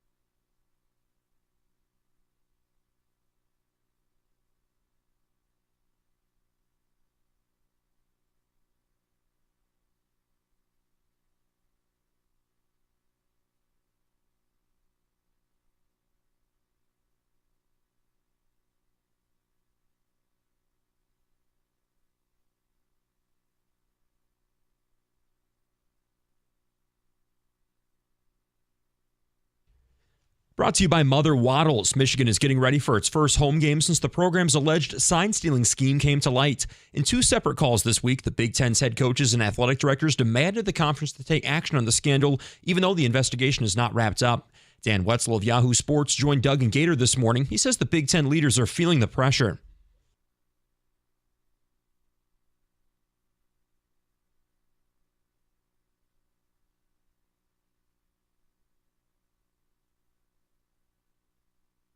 The background of all this is still football. The number 3 Wolverines look to stay unbeaten tomorrow. They're massive 32.5-point favorites over Purdue at the Big House.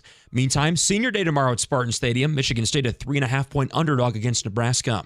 Both the Red Wings and Pistons are off tonight. It's an Eastern Conference showdown tomorrow night at Little Caesars Arena. The Wings, tied for the second most points in the conference at 13, will take on the East's top team, Boston, at 7 o'clock. And the Pistons don't play until Sunday when they host the Suns. That'll be head coach Monty Williams' first game against his former team. At the Ticket Update Desk, I'm Luke Sloan. For more, go to 97.1 The Ticket or Odyssey.com.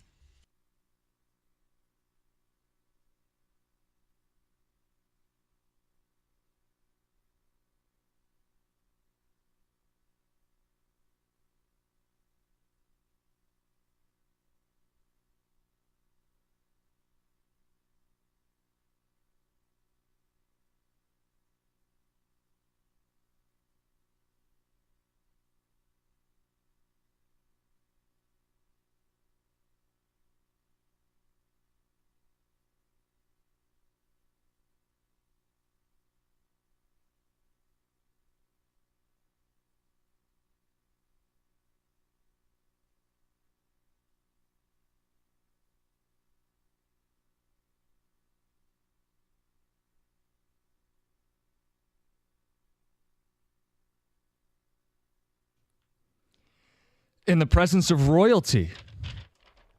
97.1. Jim Costa in with King Rico Beard.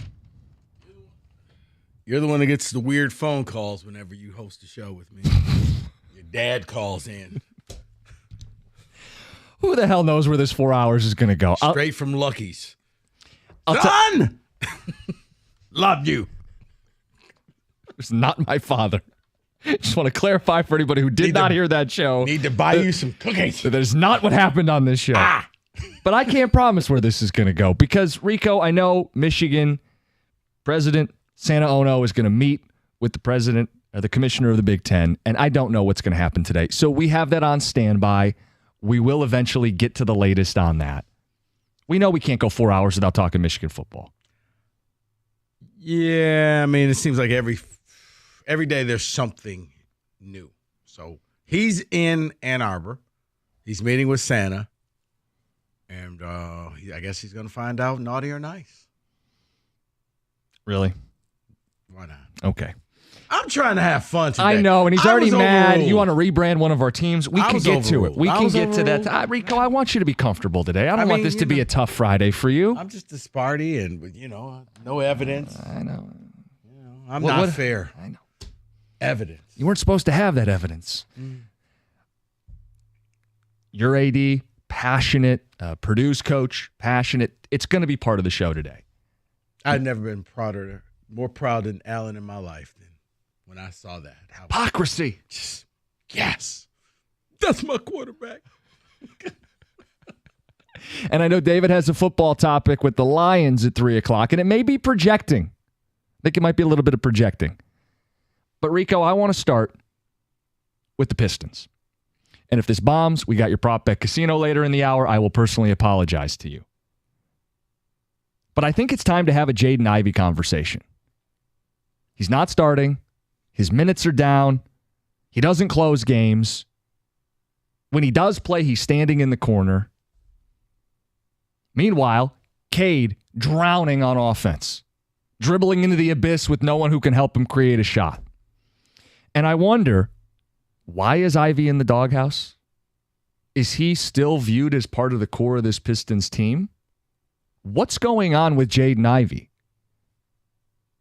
Rico, I got to watch him stand in the corner while Killian Hayes plays 30, damn near 40 minutes. And you want to tell me Ivey's not great on-ball defense? I think he was trying yesterday. I think there's effort there. And it's not like Killian gets benched when he can't shoot. It's not like Oscar Thompson, who starts 0 for 6, gets benched when he can't make a shot. Yet Jaden Ivey, I feel like, is either they're trying to prove a point, send some kind of message. But Rico, for a team that's drowning late game, they got a guy who can get instant offense and create his shot on a dime, and he's sitting there in a warm-up on the sideline. Yeah, honestly, I just don't feel like he's a major part of Monty's Pistons. He's not going to be a major cog, major piece in the wheel. He came out and said at the beginning of the season, hey, when I was back, with the OKC Thunder, James Harden came off the bench. So yeah, but he would close games. Right. No, but that was his soft way of peddling. He's not going to be playing. He's going to come off the bench. He's going to have to earn his time. I don't think he fits in what Monty Williams is doing right now. I know he was taking high, but remember, Monty wasn't the coach at the time. Right. So sometimes that happens. And right now, he looks like an outsider. He looks like he's just really fighting for a role on the team, not even in the starting lineup. Dude, you just got to find a spot on the team that you don't become that trade asset later down the line, because no, he really doesn't bring much. Top 5 pick, and we're questioning if he's even part of the core right now. Maybe it's too early for some of you. Maybe you're not even paying attention. It's the Pistons. They're bad. I understand it. But I think we were all excited on draft night when they landed Jaden Ivey. And I thought there were moments in his rookie season where you said, this guy can play. This guy's part of this. He's part of a big 3 or a 4 or whatever you're calling this core of Pistons players. Yet at this point in the season, he's being treated like an afterthought. They're playing Sasser down the stretch. His defense playing well. But it feels like Ivey is the odd man out in every situation. We need shooting. It's not Ivey. We need a ball handler. It's not Ivey. We need someone to defend. It's not Ivey. Like, when does he get a shot with this team? What does he have to do? I question it, because it's not like this team's a well-oiled machine and he's just got to wait his turn. This is a bad team and he's not playing? See, I look at it like this. He's not, but I think he may be a casualty of what I'm really seeing from the Pistons. And what I'm seeing from the Pistons is, no, Ivey's not in the lineup in key times. I still like what Monty Williams is doing with this team. Guess what? They're fun. They're fun to watch. Now, they turn the ball over way too much, but they have exceeded my expectations already in the 4 or 5 games that they played. Like, this thing may actually work. So it's one of those, I'm going to trust the process. It may be that Jaden Ivey is not a part of the process, but bigger picture, this thing is, you're still players away. You got to find somebody who can match up with K. Maybe a Sasser. I don't know. You got to get somebody else. Yes. But I like what Monty Williams is doing, and Jaden Ivey may unfortunately be just an odd part, a spare part to this new Pistons thing. I don't know that he is, though. And again, I'll defer to Monty. He's the highest paid coach in the NBA, and he's got to set the tone for his team as he sees fit. But if Ivey was losing minutes because Bogdanovich was healthy, like, that dude's a shooter, he could score 20, I get it. If he was losing out because Alec Burks was healthy, I get it, veteran, whatever. He's losing out because Killian Hayes is starting? He's losing out because Killian Hayes is playing 40 minutes a night? I mean, that's the thing that's got to get explained to me. Here's the thing. He's losing out when this team is putting Cade into the fourth quarter, into the abyss. He's just dribbling, looking for someone to help him create a shot, and there's nobody.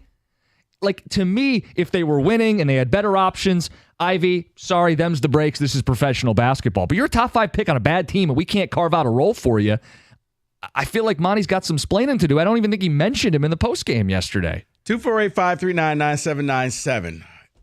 Are you willing to trust the Monty process, which means that Jaden Ivey may not be a key piece to this, but the Pistons may actually turn out to be a respectable team this year? It's just that simple. Do you want to trust the process, or do you feel like Monty is screwing this thing up and Jaden Ivey needs to be in the game? Yes, he's screwing it up. Yes, he's screwing it up. I attended the game on Wednesday, and all I saw was punishment for Jaden every time he did even just a little wrong.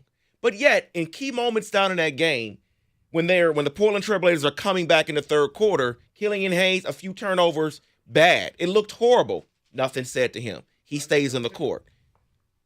Same thing in the fourth quarter for Killian Hayes. He makes mistakes in the fourth quarter. They're now losing. No big deal. Let's put Killian back in the game and take Jaden out the minute he makes a mistake. It's a problem, Yeah. and I just want Coach to be fair. If you're going to punish Jaden Ivey for doing things that you don't like, well, then when others do it, also punish them. Say something to them. Bench them. The Pistons blew an 18-point lead against the Blazers, and then the very next night lost to the C squad of the Pelicans. It's not like they're humming along and Jaden's just got to get with it. They're blowing it. They're losing. He's not the only guy who needs to get better, yet he's the only one treated this way.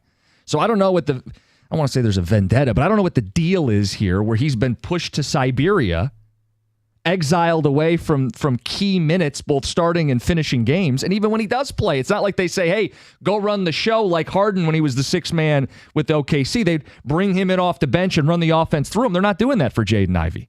So I get it, guys. It's Pistons basketball. But the Lions have a bye, and we'll get to them at 3. Michigan has been talked to death this week. We know we got to get back to it, and we will as stuff breaks. But I just wanted to know if there was an Ivey conversation worth having, and if anybody else is seeing this and getting concerned that maybe he's not part of the future in the way we previously thought, not part of the core. And guys, I see it. I understand your frustration, but I guess I have seen what Monty Williams has done, what he did with the Phoenix Suns. I'm not going to question this man.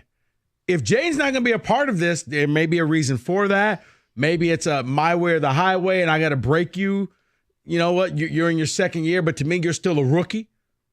But I'm good with that. Now, the Killian Hayes thing, I told you. I never would have drafted him in the first place. Okay? From day one, I was just like, dear God, please don't take this guy. He's shown me nothing, and he continues to show me nothing. But you know what? He is what he is. And maybe that's why I'm upset, because Killian goes 0 for 6 Wednesday. Sure, he had 10 points yesterday, but he hasn't looked good all year, and yet still gets starting minutes. Good his entire career. Right. So then why is he getting starter minutes and Jaden Ivey is relegated to the bench? Just upsets me. We'll get to Pistons fans. Time to have an Ivey conversation. Are you concerned at all? It's 97.1.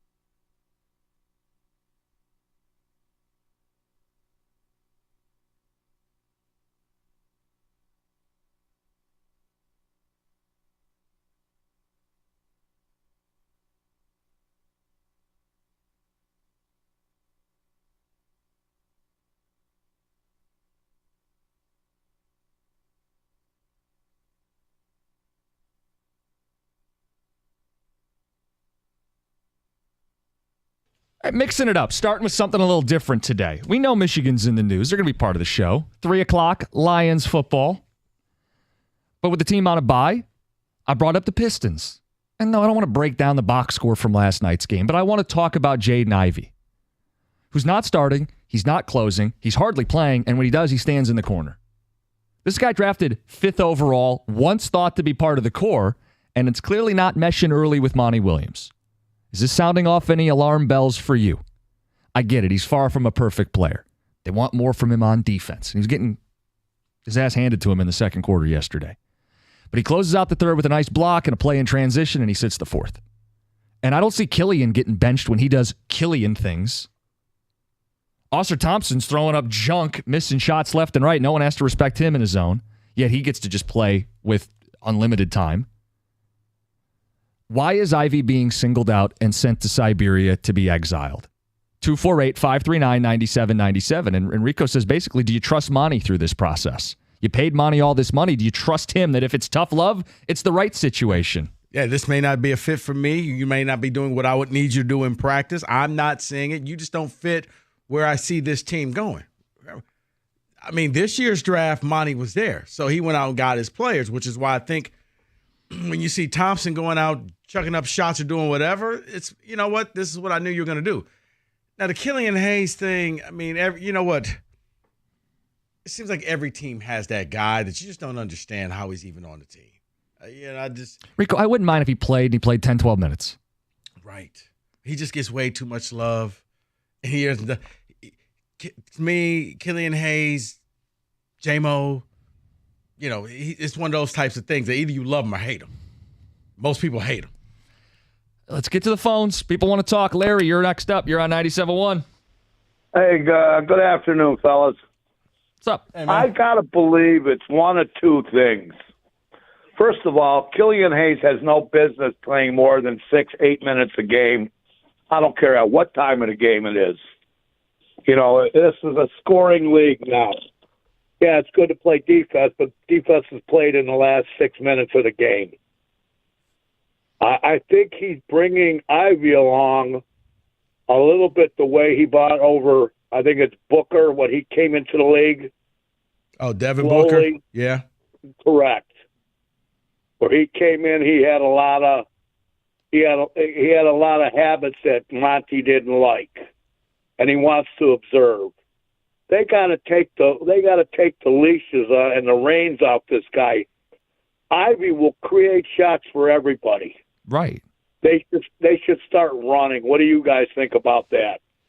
I mean, I like this interesting perspective on the whole. Maybe he's treating him the way they did Booker. Booker wasn't the Devin Booker that we see now, where he's one of the superstars of the league. He kind of came in, and it was a slow build. But hold on. Booker never came off the bench. He played 35 minutes every single night that he was suiting up for the Suns. There wasn't this example made out of Devin Booker the way that's being made out of Ivey. And I'm not telling you Ivey's a perfect player. He's not. But I feel like there's a double standard how he's treated compared to the others. It may be a double standard, and this may be something that, as I said, Monty's brought here. He's the highest paid coach. Do you trust him in what he's doing? And we may not understand it. And Ivey's become a fan favorite because, remember, he wanted to be from Detroit. His grandfather played for the Lions, and he embraced this Mom played city. for the Shock. And he cried. I was a Piston. Like, nobody cries because they're a Piston. He cried because he became a Piston. So it was that, yes, he's one of us. And why isn't he playing over Killian Hayes? Like, if Killian Hayes wasn't on the team, I don't think this is that big of a problem. So is this what you're saying, Rico? Yes. Thanks, John. Yes. Mike. I'm on punishment. I'm sorry. We're not letting it play out. What do you think so far, Mike? So I'm trying to trust Monty, but I'm very confused because I love the Pistons. I've been watching them last year, this year. And I got to tell you, like, Ivey, when he's on the court, to me, he's good. You say he stands in the corner. I mean, you're making me think of Gabe Brown. I don't think he's doing that. I've seen at the third quarter yesterday that the reserves are making a comeback, and Ivey was a big part of that. And then they went back to the starters, and they lost all their momentum. And Cade, I love Cade. I want him to do great. But honestly, he's shooting 25%, turning the ball over left and right, missing layups. Like, Ivey should be playing a lot more. He really should. I'm with you. When I meant standing in the corner, I'm talking offensive sets. I feel like rather than letting him attack with the ball, he was being relegated while we watch Killian dribble in circles. I don't get it. But I do think Sasser's playing well, and he reminds me if Cade's going to play like Jordan, taking every shot, he needs to kick out to a guy like Sasser to be his Paxton and knock down that triple because, man, he could shoot, and we need more of that. Sasser's been good. Now, I got no gripes with Sasser playing. I think he's going to be a fan favorite. Effort, shooting. He's never intimidated, never shy. Let's get back to the people. We got Joe. You're on 97.1. Joe, what's up? Hey, let me tell you what's going on. Marcus Sasser threw a monkey wrench in the game. He came in the game with a lot of poise. He can dribble. He never get rattled, and he can shoot. The rest of those guys, Killian Hayes, Cade Cunningham, they need to scale it back some. They dribbling too much. They are missing layups. He needs to put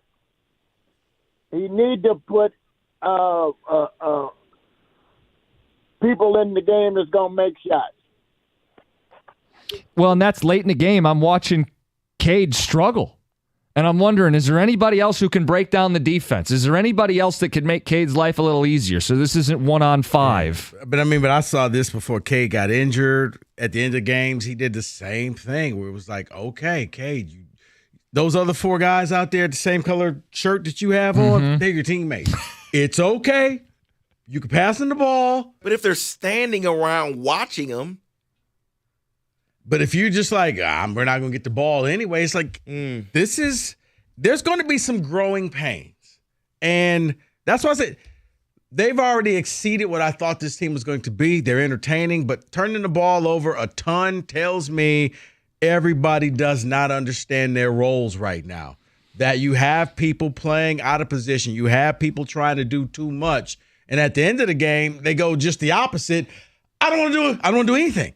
I don't want to screw this up. And now no one's doing anything. It's early. It's fluid. People are still figuring out their roles. But that's why I bring the Ivy thing up, because it feels like everybody's getting in their spots while he sits over there. And maybe that's intentional. Maybe they don't view him the way that the previous coaching staff did. Which is what I think is going on. Well, then you get into what Juan wants to bring up. Let's get to you. You're on 97.1. Hey, what's up, fellas? Hey, man. Okay, that's what I'm a big Ivy fan. I like the pick when we drafted him, but I don't think it's going to work with him and Kay and, like you said, Monty. So this is what I think we need to do. Killian need to get traded. I think, of course, Monte Morris is going to get traded because he's a veteran, probably going to go to a winning or veteran team. You have to look at a situation with Ivy. Maybe if Minnesota don't do what they think they're going to do, if they're going to blow that team up, you do everything in your power to package Ivy up to go for Edwards. You try to package Edwards, put Edwards with Cade Cunningham. Now you got a real future. We got too many point guards. So our focus should be on Cade after coming off the bench to back up Cade. That's what I would do. And like I said, I love Ivy, but I think Minnesota would take him in a heartbeat if they're going to blow that team up. And we need to be focused on trying to get Anthony Edwards. I think his contract's about to be up. We need to focus on Anthony Edwards. You want to tell him? I don't think they're moving Anthony Why is Edwards. Minnesota moving on from Edwards? Yeah, right. Let's work. Let's meet in the middle. They're not getting Anthony Edwards. Is Ivy a trade chip?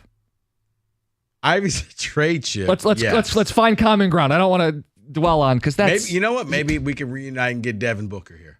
Okay, thank you, Rico. Yes, he is a trade chip, and I think this isn't 2K. We're not going to get Devin Booker. We're not getting Edwards. Wembayama isn't heading here. He's not talking Anthony. Yeah. Now, so I was waiting. I'm like, maybe I missed the first name. Like, what Edwards is he talking about? And then they add Edwards. Like, what? Giannis and Lillard both come back in the deal too, I love right? That. We get both those guys. 4-team deal. Yeah. I think we can work with Joel that. Embiid, Jason Tatum. He wants out. Yeah. Ivy's a trade piece. Clearly, we're joking. You're not going to get a superstar for Jaden Ivey. We were hoping that he was going to be that guy. As of right now, he's not. Now, it's not to say things can't change, but I just don't think that he is fitting in that system. But in all fairness to Jaden Ivey, there's a lot of pieces that aren't fitting right now for the Pistons. It's why you you're almost averaging like 18 turnovers a game. It's just you can't get out your own way, and you're not good enough to have that many. Like the Warriors can have that many turnovers and still win a game because they're the Warriors. They got superstars. You're not that good. I don't know what's going on, but this is one where I will trust Monty Williams right here, right now. If it means Ivy doesn't play, if it means his time gets limited, I'm okay with that. Because I'm willing to look at the bigger picture. I've seen his reclamation projects before, and they work. Ivy may be a casualty of this. He may not be here. I like him. I liked him at Purdue. I was happy when they got him. I thought that he was going to be something. But the question was always, what's going to happen when him and Cade are on the floor? Remember, Ivy played an entire year last year with no Cade. So that's why we're all like, well, we don't know if these two can play together and coexist in the same backcourt. This is all new. Felt like at the end of last year, Ivy was turning a corner. And he was a first-team all-rookie. He could score. He was shooting well. That was one of the knocks in the draft process. And the turnovers, which they are an issue, got a little better. And felt like, boy, put him with Cade and Duren and whoever they take at number 5, and that's a core. Now I don't know if he's part of the core right now. It's only 6 games, so I don't want to write him out of the core. I see David over there like, hey, calm down. It's only 6 games. It's just one of those things. But I am paying attention. But there are injuries as well. And when those guys come back from injury, then what happens? Does he move further back? Now he's 7th, 8th man. He and Cade they played, 10 games last year? Yeah. And that was it. And then it was, well, son, good luck. Godspeed. It's your team. Maybe he's not part of this long term, but I don't know where Pistons fans are at. So we'll keep talking to Pistons fans. We got the Prop Bet Casino coming up later in the hour. Sure, John. And David wants to present a Lions topic at 3, but I think he's projecting. It's 97.1.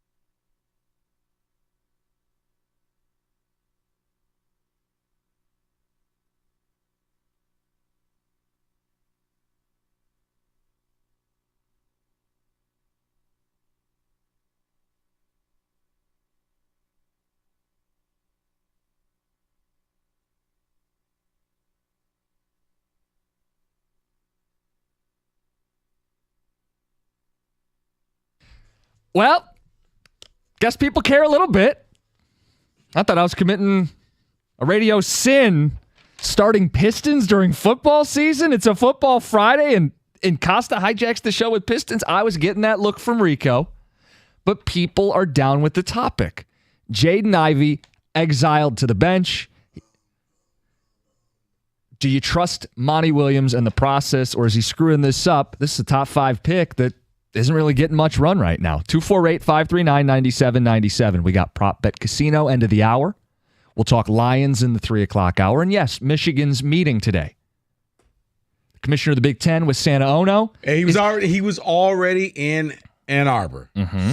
He was there for this women's field hockey tournament that's going on. But how's that conversation go? Is he asking? Is he demanding? I think it's more of a Santa, come to the principal's office. We need to talk. And there's audio from Purdue's head football coach, quotes attributed to Alan Haller from the AD meeting. We know.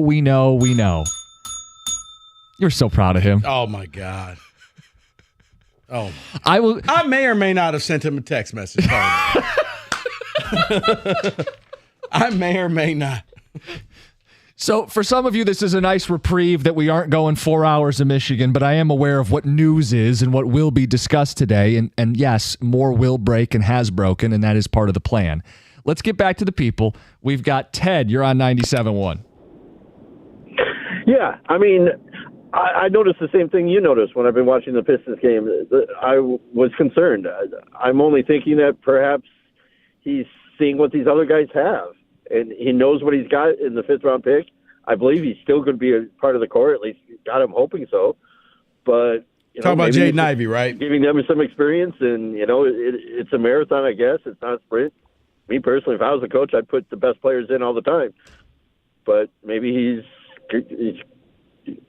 obviously. So you think there's a little Mr. Miyagi? There's a wax on, wax off. He's got tough love here. Hey, if you're not going to defend the way I want, if you're not going to take care of the ball the way I want, I don't care if it takes 82 games. We're going to get you where you need to be. And along the way, you may be relegated to a role behind even Killian Hayes, behind rookie Marcus Sasser. You may end up being the 7th or 8th guy on this rotation. And it's all part of the bigger plan. Is that what you're saying, Ted? No, well, I was actually thinking he's doing that more for the players that are on there now. He's giving them the work, the workout, trying to say, hey, this is, are you going to be part of the team? Oh, Jaden Ivey, I hope he's part of the team. I think he knows what he's got there, and he's trying to make these other players better, getting them experience. And if it does, it's only 6 games. And now I didn't see any of the preseason games. I don't know if this has been going on through the whole preseason. I mean, has Jaden Ivey been Ted, playing? Some of the talk going into the season was Ivey would come off the bench. But as Rico pointed out, it was the idea that it would be like James Harden OKC, 6-man who's still featured. It's how Monty Williams made it sound like, hey, guys, I know he's coming off the bench, but, James Harden, I had him when he was young, and he came off the bench, and he turned out to be okay. Well, maybe a bad example, but I get what you mean, Monty. But, yeah. David, can we get a sampling of the ticket text? I know we got full lines, but I want to mix in the text as well. Yeah, we got some text here. Someone says, I feel like Jaden Ivey just isn't very good. And also believe that Cade Cunningham is overrated. He's not fast at all, not quick. Okay. It's the defense first and ball movement second with Monty. Management believes the Pistons will be like the Lions last year and finish strong. Oh, okay. Didn't know that. Gotta waste the first half of the season. I got it. Very concerning about Ivy. We cannot afford to have another number 1 pick fail. It is super frustrating. Feels like they are spinning their wheels. Even if they improve, you don't usually become a winner or a big winner unless you hit on the high draft picks. Cunningham needs to reduce his turnovers. He looks like he's indecisive, but yes, Ivy should play more. Mike said it. Killian Hayes is the new Dan Cleary. He might as well change his number to 11 than 71. Wow, I thought I was the only one who noticed what hot garbage Hayes is, and Ivy isn't even playing. It's a joke. Rob in Hell, Michigan. I do think people need to be aware of the possibility that Ivy, this top 5 pick, might not be part of the core the way we previously thought. I say might. It's 6 games. But it stood out the last couple nights when he's not on the floor at the end of the game. And they're losing to the Portland Trailblazers. They're losing to the Pelicans C team. I mean, Ivey can't crack the floor. He can't crack the rotation at the end of the game. Something or nothing. I mean, that's kind of the gist of this conversation. Let's go to Devin, get his thoughts. Devin, you're on 97.1.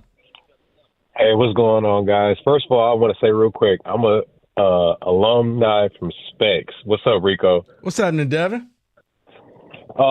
Yeah, so Ivey, man, he was playing a whole lot better last year, and I guess that's because he had to play by himself. But he really needs to be on the court, especially since Killian is like not doing anything at all. He and Cade need to find a rhythm together, and I believe down the stretch, like that ticket Texas said, they're gonna finish strong. Yeah, but they need the repetition together, right? And you're kind of definitely delaying that with the way they're playing Ivey. See, I'm just wondering, maybe they can't coexist together. I don't know, man. I believe I think Monty's going to make some changes. It's the beginning of the season, and they just, trying to find themselves, especially with the rookies. But I think they'll find a rhythm. I haven't seen it yet. It's part of the conversation today. Noah, get some of your thoughts. You're on 97.1, Noah. Hey, thanks for taking my call. Hey. Real quick, I just want to say one thing. Killian Hayes, wipe that makeup off your face. Get off of my team. Can we get Jaden Ivey some minutes? I mean, if they were using him like the Heat used Tyler Hero off the bench, where it's, hey, we're going to have him come in and hey, Jaden Ivey, just go crazy, play your game. But they don't. They have him out there playing the Buddy Boeheim minutes. The Pistons are garbage. I can't watch them be garbage anymore. If I have to go out there and see Killian Hayes do anything other than like squirt, like in the Lions, they have those guys that squirt the water bottles into his mouth. That's all I need Killian Hayes to do. When Cade Cunningham needs water, I need Killian Hayes to go out there and just squirt water right in his mouth. I don't know what Monty Williams is doing. I can't. The guy doesn't even play defense. I can't even go out there. Like, at least Sir Thompson goes out there and grabs boards, dunks the ball. Can Killian Hayes even dunk? Have we ever seen him dunk? I mean, we need to start questioning if he's even left-handed, because he might as well start right. No, I did have that thought. I did have that thought watching a couple nights ago when he was 0 for 6. I said, has anybody asked him to shoot right-handed? Do we want to try an experiment here? Could it be any worse? If he qualified, he'd be one of the worst shooters in basketball this season. Is he even left-handed, Rico? I mean... And everybody tells me that he's a great defender. I'm watching him step up and have cuts go behind him on the baseline. I don't know that he's this plus defender. Occasionally there are players out there that people tell you, this guy's great. And it's like, I don't see it. And I've never seen it. I always thought it was a wasted pick. But it was like, no.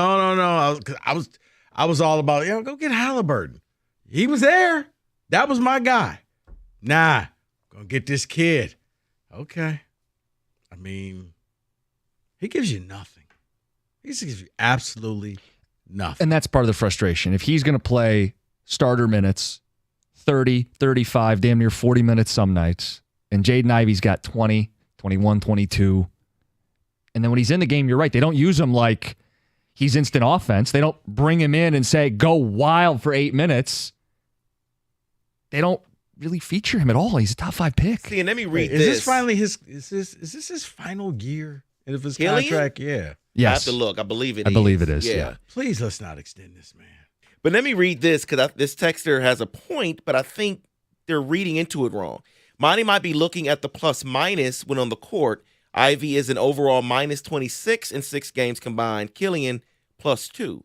But it's easier for Killian to be plus when he's playing with the starters, and Cade and Jalen Duren. Yeah. And Ivey's playing with Sasser and Marvin Bagley III. So it's a difference there, right? Yep. That's why we say hockey. Plus, Kenny, hi. Kenny's at work today. Power play. Plus minus in hockey can be really misleading, Worst too. stat in the league. Thank you. Worst stat in hockey. Kenny, you were at that game last night. Did you tell him to shoot the puck? I did not tell. Maybe I should have. You should have. I should have. That power play looked dreadful. I don't say shoot the puck. That's for these newbies. We don't say that here. That's that new money. We're old money. Coming up next, Kenny breaks down the new power play units. I'm part of the original 6. You're more of the Kraken. We got the prop bet casino. We'll get some football in. It's 97-1.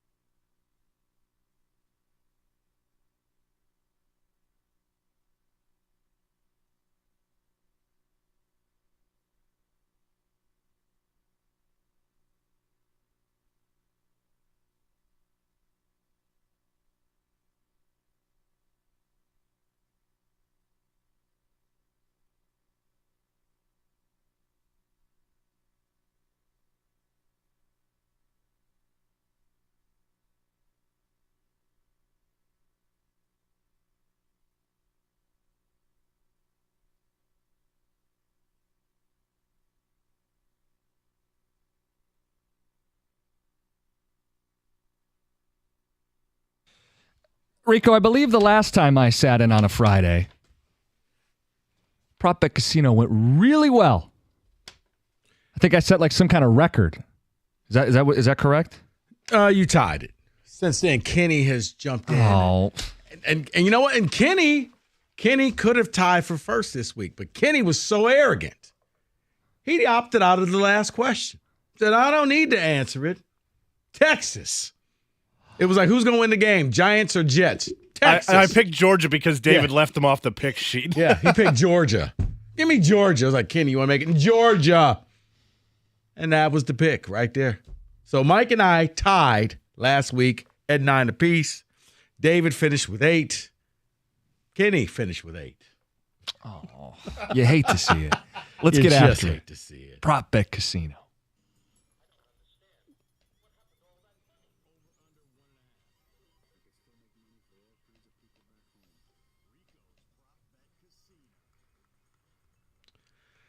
Okay. Let's start with college. Let's start with the F team, not even the B team, in East Lansing. Senior Day. All of 10 people will be there. Mm-hmm. Michigan State takes on Nebraska. We start off with who should be the quarterback, and Sam Levitt, over under 0.5 touchdown passes. I'll go under because, like you said, I don't know if he's going to be the guy for the entirety of the game. And Nebraska plays a little defense. I'll go under. But it's 0.5. I mean, even if he's in late for some reason, or even if he's the starter. He threw a try-hard last week. And, okay, so yeah, definitely over then. 1 is not that hard to do. Famous last words. I know he doesn't play for Georgia. Have you seen Michigan State play? They can't score touchdowns. So under. David, actually, I have, and he scored one last. He threw one last week. I know, but it was a struggle. Nate Carter, probably one of the only positive things from this season. Over under 54.5 rushing yards. I'll go over. They should ride him. They should feed him. But if they're down, how much are they actually going to run the ball? So I think they're going to get blown out. If they're in the game, they can still run it. I'm not saying they get blown out, but they might rely on the pass a little bit more. I'll say under.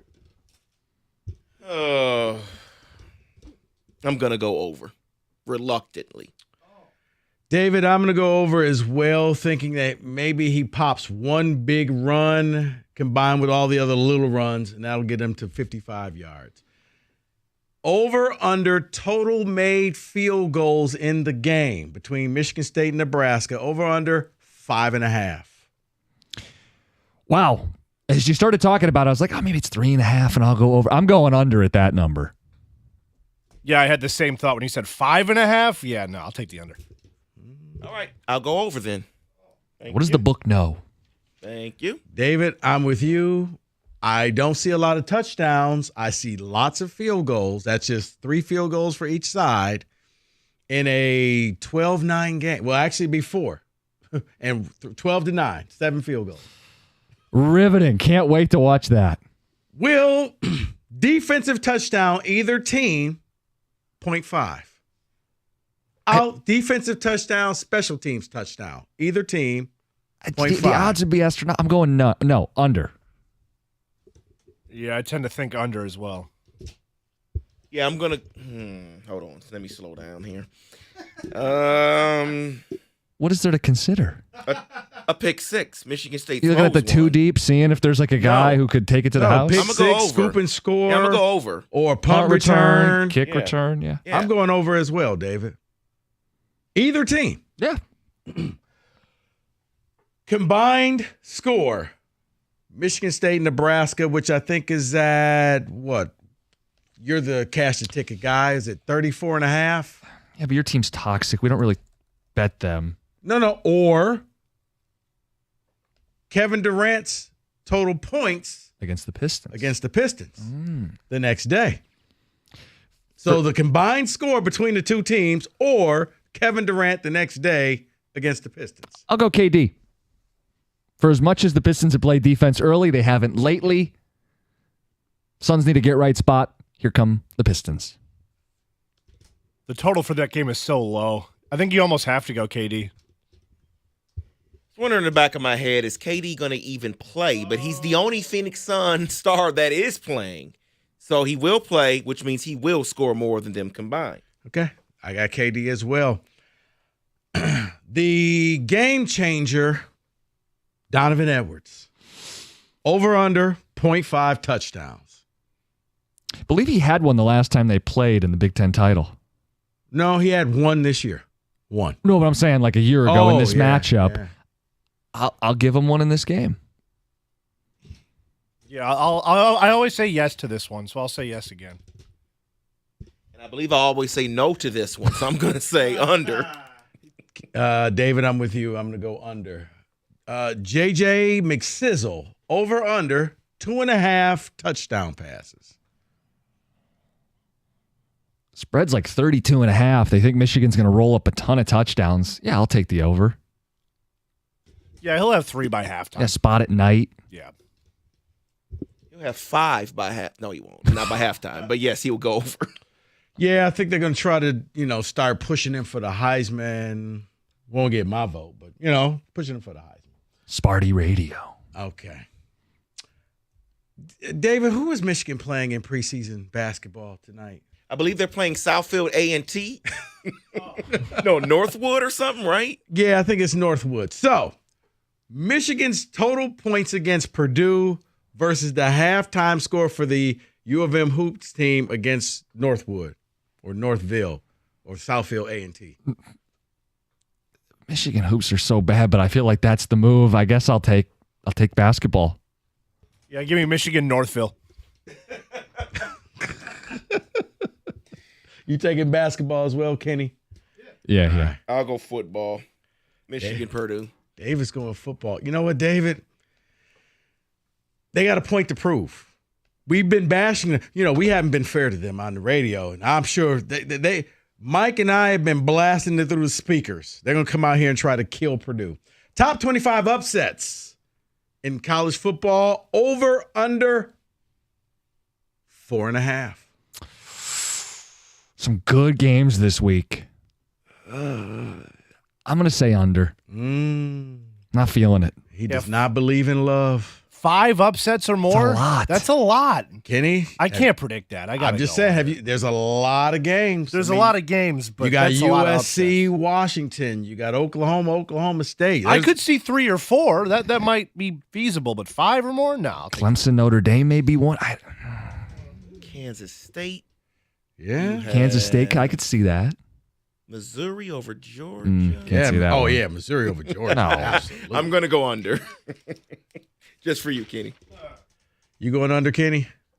Yeah, under. Well, the house will go over. All right.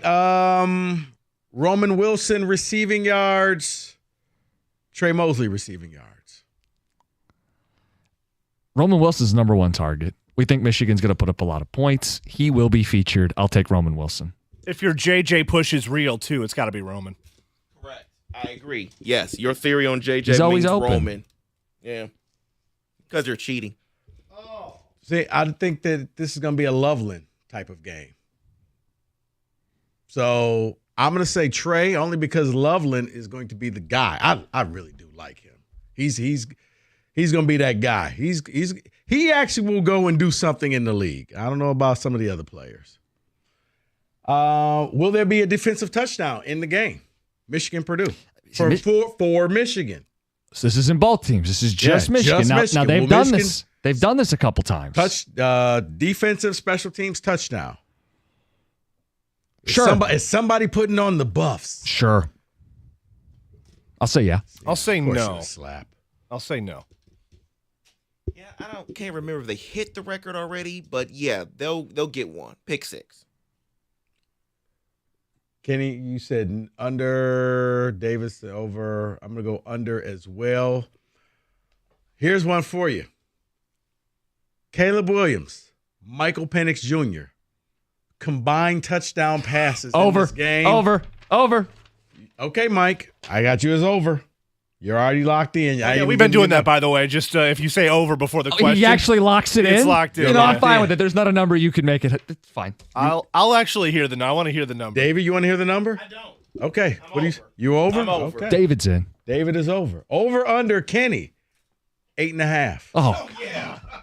Yes, over. I still think it's over, but it's a little closer. I thought you were going to say like 7 or. Oh, come on, that's too like easy. I thought he was going to mess with me and go 13. Right. 15. All right, cool. No, I have integrity. No, I'll take the over. Okay, nobody scouted these. Okay.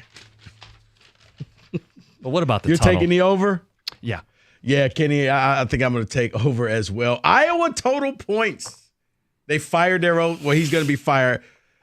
14.5. Oh, I was going to blind fire the under, but still under. Okay. What was the number? 14.5. Yeah, it's under. Under. Wait, why are they firing the OC? Because he didn't hit the number. He had to average 25 points a game. Season's not over. Maybe they could go off and score, 45 a game the next couple Unless weeks. they're putting up 50 for the final 4 games. No, but it shows how little faith they had. It's not mathematically, but they're like, hey, Brian, no offense. There's no way. Bubby. See ya. But you have no quarterback. You have no tight ends. You got nothing. We're just going to go ahead and, yeah. I still maintain every OC should have that clause. I'm going to go over simply because they're going to have a new OC. He's going to be ticked off. They'll kick 5 field goals and score 15 points. All right. Halftime score of the Giants-Raiders game. Just 2 garbage teams. Over under 17.5. I think it's over. That seems a little low, even for bad teams. What was it again? 17.5 halftime score. I'll go over. Daniel Jones is back. I'm going over. I am going under. And finally, Eagles, Cowboys, Jalen Hurts passing touchdowns over under 2.5. Cowboys have a good secondary. I'm going to go under. Top 3 in the sport. Yeah, I was thinking the same thing. Under. Over. Fantasy. I don't play fantasy, but over as well. That's your Prop Bet Casino 97.1.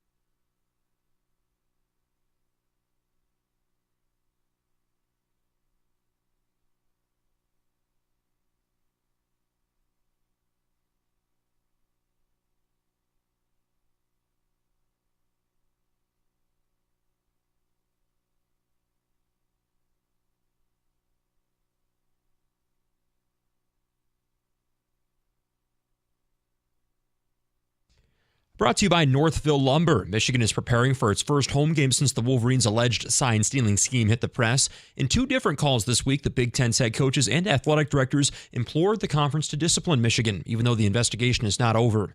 Dan Wetzel of Yahoo Sports joined Doug and Gator this morning. He says the whole conference is frustrated.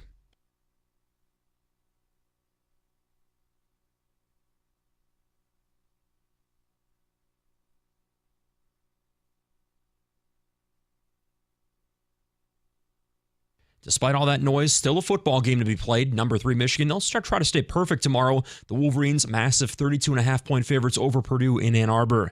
Meantime, senior day tomorrow in East Lansing. Michigan State, a 3.5-point home underdog against Nebraska. The Red Wings and Pistons both off tonight. An Eastern Conference showdown happening tomorrow night at Little Caesars Arena. The Wings tied for second in the conference with the second most points at 13. They'll take on the East's top team, the Bruins, at 7 o'clock. The Pistons, of course, off till Sunday. That's when the Suns come to town for head coach Monty Williams' first game against his former team. At the Ticket Update Desk, I'm Luke Sloan. For more, go to 97.1 The Ticket or Odyssey.com.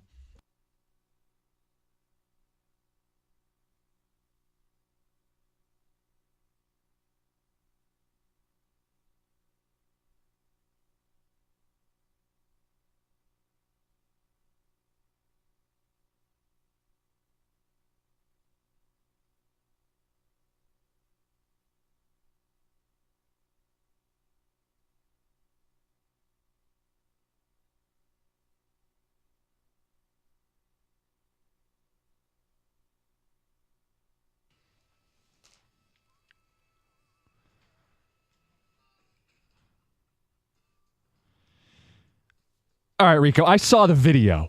I wasn't in the room for that. Is that the chair? Yeah, that's the chair. I put it back together. Now, did you fear for your safety at any moment during that segment? No, I didn't fear for Because the video, you kind of lean back like, I don't know where he's going to go with this. No, I see the look in his eyes, a little deranged. I didn't fear for my safety. It was like, how far is his tantrum about to go? He throws them all the time. I know he does. So it's like, okay, chair being thrown. Okay, normally he would take the chair and just push it to the wall. And then he picks it up and throws it. And I thought maybe he was going to throw and hit the new monitors. And I'm like, you know what? You're probably the only person at the station that can get away with doing that. The chairs aren't heavy, but they're awkward. You wouldn't know it because he had that Hulk adrenaline going and he just smashed it. Now, I wasn't as angry as he was. I was more disappointed at the deadline.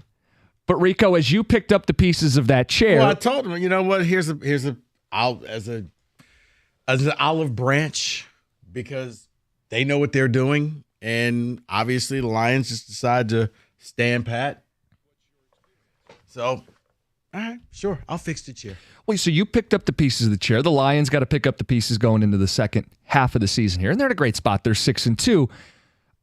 Most people feel like this team is for real, but not everybody. CBS Sports, they got an article out, contenders and pretenders, and where do you think they put the Lions? They use the P word. No, pretenders. Oh. And a member of this show wants to add on to that. Yeah, I sure do want to add on to that, because I truly believe what that CBS article is writing. I think the Lions are pretenders. I don't think they are a team that is going to compete for the Super Bowl. You compared them to last year's Vikings. Correct. They are last year's Vikings. They are the year before that in 2021. They are the Tennessee Titans. They are regular season good, but they're probably going to lose in the playoffs. And I don't mean like, losing the NFC Championship game. They may lose their first game in the playoffs. Who have they truly beaten? The Kansas City, that's a real win. That's Okay. week 1, Arrowhead, Mahomes. Okay, I'll give you that. Yeah, I'm not allowed to speak without on Kelsey. I'll give you that. Oh, don't. Who else have they truly beaten? They lost to Seattle and they lost to Baltimore. 2 really good teams. They didn't just lose to Baltimore. Okay, you're right. So they didn't just lose to Baltimore. I was like, I got to see that game. I saw that game the night before in East Lansing.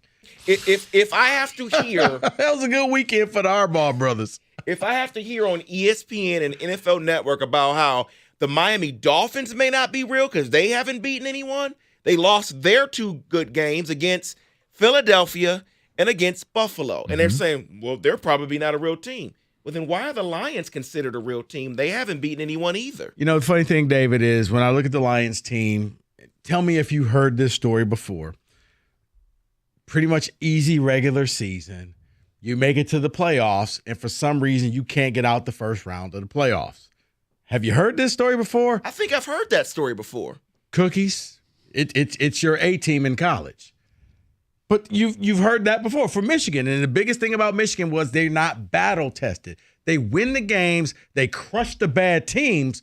But man, when they played Georgia, it was hello. This is what a real team looks like. They go up against TCU, and it's just like adversity hit them. Didn't know how to handle that. I don't think you can compare that, though. That's college versus pros. In the NFL, it's hard to string together back-to-back-to-back blowouts. I understand that the Packers aren't that great and that the Falcons aren't that great. But they're not the Citadel. Right, exactly. This isn't college. No, this isn't like Georgia playing. It's not college, but when you look at their schedule, the Lions will probably – now, it's the NFL. You're going to lose games. You're not going to run the table. But realistically speaking – If I set the over-under at 2.5 more losses, Kenny, which way are you going? Well, all I'm looking at is blowouts here, Rico. In the NFL, how often do you blow out teams back to back to back? I'm not saying you got to blow them out. I'm not saying you do either. But looking at their remaining schedule, if I set the over-under at 2.5 losses, I'm taking the under. I'm taking the under too. But which means you're going to go in saying, okay, we're 13-4. But you haven't really been tested. But any other real team would do exactly what you're describing. Correct. Whether you're one of the upper echelon teams or if you're a pretender like Davidson. But see, here's the problem that I have. The Lions to me are playing for the division. They're playing for the regular season. By not adding a player, correct. You're not playing for the playoffs. You're not playing for a championship. You're playing to be the best team right here, right now. Okay. You didn't make a move because you can go 13-4 without making a move, and everybody's going to say, see, told you, didn't need to do anything, become playoffs. Now you're going to see the Eagles and the Seahawks and the Niners, and they made the moves, and they did the things that they needed to do. You didn't. And when you look the rest of the way with their schedule, what is the one team? Where's the one team that people say, yeah, you know what? They'll probably lose to them, but everybody else, they can win. That's the Dallas Cowboys. Later in the year in December, that people are saying, yeah, they'll probably lose that game. That's another good team on your schedule. You're not saying that? You think they could beat the Dallas Cowboys? What is so crazy about that? We beat the Chiefs. I understand it was without Travis Kelce. Spare me. But tell me what's so special about the Dallas Cowboys. Jazzy Cat in the Cone from 2 to 6. All I'm seeing is good teams on their schedule that they can't beat. Dallas is another winning team that I think that they probably can't beat. Why? Because they're the Detroit Lions. No, David, don't do that. Don't do that. Okay, you're right. You're right. They haven't done well in the red zone. They haven't really gotten a lot of pressure on the quarterback and gotten sacks on quarterbacks. And what hurts the Lions? It is mobile quarterbacks. And that's what Dak Prescott is. Okay, let's settle down here. Let's set this up right, because I do want to hear from Lions fans, and I think we can get Lions fans involved on this. CBS says the Lions are pretenders. And David, the case you present is a lot of regular season wins. The Vikings had 13 a year ago. The Titans the year before were the 1 seed with 12 wins. The Lions are 1-2 against teams with winning records, and they couldn't get pressure in any of those 3 games, including the one they beat Kansas City. They did not add at the deadline. And whether it got you as angry as Mike, it was disappointing to me, Rico, because it showed they weren't willing to be as serious as Philadelphia, San Francisco, or Seattle. So if you're not willing to be as serious as those contenders, you do worry about this blowing up in your face in the playoffs, which is why I think home field is going to be so important for this team. Where, David, I think maybe some of your fears may be echoed within the Lion fan base, but if you get home field and the schedule sets up to do so, you don't have to play as tough a road. You don't have to go into the elements, and you get your loud crowd as your advantage. Where did Tennessee play in the playoffs in 2021? They had home field, but they were outdoors. Where did the Vikings play in the playoffs last year? Home field, and they lost. So, I mean, spare me on the home field. I get it. The crowd would be crazy. First home playoff game in a long time. But I don't think this team is one and done the way you do. Okay. Did they have home field against the Seahawks this year? Sure did. About last year. Okay. Sure did. So there is some doubt. What just happened over there? Breaking stuff. All right. 248-539-9797. Your thoughts on the Lions, the P word, pretender. It was brought up by CBS. David wants to use that word. I don't know if you guys are facing that level of doubt as we go into the second half of the season based on the trade deadline and based on what's ahead, but we'll make the floor yours. Are the Lions pretenders or contenders? 248-539-9797. Let's talk about the Chevy dealer in the area that's been leading the way. It's Hamilton Chevrolet in Warren. Andrew Pavlik and his sales staff want to be your Chevy dealer. I promise you guys, they're going to guarantee you the lowest payment on your next Chevy, period. They're going to find you every discount, rebate, and incentive to save you money. Heck, I know this personally because I've been texting back and forth with Andrew. So I know they're going to be looking out for you as well. Hamilton's inventory on the new 2024 Chevrolets is still in great shape, and these cars and trucks are ready for immediate delivery. Stop in and pick out yours because the selection is best right now. You know the best deals are found at 14 Mile and Mound. You stop in and see my guys at Hamilton Chevrolet. You go tell them Rico sent you and make Hamilton Chevrolet your Chevy dealer. Check out their inventory if you don't believe me. Visit HamiltonChevy.com. That's HamiltonChevy.com. Chevrolet, find new roads.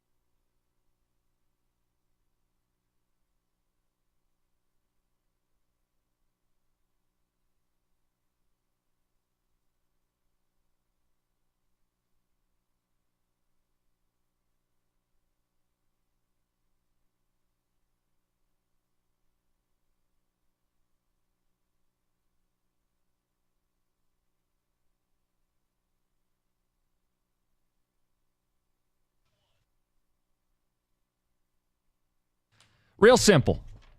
Contender Pretender. Lions at the bye, 6-2. Contender or pretender? They did not treat the deadline as serious as other teams we would say contender. Like Eagles, there's no debate. Niners, there's no debate. Seattle, first place in that division right now, adding they're a contender. Where are you at with the Lions? Rico, I'm disappointed they didn't do more at the deadline. Not angry, smash a chair in the studio, but disappointed because I do think they're a contender. Not this. No, not that. I do think they're a contender, and I wish they would have conducted themselves that way. Yeah, what bothers me about the Lions is they love their locker room a little too much, and I think that's the detriment, that you don't want to bring in outsiders because they could just, our culture. And it's like, they throw off the feng shui, Rico. Until you start winning, you don't have culture. You don't. I'm sorry to say that. Winning teams can say they have a culture. Winning team, because your culture is trophies and your cultures are banners. You may be on the way, but you can't shut the door and say, no, you're an outsider. You can't do that. And that's been their problem. It's just like when they draft and they do all, it's got to fit. I don't need you to invite this guy to your barbecue. I don't need you to have a secret Santa with the guy. But you need to go out and get players that are just flat out dogs that can help you win. And you are competing with Philly and Seattle and San Francisco. This division's over. Mm-hmm. But in their mind, it's like, well, we'll just win the division and we'll deal with that later. But there's no second free agent. I mean, there's no second trade deadline. Yeah, it's not, you had to do it now. Yeah, it's not the way baseball used to be. Yeah, the games they lost this year, Seattle and Baltimore, those are good teams. Those are contenders. They lost those games because they couldn't get consistent pressure on the quarterback. Really, against the three best teams they played this year, Kansas City included, they didn't get pressure on the quarterback. And rather than address it at the deadline, they just said culture over talent. And it's why I say they better win this division, because if they got to go on the road in the playoffs against some guys who can extend plays, Jalen Hurts being one of them, that's not an ideal position for this team. So I would have liked to see them solidify the roster, be better up front. But I'm not going to say they're a pretender. I think that's David wearing Steelers garb today. Your football team has won all these one-score games. If anybody's a pretender, I think this is you projecting, David. I don't feel like the Lions at 6-2, with all these double-digit wins, with a win over the reigning Super Bowl champions, can be classified as pretenders at this point. I just don't. And we'll let the people decide. You guys can jump in, 248-539-9797. Let's get Frank up first. You're on 97.1. Steelers garb today. Hey, how's it going? What's going on, Frank?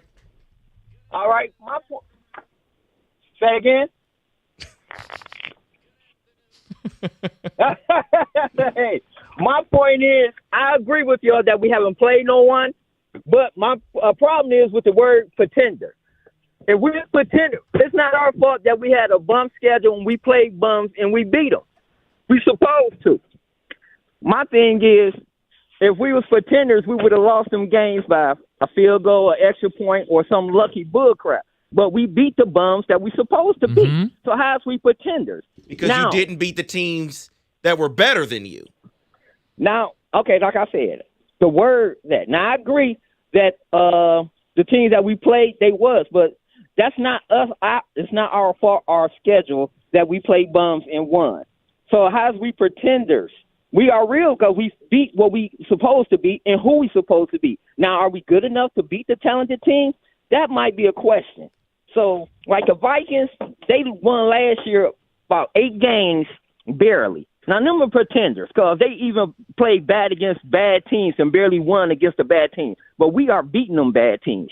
Right. It was 11. Yeah. It was 11 one-score wins by Minnesota last year, and the bottom fell off this year. Like, you can't sustain smoke and mirrors. The Lions aren't winning with smoke and mirrors. They're lining up and beating people's brains in on both sides of the ball. They're beating the bad teams. But I guess where the pretender comes in, and I'm on the fence. I don't think that their schedule is helping them when it gets to the playoffs, because I do think that the regular season teams and playoff teams are two entirely different animals, just like Super Bowl teams and playoff teams.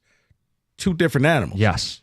I don't think your schedule is helping you, but when you play the god-awful teams like the Carolina Panthers and the Raiders, you beat them. I mean, you played a C- game Monday night. You won the game. Mm-hmm. But guys, that was a C- game. If you played any other team, probably in the league, if 20 other teams, you probably lose that game. But the Raiders are in that bottom 10. You weren't going to lose regardless. Think about you couldn't score in the red zone. Think about the turnovers that you had. There was a lot of things that they can go into the bye week and really say, guys, we won, but that was the Raiders. But doesn't it say something when you don't play your best and you still win by double digits? That's what I said. The Raiders are so bad. But I would make the case even against Kansas City, they didn't play their best. Remember that game? They had the fumble early, Marvin Jones. We're not allowed to talk about the Kansas City game. My point is, I don't know that this team and most teams are going to play their A game every week. I think the true test of how talented you are, how resilient you are, is when a break goes against you, do you still find a way? And the answer emphatically over and over again has been yes. In the Kansas City game, you caught a break. I like how you – no, you did catch it. Cookies, no. I don't want to have this fight that's already been had a million times. It's okay to say, yeah, as you said, sometimes you catch a break. That doesn't make you a fraud. You caught a break. Kadarius Toney was behind the secondary. He dropped a pass. He catches that. This is a different conversation. Off of a failed fourth down conversion. You caught a break. I'm not taking away the victory. But you got the victory because you caught a great break. They won the game for a number of reasons. I'm sorry we're going back down this, but Mahomes has the ball at the end of the game, even after the Kadarius Toney drop, even after the pick six. Mahomes ball, fourth quarter at home, and he lost. Right. He lost to the Lions, who got the stop. Cookies. I'm saying they won, but let's just call it what it is. It was a great break on their part. You make your own breaks. No, he just flat out dropped it. That wasn't a defensive play. He just dropped it. And that's okay. You won the game. It's all right. I don't understand why people get so upset when you point out the obvious. You know why? You want to know why? Because it is something we're talking about right now. It is the linchpin of the conversation. If the Lions didn't beat Kansas City, David could say they're 0-3 against winning football teams. And anybody else who is on the skeptical side of things, even if you don't want to label them pretender, if they didn't beat Kansas City, you'd have a whole lot more ammunition. But people like me can say David's out of his mind, because it's not just that the Lions beat the Raiders, and it's not just that the Lions beat the Packers. They also beat the Kansas City Chiefs. And let me put it like this. Here's your catching a good break. I'll localize it to me. I won't talk about the Lions. On your privileged team. Yeah. And all of a sudden, Christian McCaffrey's running the Wildcat in the NFC Championship game because they ran out of quarterbacks. Eagles caught a great break. What am I going to sit there and be like, no, that's not fair? Caught a great break. Sometimes it happens to you. That was Kansas City. But for the Lions, you don't have a lot of prove them wrong games. Show them that you really are good games. It's really the Kansas City game. No.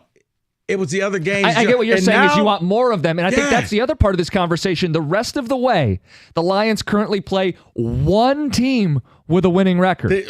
When you go, so this conversation might not change. Right, when you go beat the brakes off of the Bears twice, are you feeling good? Or the not? Packers They're the home Bears on and you hate them. Thanksgiving. Yeah, but it's like, what'd you learn? No, you might as well be playing the Big Ten West. They're going to play Dallas on the road. Dallas will have a winning record.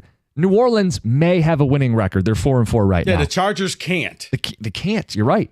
And then you're right. It's the Broncos and the Packers and the Vikings twice and the Bears twice. It's the NFL. You don't win every game. It's not college. I understand that. But the reason I don't think – I think that this is a different team, but I understand when people want to label them pretenders because you don't have the body of work that you see with other teams. You're seeing Kansas City taking on Miami in Germany. Mm-hmm. The winner of that game, major bragging rights. You don't have that when you play the Vikings with nobody at quarterback. Contender, pretender, 248-539-9797. Let's get the thoughts of John. You're next up on 97.1. Hi, guys. I was wondering, I'd like your opinions on the fact that the Lions are kind of banged up and there'll be people coming back toward the end of the season, I assume, and what impact that will have. And also, my opinion is they're not pretenders, especially if they can get their starting offensive line back intact. So I'll hang up and listen to what you have to say. When you say returning players, we're talking David Montgomery, Healthy Ragnow and Jonah Jackson up front. Yeah, I don't think you're going to get a healthy Ragnow. It's just going to be something he deals with. I mean, he's been dealing with this for the last couple of years. Other names. Houston. Yeah. Little pass rushing punch. Yeah. And eventually, if we're to believe the reports, Chauncey Gardner-Johnson. Postseason. I don't. But I what I don't want to do, because I hope. could already feel like, remember when Ken Holland used to argue they didn't have to make moves because the injured players were going to get Gonna be the healthy? moves. And it's like, I don't want to excuse CJ the inaction Gardner-Johnson this week because you could have had both. You could have had all these guys get healthy and reinforcements. CJ Gardner-Johnson coming back from the playoffs is something that bothers me because now, okay, you're got to go up against DK Metcalf, or you're going to have to go up against A.J. Brown, or you got to go up against Deebo Samuel, and you're still a little rusty. That's not the game that you want to play to get the rust off. So we'll see, but yeah, I'm not a big fan of thinking he's going to bet Ragnow is what he is, man, and availability is the best ability. He's only missed one game this year. No, but right? I'm saying he's not that toe, not the same. All right, Contender Pretender 97.1.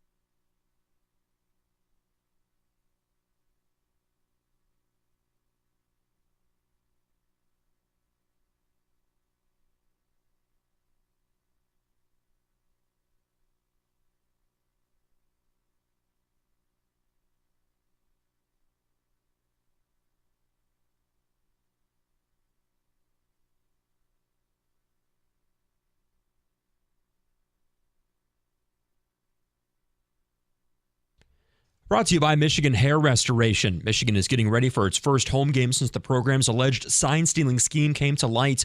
In 2 separate calls this week, the Big Ten heads, coaches, and athletic directors demanded the conference to take action on the scandal, even though that investigation has not yet concluded. Dan Wetzel of Yahoo Sports joined Doug and Gator this morning. He says the Big Ten leaders are feeling the pressure.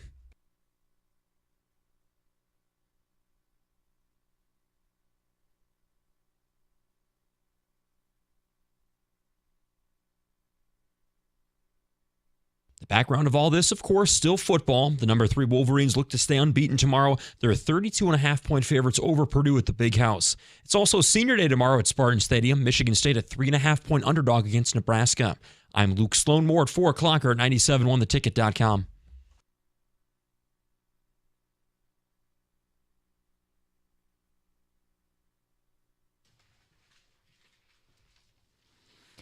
Lions 6-2 at the bye. Clear runway for the 1 seed, but they didn't really do much at the deadline. CBS still has them listed as pretenders. Yeah. Getting your thoughts on it. 248-539-9797. David said, yeah, they might win a bunch of games like the Vikings did last year, 13 of them, only to get bounced. The Titans, the year before, won 12, had the 1 seed. They were bounced in the first round. How do you view the Lions, who are 1-2 against teams with winning records? 248-539-9797. Drew, you're on 97.1. Good afternoon, guys. What's up? So we're definitely contenders. I got a couple of things I want to say to back that up. We're 6-2 going into the bye. I can't believe this is Lions radio right now. I saw a stat that I don't know if it's in the NFC playoff picture or the NFL playoff picture. We've had the toughest schedule of a playoff team going into the bye right now. We had a shootout with Seattle. It was a good game. We didn't look awful. Kansas City, I feel like we're the only organization that goes into Kansas City. They had an entire offseason to prepare for us. Yeah, they had some injuries, but we're like the only organization that's going to use that after we win to talk down on us. I don't really understand it. It's an amazing win in Arrowhead. And then Lamar Jackson has the greatest record against NFC teams in the Super Bowl era. He's 15-1, man. Like, we are 6-2, and Brad Holmes has this team and this organization looking better than I've ever seen in my 23 years being a fan. And we are 100% contenders. We have the easiest schedule in the NFL going forward, and we're 6-2. We should be ecstatic. We're going to be able to go either 13 or 14 wins, have a home playoff game. I'll be there, and we'll be in that NFC Championship game. Hopefully San Francisco has a quarterback by then. A little shot at Rico there. That's fine. I'm not worried at all. So see Chase Young actually getting a sack in that game. I mean, it's what Lions fans do. If you bring up Kansas City, but he could take shots at me. So you know what? Listen, I said they're a contender, so I agree with them. I agree with them. I think they're a contender. They should win their home playoff game, and they should potentially have home field throughout the playoffs. So you're saying number 1 seed? I said potentially. The schedule sets up where the Eagles are going to have to go through a bumpy road where they may pick up a couple losses along the way, and the Lions – you're going to be favored in all but maybe one game. Yes, David, that was me on the bumpy road. But that's the only thing. This is where you lose some Lions fans because it's like, oh, you're doubting us. I'm not doubting you. But it's something about going up against the bumpy road where you get battle scars. You learn a little bit more about your team. You go through some adversity. Yes, Kenny. Rico, say it right. Bumpy road. Yeah, I'm not doing that. I'm not doing that. I'm not doing that. Off-roading. But it is where, you do want to see them going in and having to play, good team and then another good team and another good team. Yes, Rico, ideally they'd beat all the good teams. Not even beat. It's just because in the NFL, unfortunately in this town, we still have a college mentality that you think once you lose, you're out of the top 10 college football playoff poll. That's not how the NFL works. You can lose games. And you can have good losses because it teaches you. Look at the Cincinnati Bengals this year. Started off 1-3. Yeah, rough start. And you know what, guys? We got to fix this. We got to do this. We got to do this. And now look at them. They look like an entirely different team. Why? Because they went out there and they got their butts kicked. This ain't college. You can lose games. And it's not that I want to see them win. Because, like, yeah, they're going to win all of these games. But are you really getting better or are you just beating bad teams? Joey, you're on 97.1. Joey, what's up? Hey, what makes a contender? What makes a pretender? Contenders beat the teams they're supposed to beat. Pretenders lose to some of those. Kansas City got any bad losses? Yep. They lost to Denver. Mm-hmm. San Francisco got any bad losses? Yeah, lost to P.J. Walker. Losing to the Browns with P.J. Walker. Losing to the Vikings. And Browns ain't necessarily a bad loss anymore. Losses? Losing to New England. All these contenders that you say all have bad losses. Lions got any bad losses? Nope. Joey, here's what I was. Hold on, Joey. I'll let you finish. But I guess I look at contenders a different way. Contenders, to me, those teams that you've talked about have been in the playoffs and have playoff experience and have won games in the playoffs. That's We're talking why this year, Rico. Yes, We're say talking New Year. this year. Not last year. Were they contenders last year? No. Are they contenders this year? Yep. Okay. So I guess Kansas City's not a contender because they lost to Denver. No, that's his point. His point is you don't write somebody off because of a bad loss. But if the Lions can only win one game against a contender, then what are we saying about them? They can beat everyone else, but not the good teams? Or one good team, I'm sorry. Here's what I'm saying. Guys, what I'm saying. I think it can be both. Joey, why a lot of teams like that, even with a bad loss, are being known as, hey, they're contenders because of what they have done before. So you're not really worried because you know come playoff time, nobody wants to play Kansas City. It's why we keep talking about playing Philly and playing because we know they are contenders. Okay? Let's not play that game and be like, well, they've lost bad games because trust me, you're going to lose a bad game this year and you're not going to want people to say you suck. It's just the NFL and you lost a bad game. But you don't have the resume that those other teams have. That's why they're considered. You can do the whole, well, what about this year? That's not how that works. Okay? You go out there. For the Lions to get put into that category, I think a lot of people are saying you got to go out there, not only get home field or get a playoff game at home, but Jim, you got to win that playoff game. And then people will look at you differently and say, okay, you can now go sit at that table. They're positioned to have at least one home playoff game because of this division and because of the position they put themselves in. They should win that first playoff game as currently constructed. I think their chances of winning multiple playoff games are directly tied to whether or not they're playing at home. I don't want to go to Philly outdoors in January or San Francisco outdoors in January. You don't want to go anywhere. You just want to go here. But the Lions have the ability to control that based on the schedule. We'll keep talking Lions. We got to take a quick pit stop here and make some picks. And I believe TJ is going to have his picks sent in. We'll be good to go. All right, it's coming up next, 97.1.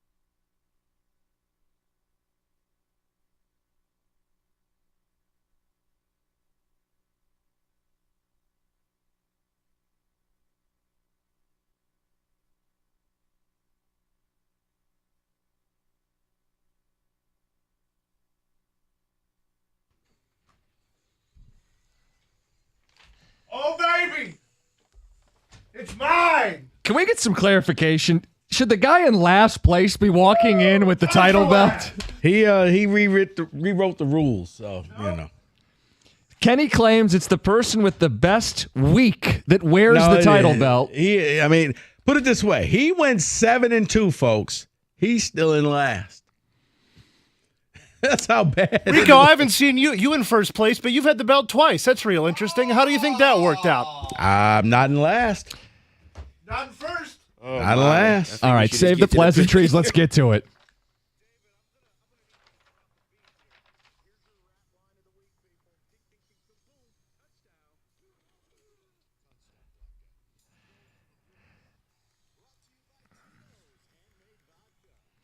Now for the picks.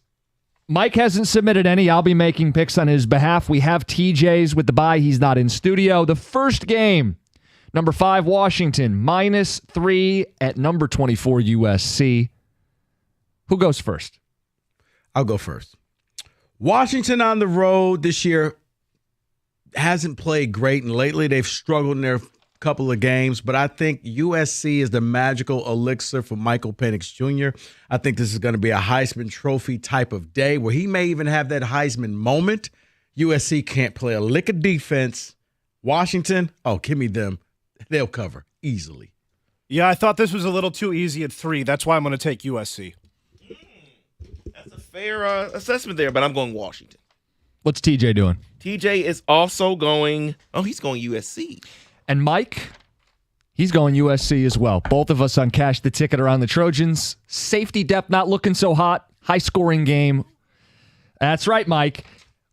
Trojans. Now, we also are going to do the total for this game at 76.5 real quick. Rico. Over. We're rooting for fun here. Over. I am going over as well. TJ is going over. 5 for 5. We're going over as well. Trojans. Huskies score a bunch of points. Opposite end of the coin, Iowa Northwestern, the total is 31.5. It's got to be the lowest total on the board. Rico, what are you going to do with it? And normally when it's that low, you just keep going lower and lower, like Kenny at the list here. He's at the bottom. I'm going to go under. And I'm also going to go under. I'm going under. TJ's going under as well. And Mike will go under as well. No ground Mike made up. You're just picking for him. Yeah, I'm just picking for him. Okay. This next one, number 13 LSU at number 8 Alabama, tied -3. LSU not looking as good. Alabama, I think it's the surprise sneaky team. They could end up in the college football playoffs. Roll Tide. Not out of it. It really pains me that this is the SEC game that got selected here. I guess I'll just take Alabama. Is there another SEC game? Yeah, why isn't it Georgia and Missouri? I don't know what you're talking about, but I am going to go Bama in this game. TJ is going Bama. You know Kirby Smart's going to use it as disrespect that his team's not number 1. If you're not first, you're last. Look at how little they think of you. They didn't even bring you up on the picks this week in Detroit. Bunch of bums. I'm going to go LSU. The total suggests high scoring. I'll take the points. Mike will be on the Tigers. Next game, Michigan State getting 3.5 points at home on Senior Day, Rico, against Nebraska. No rhyme, no reason. Can I at least be happy one more time? That's it. Is joy allowed in East Lansing? We go to Kenny Cott. Can I get one more victory? I don't want to watch the Richmond game again. I want to watch another victory. To answer your question, Jim, no, joy is not allowed in East Lansing. Give me Nebraska. Go Tigers. I agree with you. Joy cannot be had. It is going to be Nebraska. TJ's going Michigan State. There you go, TJ. I think Mike wants me to pick MSU, but there's no fun sir in East Lansing. Whatever, it's his record. MSU's the pick.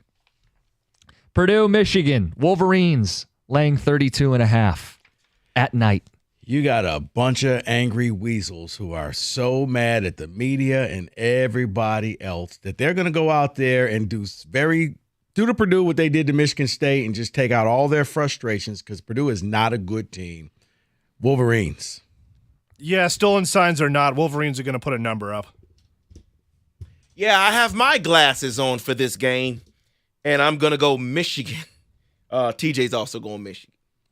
Of course he is. I guess you go Michigan, right? I mean, it feels like they're out to prove something, and it's this weird victim mentality, even though it's they who broke the rules. But whatever you can do to rev up the team, and you know Harbaugh's going to do it, so I'll take the Wolverines. And with that, we go to the NFL. From college to the National Football League, Sunday should be great. All throughout the day, every time slot has a big game, and it starts 9:30 in the morning. Dolphins, Chiefs, Germany, KC laying 1.5. This is the most wasted game that the NFL has done.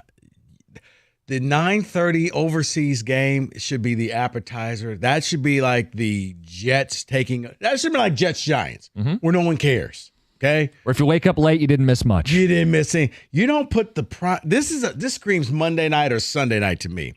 I don't know how both teams are going to handle being overseas. I hate the overseas games. You're flipping a coin. I'm going to go with the Chiefs.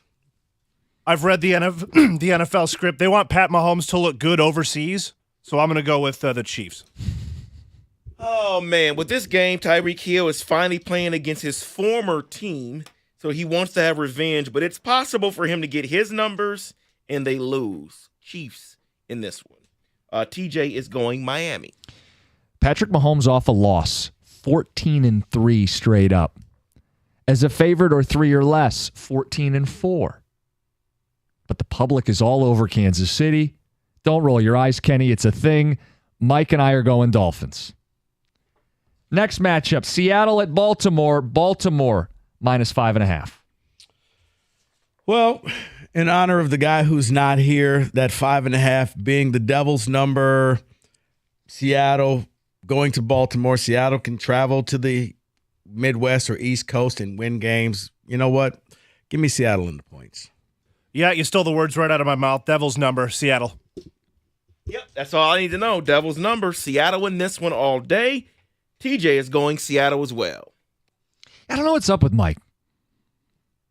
Because he's taking Baltimore in this one. So he gave you his picks. Well, we just did the podcast today on the NFL. So some of these we did pick and some of these we didn't. Like he listened to the episode, but he took the Dolphins, he took the Ravens. So we'll go Baltimore with the pick here. The next one, neither of us picked on the podcast. So now I am going to be kind of playing and figuring this out on the fly. Cowboys and Eagles, it's Philly -3. Cowboys, big game against the Eagles in division. You know what? Division, the championship is up on the line here. They normally fold in big-time games. Eagles all day. I was about to say the exact same thing. Big game. That sounds like a full job. Give me the Eagles. Yeah, I don't trust Dak in games like this, so it definitely has to be the Eagles. TJ's going Dallas. Wait, was that a thing? Yeah, John, Stoney, and Greg. Was that earlier today? Yes, it was. That was just cute right there. Can I get that one more time? How about no? Yeah, give me the Cowboys. Dak did have a big day against the Eagles secondary last year. Hasn't looked good this year. Take points in a big game and fade the public. It's Dallas. Last game, Bills and Bengals. Finally a good Sunday night football game.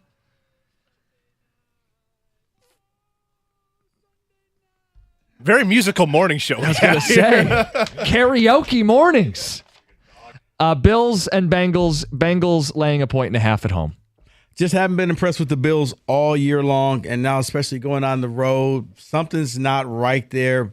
Bengals, one of the hottest teams. They're going to ride that winning streak. Give me the Bengals. Yeah, only 1.5, small number. Give me the home team, Bengals.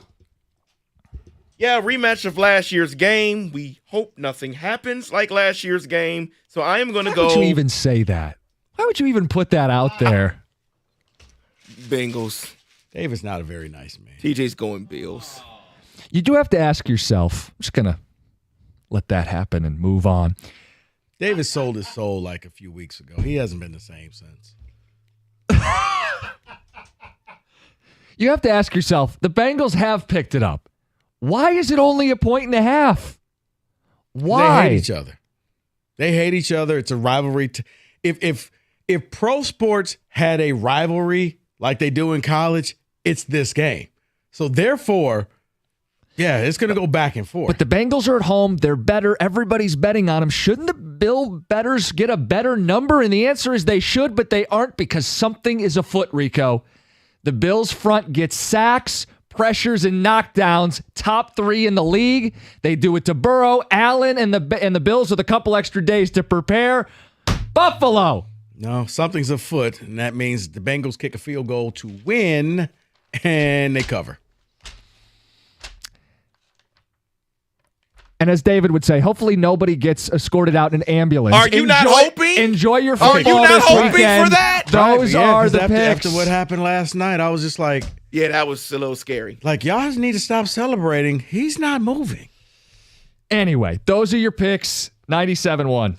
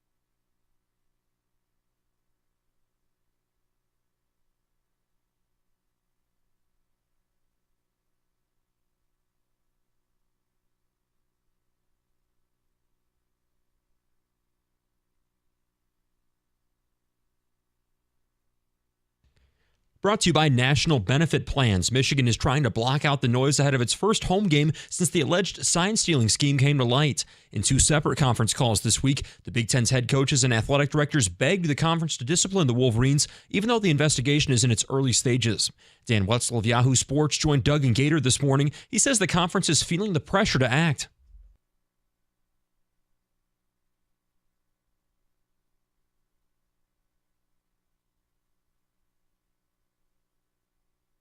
It might not feel like it, but there's still a football game to be played tomorrow in Ann Arbor. Number 3 Michigan now look to stay unbeaten. The Wolverines 32.5-point favorites over Purdue at the Big House. Meantime, Senior Day tomorrow at Spartan Stadium. Michigan State is a 3.5-point underdog against Nebraska. Both the Red Wings and Pistons are off tonight. It's an Eastern Conference showdown tomorrow night at Little Caesars Arena. The Wings, tied for the second most points in the conference, will take on the East's best team, Boston, at 7 o'clock. Meantime, the Pistons don't play till Sunday. They host the Suns for head coach Monty Williams' first game against his former team. At the Ticket Update Desk, I'm Luke Sloan. For more, go to 97.1 The Ticket or Odyssey.com.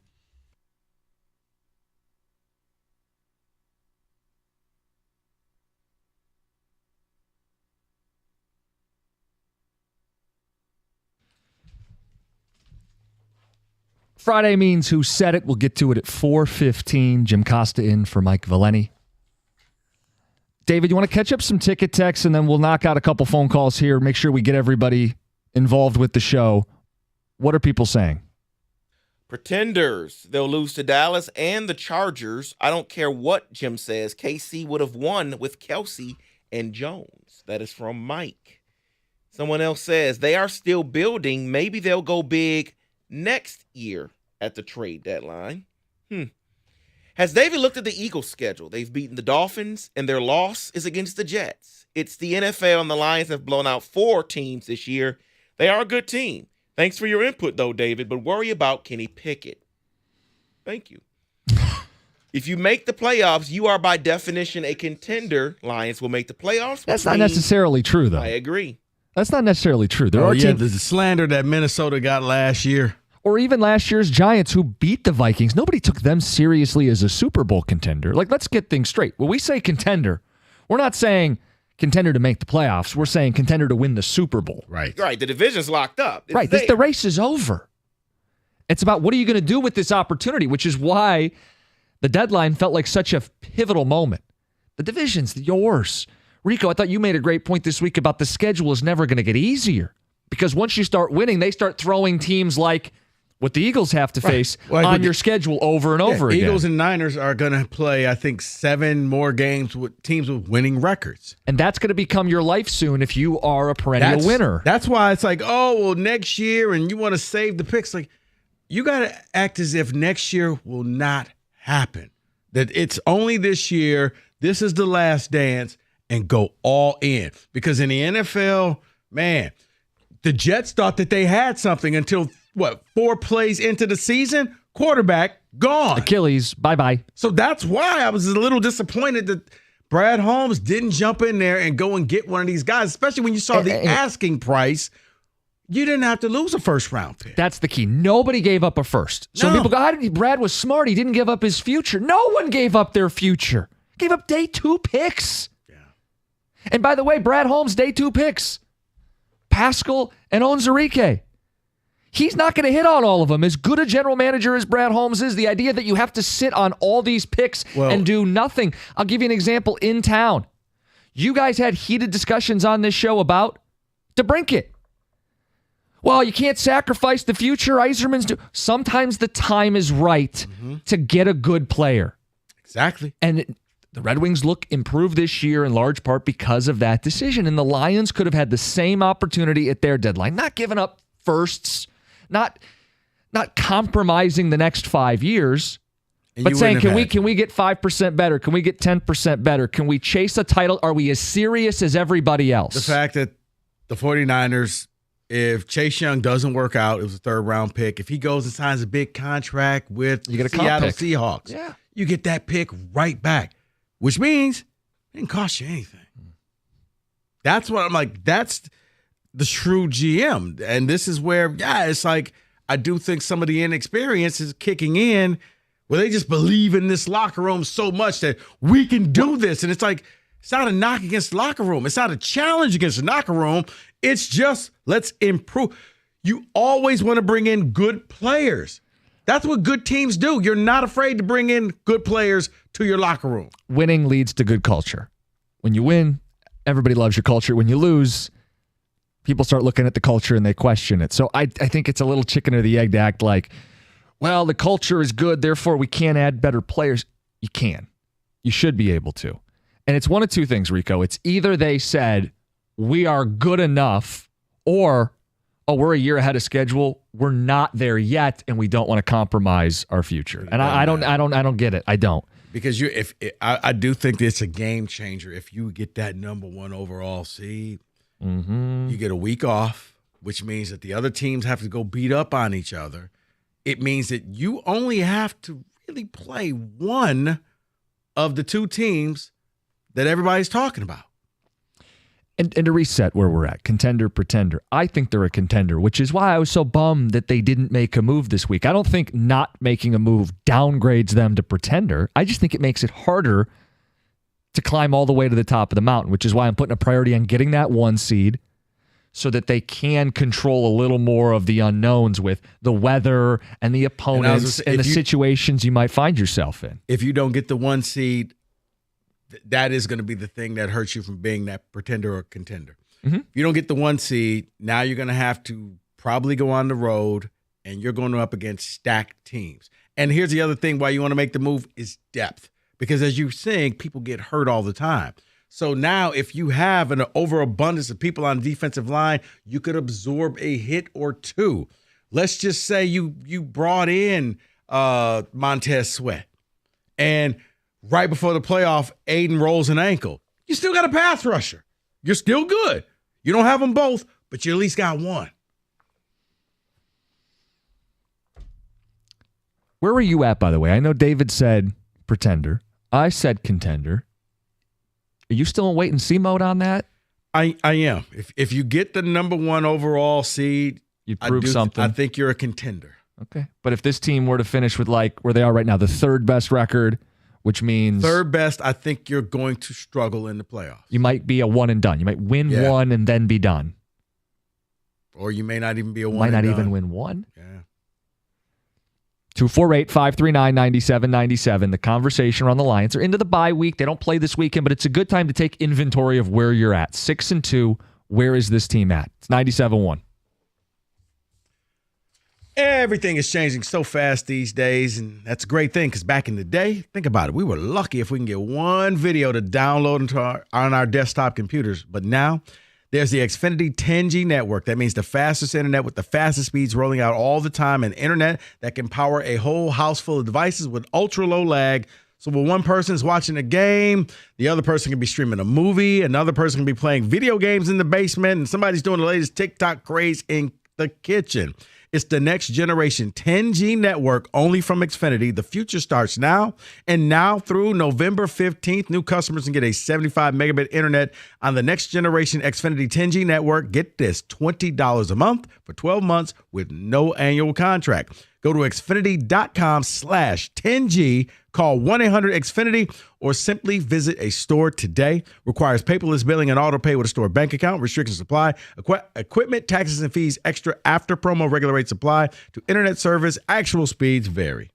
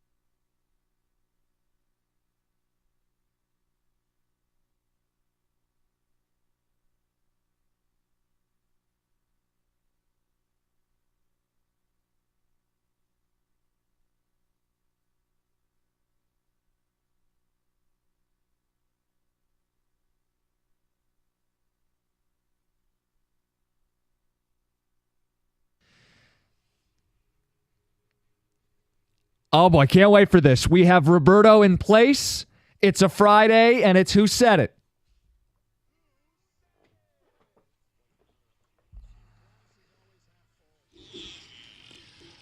All right, guys, we have an all Lions edition this week of Who Said It. So everything pertaining to the Lions.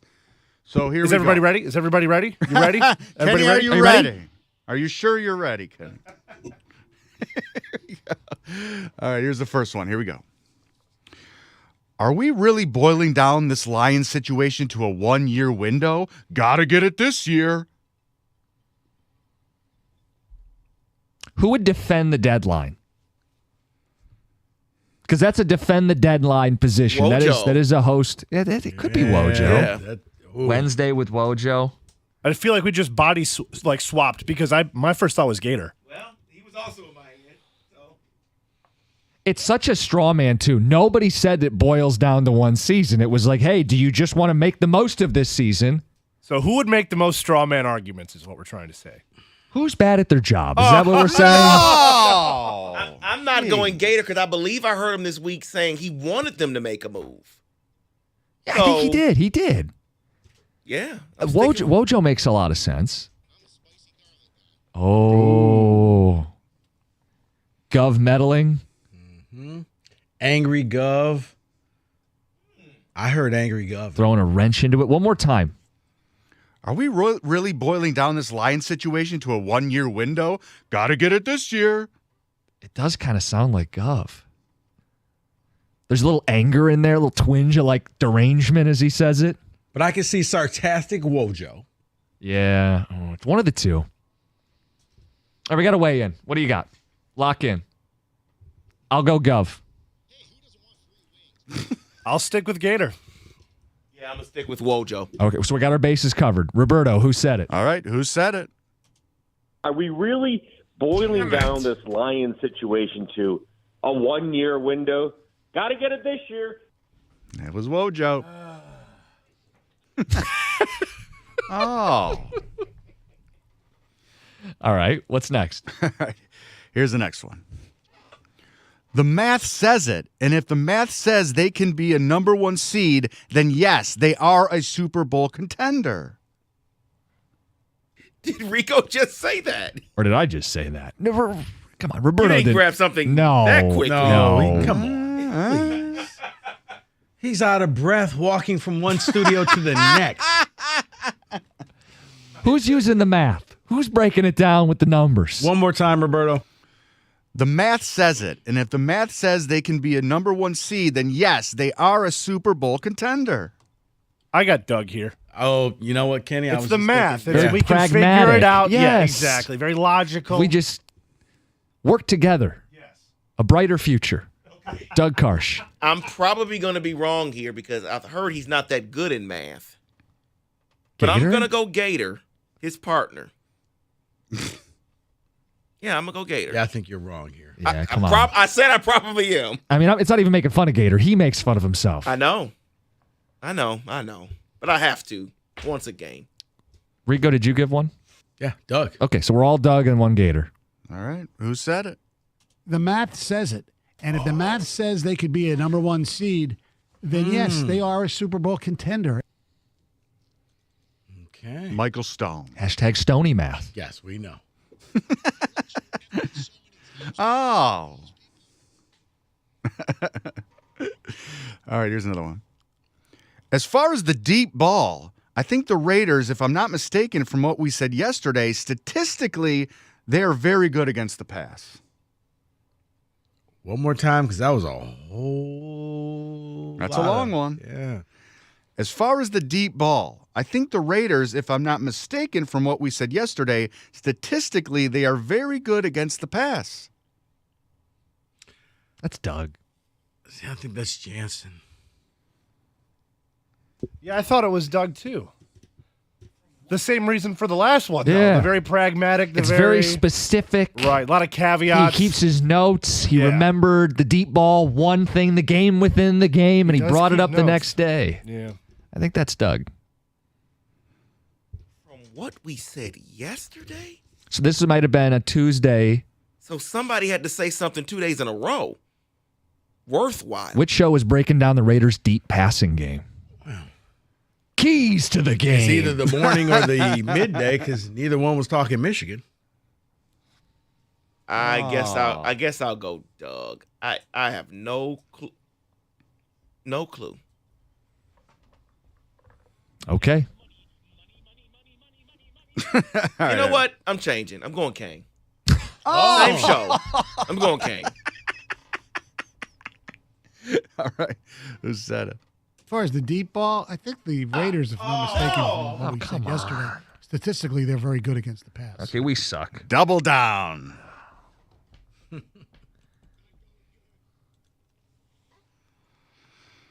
All right, here's the next one. I look at Peoples-Jones, and I think the same thing. It's Marvin Jones' replacement. That's what it is. I think everybody said that one. You know what it's going to be? It's going to be a supercut with every host overlaid with one another saying the same. It's a good observation, but it was an obvious one. I think he's a lot like Marvin Jones. He'll play the Marvin Jones role. I'm going here. Oh! Mike? I'm going Gator. I mean, everyone said it, so I don't know. I think it was Heather. I think it was Roberto.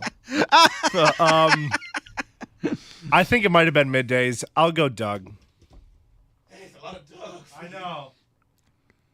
You're going to go down swinging with Doug. It's got to be one of these. If I guess Doug enough times, it has to be right. Yeah, that's David's strategy. Now, will Roberto go 3 in a row? With Stoney? The hat trick with Stoney. Who said it? Who said it? I look at Peoples-Jones and I think the same thing. It's Marvin Jones' replacement. That's what it is. I got it right, but I'm not happy with myself. I don't like that this is all Lions. I don't like this. Come on, Sparky. What do we All got? right, this one's good. Okay, stick with me on this one. Exactly. I think it's Stoney. I think we are in a weird place where it was very valid and often repeated criticism that the Lions culture sucked. Our entire lives we've heard that. I swear I'm not trying to mess with you guys. If you say Doug and it's wrong, I'll recuse myself from ever guessing Doug again. Don't let him bully you. Roberto, can I hear it one more time, please? I think we're in a weird place where it was very valid and often repeated criticism that the Lions culture sucked. Our entire lives we heard that. That's Doug. I'm guessing Doug. Again. or is it Jansen? That's too many words for Jansen. Oh, gee. What are you saying about his vocabulary? I know. Oh, my God. Hit the dump. Gator. Come on. So we're all just going to go into a corner and pick a different person. One more time. I think we're in a weird place where it was a very valid and often repeated criticism that the Lions culture sucked. Our entire lives we've heard that. Often repeated criticism. Who speaks That's like Doug. that? That's Doug. That phrasing That's is all Doug. I'm saying. Very statesman presentation, like the affairs of the fan base. I'm thinking the same thing you're thinking. I was like, what, did I say that? Yeah, I'm thinking the same thing. It might be this show. Could be Rico. I think I may have said I'm going to go with Rico here. I'm changing it. I'm going with Rico. He seems confident in himself. I don't, but it's like. I think it might have been this show, though. All right. Who said it? All right, we're locked in. Who said it? I get credit if it's this show. No, it doesn't work that way. No, see, I don't think it's me because he would have been trying to talk us out of it. Oh, okay. I think we're in a weird place. Redemption. Where it was a very valid and often repeated criticism. That's enough, Doug. that The Lions strategy culture works. sucked. Our entire lives, we've heard that. I'll take Texas. Still playing this? Stop. All right, I got one more for you. Okay, Ready? yeah. Okay. There's a bonus. The only way I think the Lions become a Super Bowl contender to get the game is by gaining home field advantage throughout All right, no. the playoffs. Let's start this. Let's do this again. English, you know what? Please. Yeah, you know what? I'm missing a word in here. Hold on a second. Hold on. Okay. The only way I think the Lions become a Super Bowl contender is to get the game is by gaining home field advantage throughout the playoffs. Okay, Doug's been beating that point more than anybody else, but it can't possibly be Doug again. And I think Doug would speak a little more clearly than that. Who is it? I still think Roberto was missing a word. I don't fully understand exactly what that was. One more time. Read it again. Because I think I may know why he's missing a word. I got it now. The only way I think the Lions become a Super Bowl contender to get to the game is by gaining home field advantage throughout the playoffs. Roberto couldn't have moved that fast. I just said that. No. I literally just said that. I know you did. But he didn't. No. No. He's been back here See, the I wonder whole if that's time. why he's missing a word. He's going too fast. His Right. words getting kind of sloppy. Don't talk yourself into it. It's a bad idea. He's been back here the whole time. Okay. All right. Not all right. hard at work. All That's the right, translation. All right. I think I want to hear you read it again. No! Yeah. Roberto, could you repeat that? Come on. Could you use it in a sentence? Roberto, you've only said it clearly one time. Okay, here we go. The only way I think the Lions become a Super Bowl contender to get to the game is by gaining home field advantage throughout the playoffs. I think it's Stoney. I'm gonna go. I think there's a little bit of a crutch in there. No, I'm gonna go with the host of the midday show. I got Kang. Oh. From Kang Collects. Yeah. This might be Wojo. This sounds like a very journalistic way of answering a question. No, I think it's a little too declarative. You to do? be Wojo. I think it's just Because all- I'm trying to avoid guessing Doug again, which was my first instinct. You know what? He went Stoney twice. All right, I'll do Doug. David? Let's hear it again. I don't even care who said it. I just love Roberto reading. I'm just going to throw out Doug. I don't know. Read it again. Don't make me read it again. I'm loving it. Just pick. Yeah, I'll stay with Doug. All right, we're locked in. Yep. Who said it? The only way I think the Lions become a Super Bowl contender to get to the game is by gaining home field advantage throughout the playoffs. Right. See, I should have said it as slow as John did. I would have got through it. Wow. It's only a 4-hour show. Wow. Use of commas and periods. Dramatic pause. The only way. The that only they- way. Dot, Right. dot, dot. That the Lions. Dot, William dot, Shatner dot. out here. Play for a Super Bowl. dot, dot, dot. I'm going to start doing that. That's actually good advice. And that is who said it. 97.1.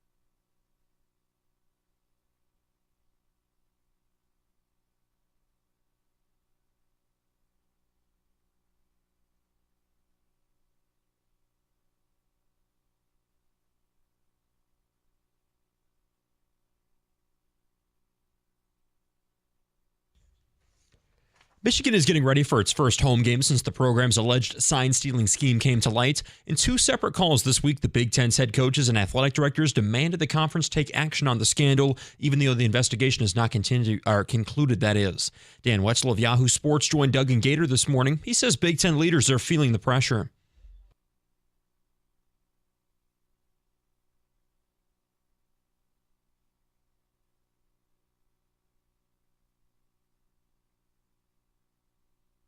The background of all this is still football. The number 3 Wolverines look to stay unbeaten tomorrow. They're 32.5-point favorites over Purdue at the Big House. Meanwhile, it's senior day tomorrow at Spartan Stadium. Michigan State is a 3.5-point underdog against Nebraska. I'm Luke Sloan. More at 5 o'clock or at 97ontheticket.com.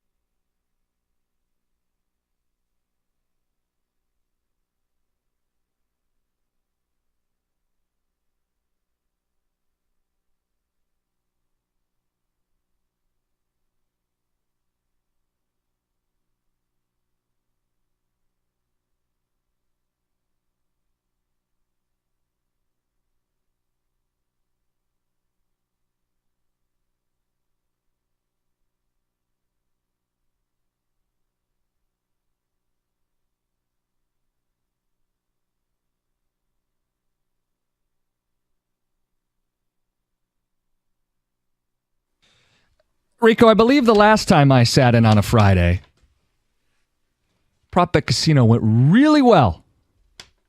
I think I set like some kind of record. Is that correct? You tied it. Since then, Kenny has jumped in. Oh. And you know what? And Kenny could have tied for first this week, but Kenny was so arrogant. He opted out of the last question. Said, I don't need to answer it. Texas. It was like, who's going to win the game, Giants or Jets? Texas. I picked Georgia because David left them off the pick sheet. Yeah, he picked Georgia. Give me Georgia. I was like, Kenny, you want to make it in Georgia? And that was the pick right there. So Mike and I tied last week at 9 apiece. David finished with 8. Kenny finished with 8. Oh, you hate to see it. Let's You get just after hate it. to see it. Prop Bet Casino.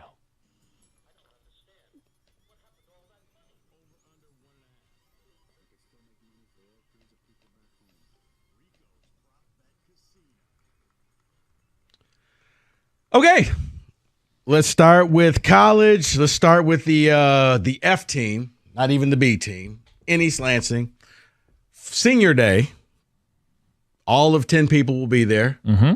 Michigan State takes on Nebraska. We start off with who should be the quarterback, and Sam Leavitt, over under 0.5 touchdown passes. I'll go under because, like you said, I don't know if he's going to be the guy for the entirety of the game. And Nebraska plays a little defense. I'll go under.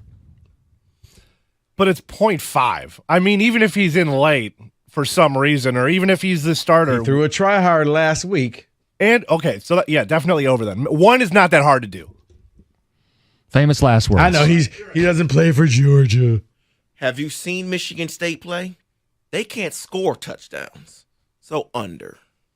David, actually, I have, and he scored one last. He threw one last week. I know, but it was a struggle. Nate Carter, probably one of the only positive things from this season. Over under 54.5 rushing yards. I'll go over. They should ride him. They should feed him. But if they're down, how much are they actually going to run the ball? So If they're going to get blown out, if they're in the game, they can still run it. I'm not saying they get blown out, but they might rely on the pass a little bit more. I'll say under. I'm going to go over, reluctantly. David, I'm going to go over as well, thinking that maybe he pops one big run combined with all the other little runs, and that'll get him to 55 yards. Over under total made field goals in the game between Michigan State and Nebraska. Over under 5.5. Wow. As you started talking about it, I was like, oh, maybe it's 3.5 and I'll go over. I'm going under at that number. Yeah, I had the same thought when you said 5.5. Yeah, no, I'll take the under. All right, I'll go over then. What does the book know? Thank you. David, I'm with you. I don't see a lot of touchdowns. I see lots of field goals. That's just 3 field goals for each side in a 12-9 game. Well, actually be 4. And 12-9, 7 field goals. Riveting. Can't wait to watch that. Will defensive touchdown either team 0.5. Out defensive touchdown, special teams touchdown. Either team 0.5. The odds would be astronomical. I'm going no, under. Yeah, I tend to think under as well. Yeah, I'm going to hold on. Let me slow down here. What is there to consider? A pick 6. Michigan State. You looking at the 2 deep, seeing if there's like a guy who could take it to the house? Pick I'm gonna 6, go over. scoop and score. Yeah, I'm going to go over. Or punt return. Kick return, yeah. I'm going over as well, David. Either team. Yeah. Combined score. Michigan State, Nebraska, which I think is at what? You're the cash the ticket guy. Is it 34.5? Yeah, but your team's toxic. We don't really bet them. No. Or Kevin Durant's total points against the Pistons. The next day. So the combined score between the two teams or Kevin Durant the next day against the Pistons. I'll go KD. For as much as the Pistons have played defense early, they haven't lately.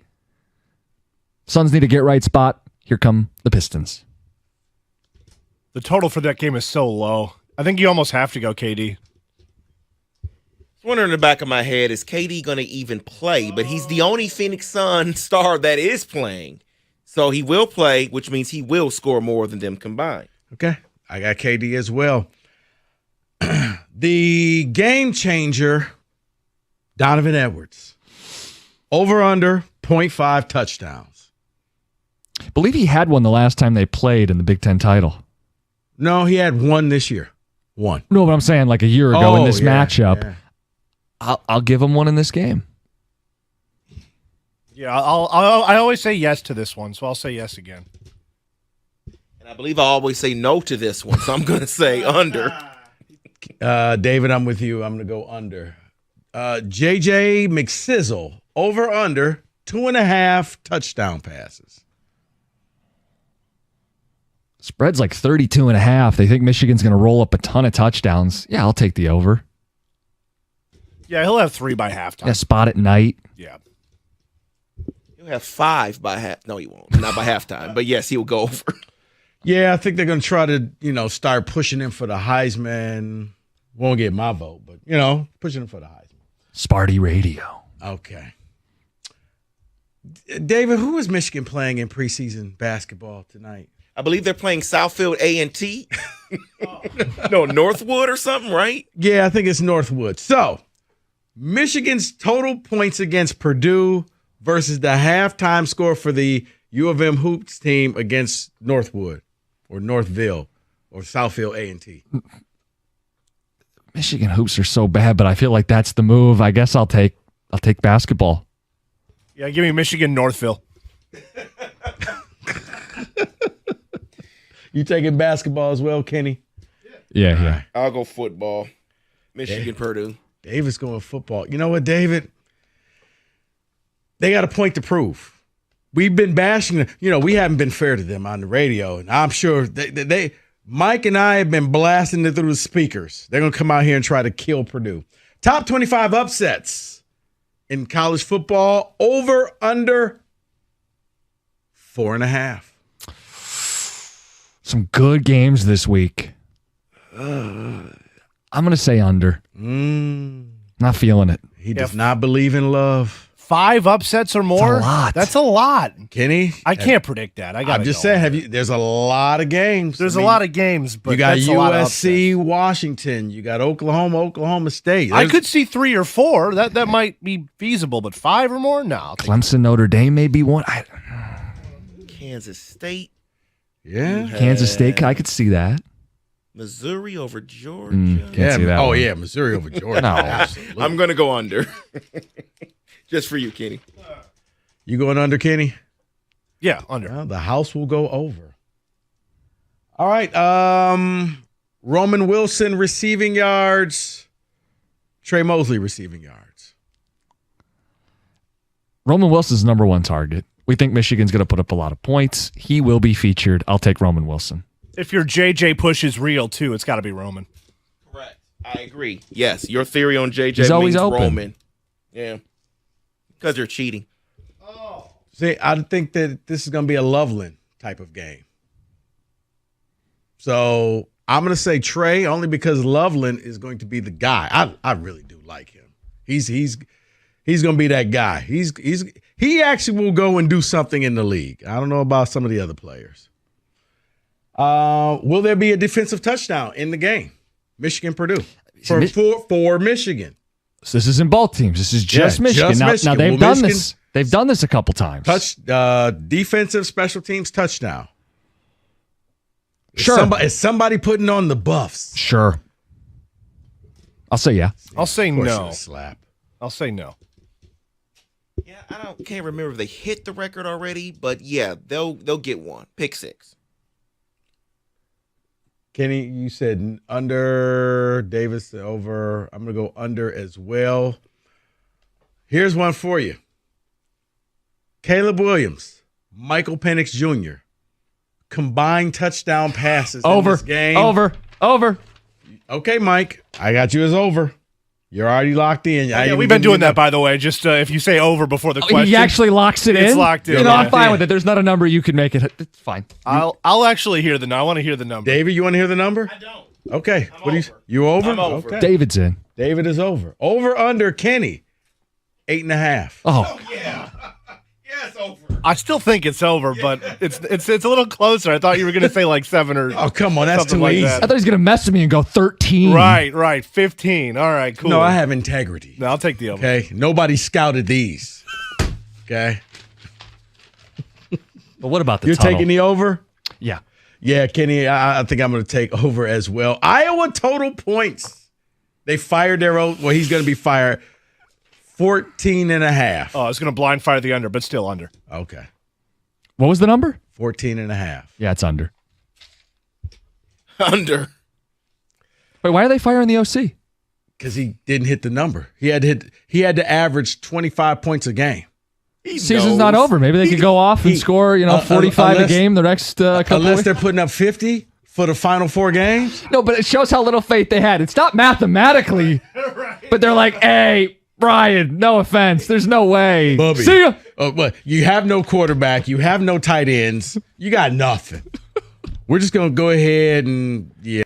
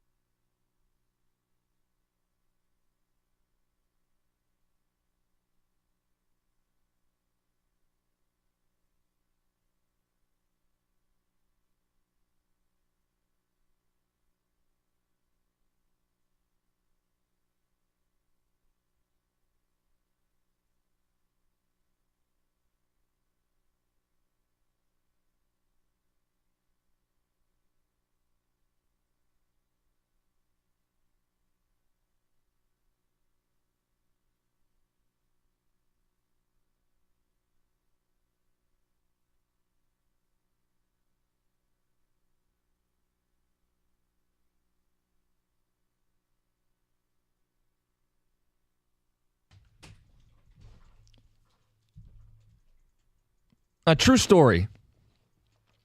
We tape Cash the Ticket just about 5 days a week now. And at the end of every episode, Evan gives us yet another breaking story from this Michigan sign stealing deal. Daily, like clockwork. There's always something new with the Wolverine story. Today, it's a meeting between Michigan's president, Santaono, and the Big Ten commissioner. Now, I don't know if that meeting has taken place yet. I want to get into what that conversation may sound like in the 5 o'clock hour. But, Rico, let's just present the latest where we're at. Michigan's going to play Purdue this week. And Purdue's coach on his radio show wasn't shy about discussing what's going on with Michigan football. He's sick of people saying alleged. Here's what he said.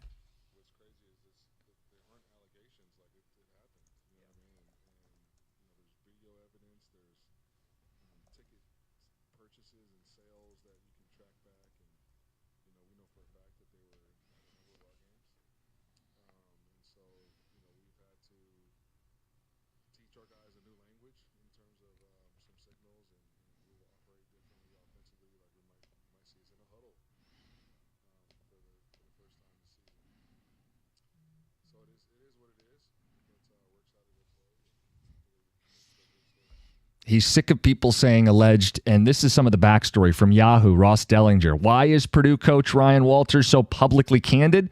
A school probe uncovered that Stallions bought tickets to 6 games over 2 years. They have surveillance footage of people in those seats recording the sideline, according to Yahoo Sports. But do they have proof? Do they have evidence? What is evidence? To some people, it doesn't exist. Evidence is... Yeah, but Yahoo's a bunch of hack journalists. Listen to what my Michigan Insider blog said. Yeah. Wait, what? Can you run that back to me one more time? No, that's the thing today. There's a Michigan blog today pushing that the info, some of the evidence obtained may have been because Ohio State has connections to a private investigative firm. Yeah, that's about as dumb. Seriously, that's somebody showing you a picture of your wife sleeping with your neighbor, and your first question is, well, how'd you get this photo? That's not the first thing that should come out of your mouth. Yeah, the idea that there is evidence from a server in a database with budgets and receipts and all this stuff. Yeah, but you're not supposed to have that, and Ohio State got involved. Slow down. You might have evidence, but do you have proof? That's what this whole thing is. Like, seriously? This is what we're... You're not supposed to have that proof. You're not supposed to know about that. It's called literal receipts for the tickets that you bought. Yeah, but everybody does. But Rico, it wasn't Stallions himself. It was just him acting on behalf of the university. That's the same thing. Well, how do we know it's him? Video surveillance footage. Right there in the seats. Rico. Cameras pointed at the sideline. The fact that, yeah, we're wrong. But it was Ryan Day's little brother who did this. First of all, I don't want to condone. If it was obtained illegally, I'm not condoning it. However, I don't know why Michigan fans are so fixated on how the information was discovered. The truth is what matters in all of this. Yeah, the most likely scenario is someone internally with access shared it with somebody else, not illegally. But let's say it was obtained illegally and it becomes its own deal criminally. It doesn't change the facts.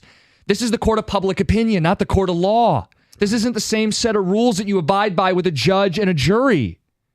And the Big Ten is going to have to make a decision here as to what they do in season. You guys have talked about it. The ADs and the coaches are unhappy. They have met with the Big Ten's commissioner. Mm-hmm. They want an answer. They want results. Well, yeah, they're angry. Alan Haller, Michigan State's athletic director, came out and basically said, you made us suspend players last year. You told us to get ahead of this, and we listened to you, and we did it. And the investigation wasn't done yet. Because when the investigation was done, all of a sudden the prosecutor dropped all the charges. Season was over, but their season was ruined because of that. But they went ahead and did it before the investigation was done. And now it's like, well, if that's what MSU had to do, why doesn't Michigan have to live by the same rules? Yeah, for people who don't know what you're talking about, this is one of the excerpts from the AD call yesterday that took place. All the Big Ten ADs talking to the Big Ten commish. Alan Haller was a powerful message in that call. He mentioned the alterations in preparation that Michigan State needed to go through prior to their game this year, and he also pointed out what Rico just said. Last year, Michigan State was forced by the Big Ten to suspend numerous players after the tunnel incident before a finished investigation. Now, Haller's not saying the crimes are equal, greater, or lesser. He's talking about the process at which the Big Ten conducts itself. If the Big Ten doesn't need to wait for all of the loose ends to act like they did a year ago, then the same process would apply in season without a formal finished investigation for Michigan. You had the video that Matt Charbonneau tweeted out, and you took that video and said, okay, that's enough that we could say there's going to be some type of punishment. And there needed to be. So go ahead. No. So exactly. You have footage down to the whole, even the Central Michigan thing, which honestly, I don't know what's wrong with your alma mater. What's the heck is taking them so long? If I may, they're not the topic, but can I just speak on that when we start the hour? Because everybody keeps bringing up CMU in this. We'll take some phone calls, and I do want, Rico, ultimately your response and the people's response as to how this meeting's going to go with Santa Ono and the Big Ten commissioner. What's the tenor? Is it an ask? Is it a demand? And what is the result of all of this? Gestures openly. It's 97.1.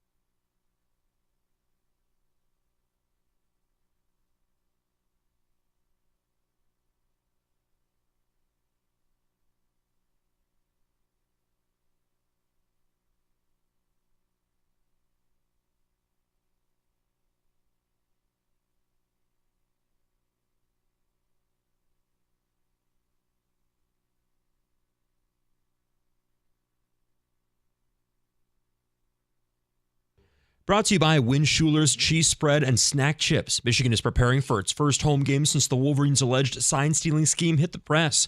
In 2 separate calls this week, the Big Ten's head coaches and athletic directors implored the conference to discipline Michigan, even though the investigation isn't over. Dan Wetzel of Yahoo Sports joined Doug and Gator this morning. He says the whole conference is frustrated.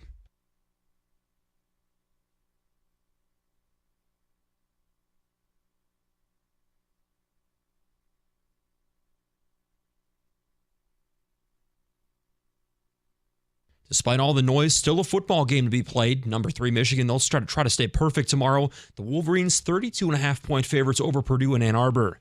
Meanwhile, it's Senior Day tomorrow in East Lansing. Michigan State is a 3.5-point underdog against Nebraska. The Red Wings and Pistons are both off tonight. An Eastern Conference showdown happening tomorrow night, though, at Little Caesars Arena. The Wings tied for the second most points in the conference. They're taking on the East's top team, the Bruins, at 7 o'clock. The Pistons, meantime, they're off until Sunday when the Suns come to town. That's head coach Monty Williams' first game against his former team. At the Ticket Update desk, I'm Luke Sloan. For more, go to 97.1 The Ticket or Odyssey.com.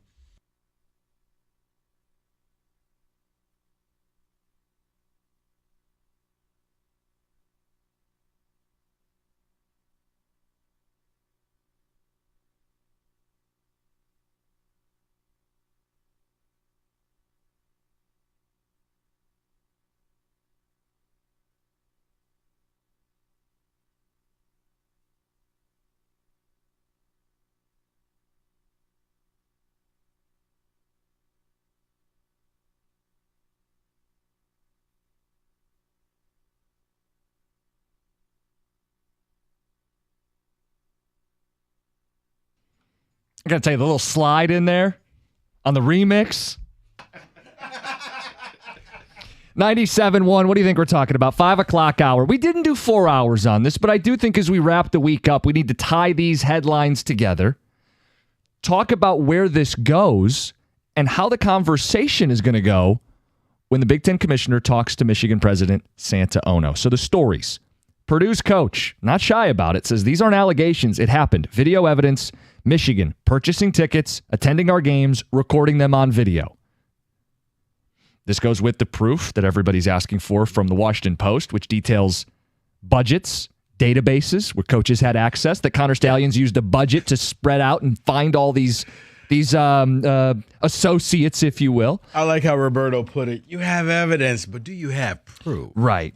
And then you have Alan Haller, who was a vocal member of that AD call yesterday, saying, whoa, you don't need to wait for an investigation. We didn't wait a year ago, and we were forced to suspend players. You don't have to wait for the end of an investigation according to this conference's precedent. Yeah. And he was very vocal about that. You have now this story that we did reference, and I'll give the specifics. Michigan football, according to Chris Ballas, Michigan reporter, says that they have evidence linking 2 PIs, private investigators, who are allegedly behind the Wolverines' recent sign-stealing scandal. It ties back to the family of Ohio State head coach Ryan Day. Now, that is not definite, but let's treat everything for what it is right now. If Ohio State hired PIs and legally obtained information, there is no story. If Ohio State illegally obtained the information and committed a felony, then they should be punished. But it doesn't change the facts. Story's still the same. The story is, you're not supposed to know about that. Okay, but we do. Okay, but there is evidence. And it's multi-pronged. It's not one guy. It's not one source. It's Yahoo, it's ESPN, it's The Athletic, it's the Washington Post, it's the coaches themselves, it's the ADs themselves. Rico, boil it down for me. Is this going to be an ask of Santa Ono today or a demand when they meet? I think it's pretty much one of those, you need to fix your house. You don't want me to come back. If I come back, it's not going to be pretty. For Michigan, your best bet, self-imposed. And normally I'm dead set against that. But if you're still trying to salvage this season, if you're still trying to keep Harbaugh coaching, that's your easy way out. Your next 3 games, I mean, Penn State, they still got James Franklin, so I'm not worried about it. You would do a self-imposed 3-game suspension. And maybe he comes back and says no. Just in time for Ohio State. Right, and he may come back and say, no, you're going to make it 4, but you win, You get to play in the conference championship game and the playoffs. And nationally, nobody can write stories about you because you took care, you punished yourself. Now, you may not agree with the punishment, but you punish yourself. It goes back to the same argument that I had where you probably should have just suspended Mozzie Smith when he got caught with the gun. One game, Indiana, you didn't need him. But it would have looked as if you care. It would have looked as if you were trying to do the right thing. Now, you could just be like, F it, and we don't care, and we're just going to go full. Okay. Now, that type of thinking means that when Petitti comes back to Ann Arbor, all right, you had an opportunity. You chose door number 2. Here I am, and I'm about to levy the punishment. So my understanding, there's 2 tiers of this, right? If they level a punishment on the lower tier, it's as many as a 2-game suspension. But if they get buy-in from the presidents, they can kind of decide how severe they want the punishment to be. And I think right now we're waiting on your alma mater to finally just figure out who was that guy. Because, okay, it's not that hard to know who's on your staff. Well, thank you. And no one cares about the status of CMU's football program. But let me just say this. If it's not Connor Stalions, how do we not know who it is? Like, that's almost more concerning to me. That they have spent days and no one's like, oh, that's Kyle. He's our GA. Or that's Steve. He always charts stuff on game days. When when the alleged guy is sitting there talking to somebody, who are you talking to? No one knows who he is. Who are you talking to? No one knows who that guy is. Yeah, that's who are you talking to? That's troubling to me that my football team doesn't know who's got a visitor bench pass in between the coaches' boxes in licensed CMU gear that you get through the team. No one knows who he is. Because I've seen people, he's got too much hair to be Connor Stalions. Maybe he's not, but who the hell is that guy? Like, just be a CMU fan for 3 seconds. How do I not know who that guy is? If you can put on a hat, you can put on a hat with a wig. If you got spy glasses, you probably got a wig in the crib. And part of the story here, CMU coaches, some of them used to work at Michigan. There's some cross-pollination. Jim McElwain himself was an assistant in 2018. Our assistant head coach worked at Michigan as a DB coach. Our QB coach used to work, got his career going over at Michigan. I mean, think about this. McElwain came out and said, hey, I wasn't the naked guy with the shark. He came out and said this. Yes. Okay? And he wasn't. As ridiculous as it was, hey, guys, I know what you're thinking. Not me naked with the shark. But for this, it tells me, all right, how do we handle this? Does somebody get fired? Who's our fall guy? It's almost like they're circling the wagons, figuring out, okay, because once we make this statement, get our story straight, we can't come back and say something different. But this is something that when you win the game, when you have a brawl on the field, and still the main questioning is, who was that guy? And think about that. I know. You win the game. There's a fight on the field. Yep. We issued a statement on that too, by the way. Yeah. Who cares about that? Who was the guy on the field when you played Michigan State? Now, the guy? If I'm Michigan State, I'm never playing you again. Ever. We've had so many great epic showdowns over the years. I would, because really, you did that? Oh, trust me, I don't want to be doing Michigan any favors, and it sickens me that my university may have done that. The next time you play, you're going to be giving me a check for $1 million. If you want to keep this thing going, you paying us for the next game. So, but let's button this up. How does this go? The NCAA's investigation is not going to finish in time for there to be a punishment. So it's only the Big Ten that could level any sort of punishment in season for Michigan. What I don't think is on the table is Michigan's going to play the games. They're going to play Purdue this week. They're going to play Penn State the week after. They're going to play Maryland and Ohio State. TV money. You're not going to kick them out of those games. Right. They're going to play them. And if they win them, with or without Harbaugh coaching, they're an undefeated team. And the playoff insinuated this week, that's an NCAA matter. We don't care. So if Michigan goes 12-0, banned from the Big Ten title game or not, Harbaugh coaching or not, they will play for a national title in the college football playoff. So on some level, what's going to change?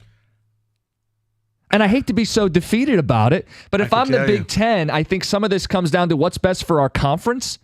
And they want to have representation in the playoff game. What I don't think the Big Ten wants is Michigan beats Ohio State, but then doesn't go to the playoff, and neither does Ohio State. No, see, that's short-sighted. Here's what happens. For the Big Ten, if it's for Tony Petitti, you're new to this. If this was Jim Delaney, all right, you've been around for a while. If this was the last AD, he's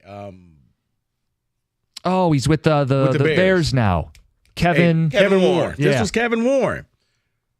All right, guys, trust me on this. But Petitti, man, they're still putting wallpaper in your office. Okay? You still got stuff in your boxes.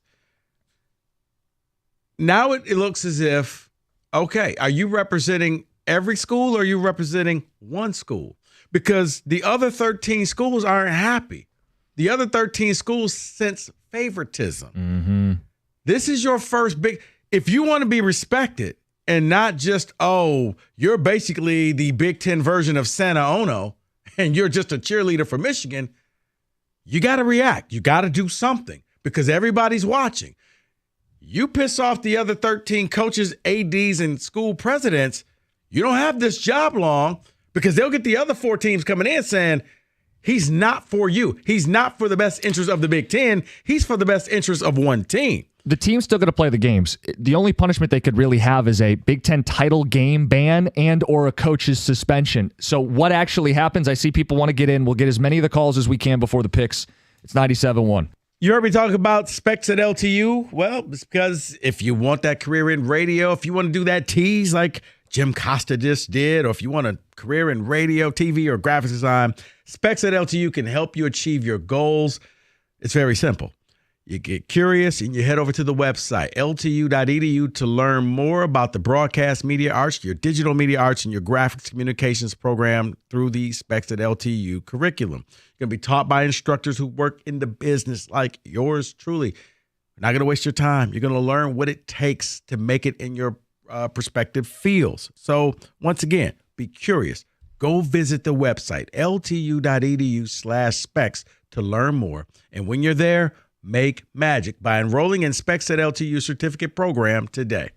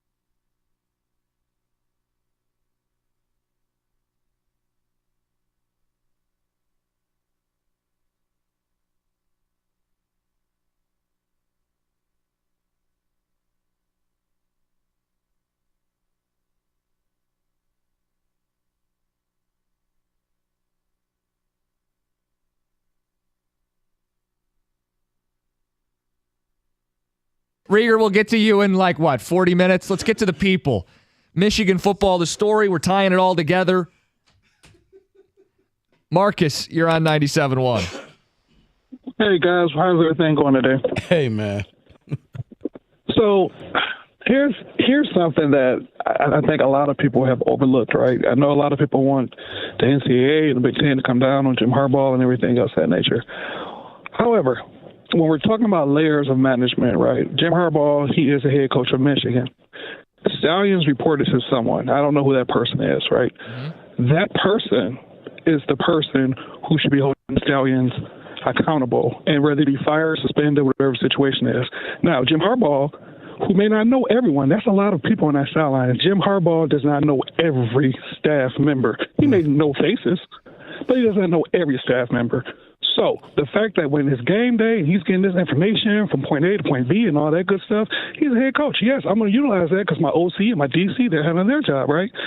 So the person who really should be handling this is the person who either A, hired Stallions, who is his direct supervisor. Jim Harbaugh should not have to fall on the sword of Michigan. Yes, this is my team. I get it. I understand this looks bad. We'll handle it. But Marcus, I get what you're saying. And I will say that anywhere, right? No. I'll say this. Sure. You can't sit here and say, well, so many people on this staff I don't know, because when this guy talks, Harbaugh takes his headset off to listen to him. That means that they've had prior conversations. Jim Harbaugh, if not, would say, who the hell are you? And why are you talking to me during a game? You don't have on a headset. Get away from me. Because it's information. Because it's information that's coming saying, hey, listen, this is going to be a pass or this is going to be a run. Right, but if you're Harbaugh, don't you have to ask the question, how are we gathering that information? And maybe you don't ask it, but you ultimately are responsible as the head coach of the football team. And if you're Jim Harbaugh, thanks to the new rule, the buck stops with the head coach. Yeah. So even if he doesn't know it, and you just saw this happening, folks, at Northwestern. Northwestern came out and said Pat Fitzgerald did not know what was going on in the locker room with all the hazing. The school said it. Mm-hmm. He had no knowledge. But because of the new rule, the buck stops with the head coach. But it's information. What are you talking? It's information. It's all. Do people really believe that Jim Harbaugh, in the middle of playing the Buckeyes, the biggest game of the year, and somebody taps him on the shoulder, hey, Jim, who are you? Why are you talking to me? No, this is a guy that you trust. You're taking off your headset because he can't wear them. What's it going to be, run or pass? All right, thank you. He knows. He knows this guy. This whole, well, he's on the staff and you don't, man. And the key is, you're allowed to have a Connor Stallions on staff. You're allowed to have someone decoding signs and trying to give you a competitive edge as long as the info is obtained within the rules. And we have multiple stories, evidence pointing to him not doing it on the up and up. And then what's also getting me is, well, how do you know Harbaugh even knew who he was, really? Come on, guys. This is where it gets to the ridiculous. It's his job to know. This is just the Eddie Murphy defense. It wasn't me. Well, that's what it comes down to is the most severe punishment I think Michigan can face in season, because it's not something from the NCAA, it's from the Big Ten, would be a Harbaugh suspension. Right? That's the most severe punishment that could happen before the end of the season is Harbaugh gets suspended by the Big Ten. Right. They'd still play the games. Michigan still go out and play against those teams. And here's the thing, because I know people are like, oh, Sparty, you want to. I'm actually looking out.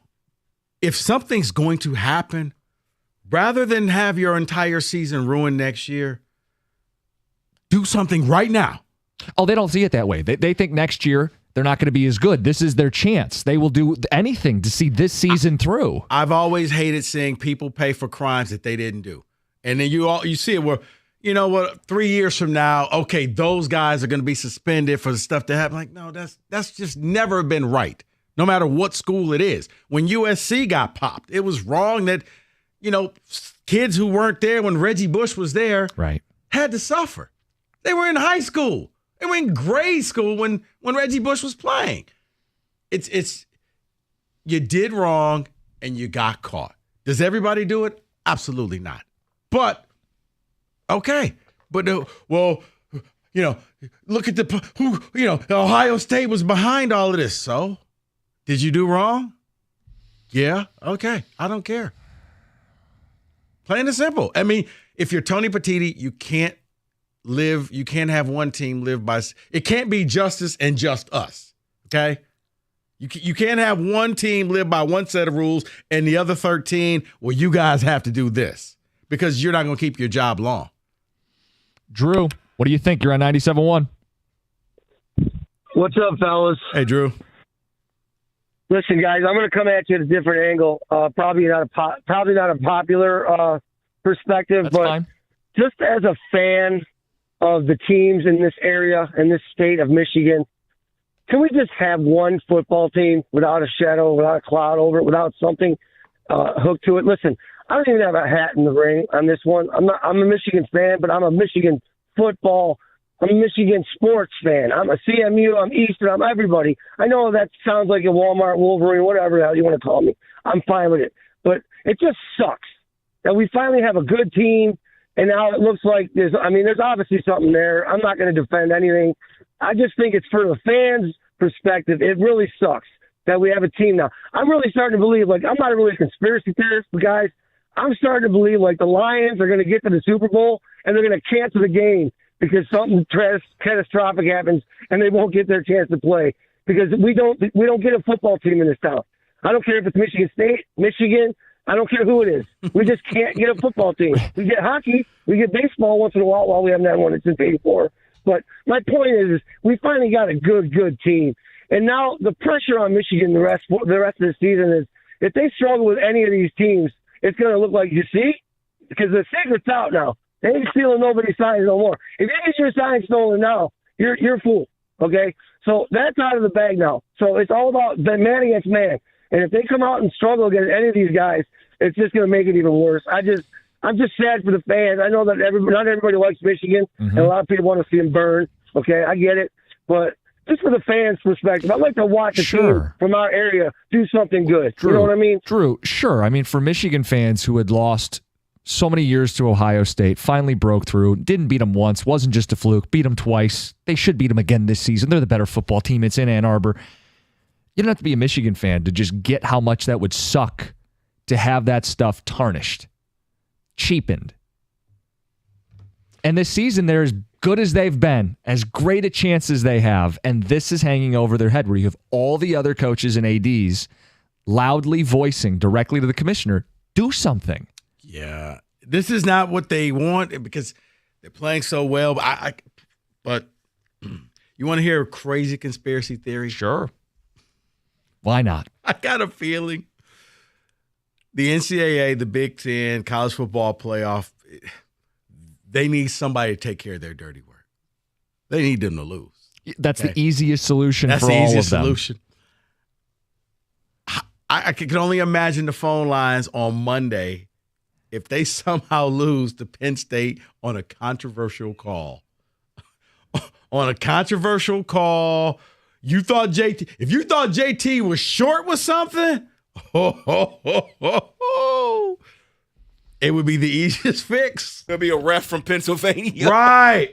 Yeah, but was that Ryan Day's other brother? That's the question we're not asking. Wait, it was a ref from Pennsylvania, one from Columbus, and one from East Lansing. They were all reffing the game.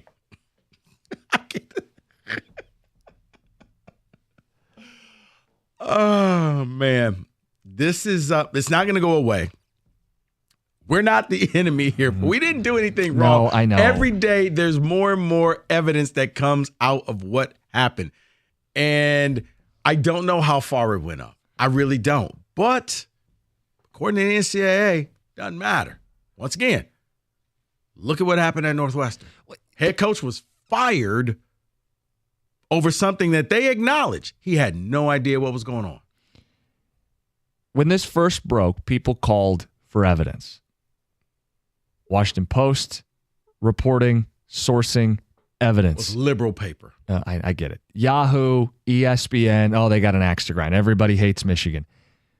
Coaches in the conference citing video evidence and they're just proof. mad. I know, because they're sore losers. Right. Yeah. You hate us because you ain't us. And then even when you provide evidence and sourcing and data and this appears to be something, then you get the story today. Yeah, but Ryan Day's brother may be a PI and that's how they got the info. Well, first of all, it doesn't mean he did it illegally, which is a leap a lot of people are taking. Because I got to think he knows.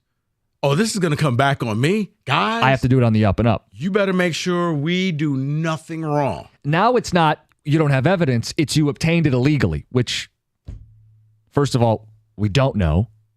And if it was obtained illegally, prosecute the hell out of the people who broke the law, but the data is the data. The stuff that you guys said there wasn't any of that didn't exist is now available. How can you prosecute the people who broke the law when, just let it play out? What I don't get is like, okay, you're breaking the law, but your neighbor who you don't like calls the cops. Mm-hmm.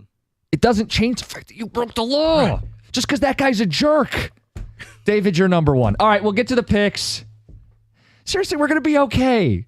We're going to be okay. The radio station's not going to blow up. We're having a good conversation. You sure about that? I mean, were you listening last night? Fair point. And I guess I don't have to take the phone call, so it's easier said than done. We'll do the picks. It's coming up next. It's 97.1.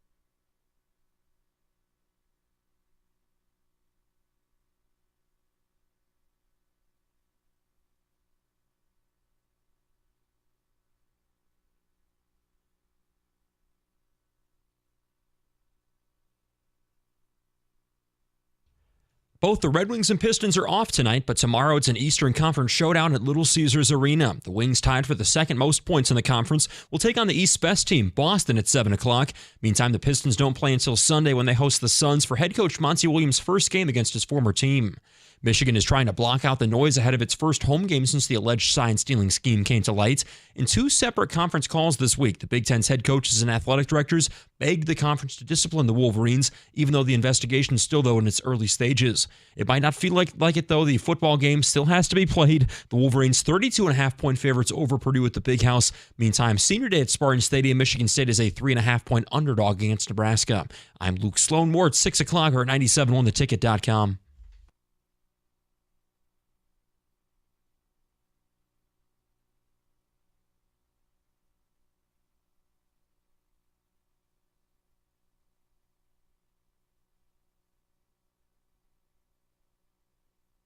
He rewrote the rules, so you know.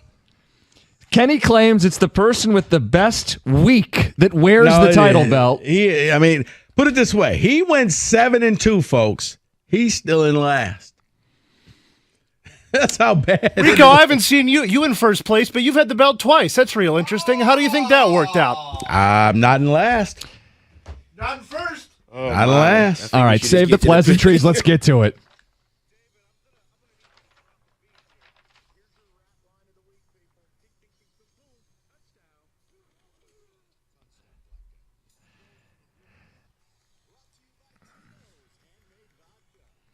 Now for the picks, Mike hasn't submitted any. I'll be making picks on his behalf. We have TJ's with the bye. He's not in studio. The first game, number 5 Washington, -3 at number 24 USC. Who goes first? I'll go first. Washington on the road this year hasn't played great, and lately they've struggled in their couple of games, but I think USC is the magical elixir for Michael Penix Jr. I think this is going to be a Heisman Trophy type of day where he may even have that Heisman moment. USC can't play a lick of defense. Washington, give me them. They'll cover easily. Yeah, I thought this was a little too easy at 3. That's why I'm going to take USC. That's a fair assessment there, but I'm going Washington. What's TJ doing? TJ is also going, he's going USC. And Mike, he's going USC as well. Both of us on Cash the Ticket around the Trojans. Safety depth not looking so hot. High-scoring game. That's right, Mike. Trojans. Now, we also are going to do the total for this game at 76.5. Real quick, Rico. Over. We're rooting for fun here. Over. I am going over as well. TJ is going over. 5 for 5. We're going over as well. Trojans. Huskies score a bunch of points. Opposite end of the coin, Iowa Northwestern, the total is 31.5. It's got to be the lowest total on the board. Rico, what are you going to do with it? And normally when it's that low, you just keep going lower and lower, like Kenny at the list here. He's at the bottom. I'm going to go under. And I'm also going to go under. I'm going under. TJ's going under as well. And Mike will go under as well. No ground Mike made up. You're just picking for him. Yeah, I'm just picking for him. Okay. This next one, number 13 LSU at number 8 Alabama, tied -3. LSU not looking as good. Alabama, I think it's the surprise sneaky team. They could end up in the college football playoffs. Roll Tide. Not out of it. It really pains me that this is the SEC game that got selected here. I guess I'll just take Alabama. Is there another SEC game? Yeah, why isn't it Georgia and Missouri? I don't know what you're talking about, but I am going to go Bama in this game. TJ is going Bama.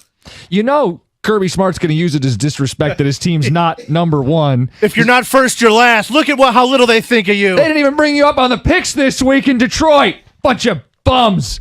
I'm going to go LSU. The total suggests high scoring. I'll take the points. Mike will be on the Tigers. Next game, Michigan State getting 3.5 points at home on Senior Day, Rico, against Nebraska. No rhyme, no reason. Can I at least be happy one more time? That's it. Is joy allowed in East Lansing? We go to Kenny Cott. Can I get one more victory? I don't want to watch the Richmond game again. I want to watch another victory. To answer your question, Jim, no, joy is not allowed in East Lansing. Give me Nebraska. Go Tigers. I agree with you. Joy cannot be had. It is going to be Nebraska. TJ's going Michigan State. There you go, TJ. I think Mike wants me to pick MSU, but there's no fun sir in East Lansing. Whatever, it's his record. MSU's the pick. Purdue, Michigan, Wolverines laying 32.5 at night. You got a bunch of angry weasels who are so mad at the media and everybody else that they're going to go out there and do to Purdue what they did to Michigan State and just take out all their frustrations because Purdue is not a good team. Wolverines. Yeah, stolen signs or not, Wolverines are going to put a number up. Yeah, I have my glasses on for this game, and I'm going to go Michigan. TJ's also going Michigan. Of course he is. I guess you go Michigan, right? I mean, it feels like they're out to prove something, and it's this weird victim mentality, even though it's they who broke the rules. But whatever you can do to rev up the team, and you know Harbaugh's going to do it, so I'll take the Wolverines. And with that, we go to the NFL. From college to the National Football League, Sunday should be great. All throughout the day, every time slot has a big game, and it starts 9:30 in the morning. Dolphins, Chiefs, Germany. KC laying 1.5. This is the most wasted game that the NFL has done. The 9:30 overseas game should be the appetizer. That should be like the Jets that should be like Jets Giants, where no one cares. Okay? Or if you wake up late, you didn't miss much. You didn't miss anything. You don't put this screams Monday night or Sunday night to me. I don't know how both teams are going to handle being overseas. I hate the overseas games. You're flipping a coin. I'm going to go with the Chiefs. I've read the NFL script. They want Pat Mahomes to look good overseas, so I'm going to go with the Chiefs. Oh, man. With this game, Tyreek Hill is finally playing against his former team, so he wants to have revenge, but it's possible for him to get his numbers, and they lose. Chiefs in this one. TJ is going Miami. Patrick Mahomes off a loss, 14-3 straight up. As a favorite or 3 or less, 14-4. But the public is all over Kansas City. Don't roll your eyes, Kenny. It's a thing. Mike and I are going Dolphins. Next matchup, Seattle at Baltimore. Baltimore -5.5. Well, in honor of the guy who's not here, that 5.5 being the Devil's number, Seattle going to Baltimore. Seattle can travel to the Midwest or East Coast and win games. You know what? Give me Seattle in the points. Yeah, you stole the words right out of my mouth. Devil's number, Seattle. Yep, that's all I need to know. Devil's number, Seattle in this one all day. TJ is going Seattle as well. I don't know what's up with Mike. Because he's taking Baltimore in this one. So he gave you his picks. Well, we just did the podcast today on the NFL. So some of these we did pick and some of these we didn't. Like he listened to the episode, but he took the Dolphins, he took the Ravens. So we'll go Baltimore with the pick here. The next one, neither of us picked on the podcast. So now I am going to be kind of playing and figuring this out on the fly. Cowboys and Eagles, it's Philly -3. Cowboys, big game against the Eagles in division. You know what? Division, the championship is up on the line here. They normally fold in big-time games. Eagles all day. I was about to say the exact same thing. Big game. That sounds like a full job. Give me the Eagles. Yeah, I don't trust Dak in games like this, so it definitely has to be the Eagles. TJ's going Dallas. Wait, was that a thing? Yeah, John Stoney and Greg. Was that earlier today? Yes, it was. That was just cute right there. Can I get that one more time? How about no?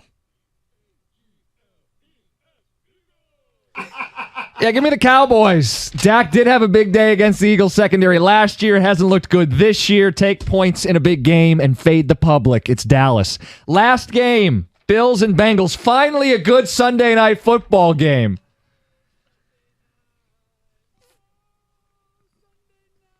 Very musical morning show. I was going to say, karaoke mornings. Bills and Bengals. Bengals laying 1.5 at home. Just haven't been impressed with the Bills all year long, and now especially going on the road, something's not right there. Bengals, one of the hottest teams. They're going to ride that winning streak. Give me the Bengals. Yeah, only 1.5, small number. Give me the home team, Bengals. Yeah, rematch of last year's game. We hope nothing happens like last year's game. So I am going to go. Why would you even say that? Why would you even put that out there? Bengals. David's not a very nice man. TJ's going Bills. You do have to ask yourself. I'm just going to let that happen and move on. David sold his soul like a few weeks ago. He hasn't been the same since. You have to ask yourself, the Bengals have picked it up. Why is it only 1.5? Why? They hate each other. They hate each other. It's a rivalry. If pro sports had a rivalry like they do in college, it's this game. So therefore, yeah, it's going to go back and forth. But the Bengals are at home. They're better. Everybody's betting on them. Shouldn't the Bill bettors get a better number? And the answer is they should, but they aren't because something is afoot, Rico. The Bills front gets sacks, pressures, and knockdowns, top 3 in the league. They do it to Burrow, Allen, and the Bills with a couple extra days to prepare. Buffalo. No, something's afoot, and that means the Bengals kick a field goal to win, and they cover. And as David would say, hopefully nobody gets escorted out in an ambulance. Are you not hoping? Enjoy your football Are you not this hoping weekend. for that? Those are the picks. After what happened last night, I was just like, yeah, that was a little scary. Like, y'all need to stop celebrating. He's not moving. Anyway, those are your picks. 97-1. He rewrote the rules, so you know. Kenny claims it's the person with the best week that wears the title belt. I mean, put it this way: he went 7-2, folks.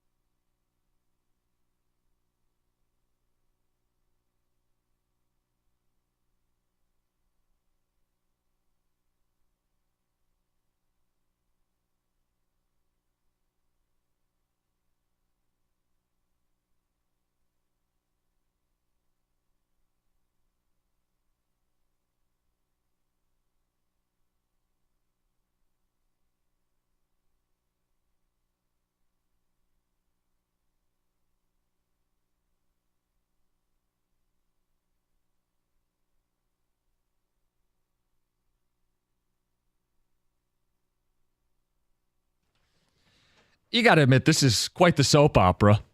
Like, if you really just take a step back and laugh at it all. You're not allowed to laugh because you got to be outraged and you want the death penalty and you want all that. And Michigan sucks and, company party lines and stuff and things and food and clothes. And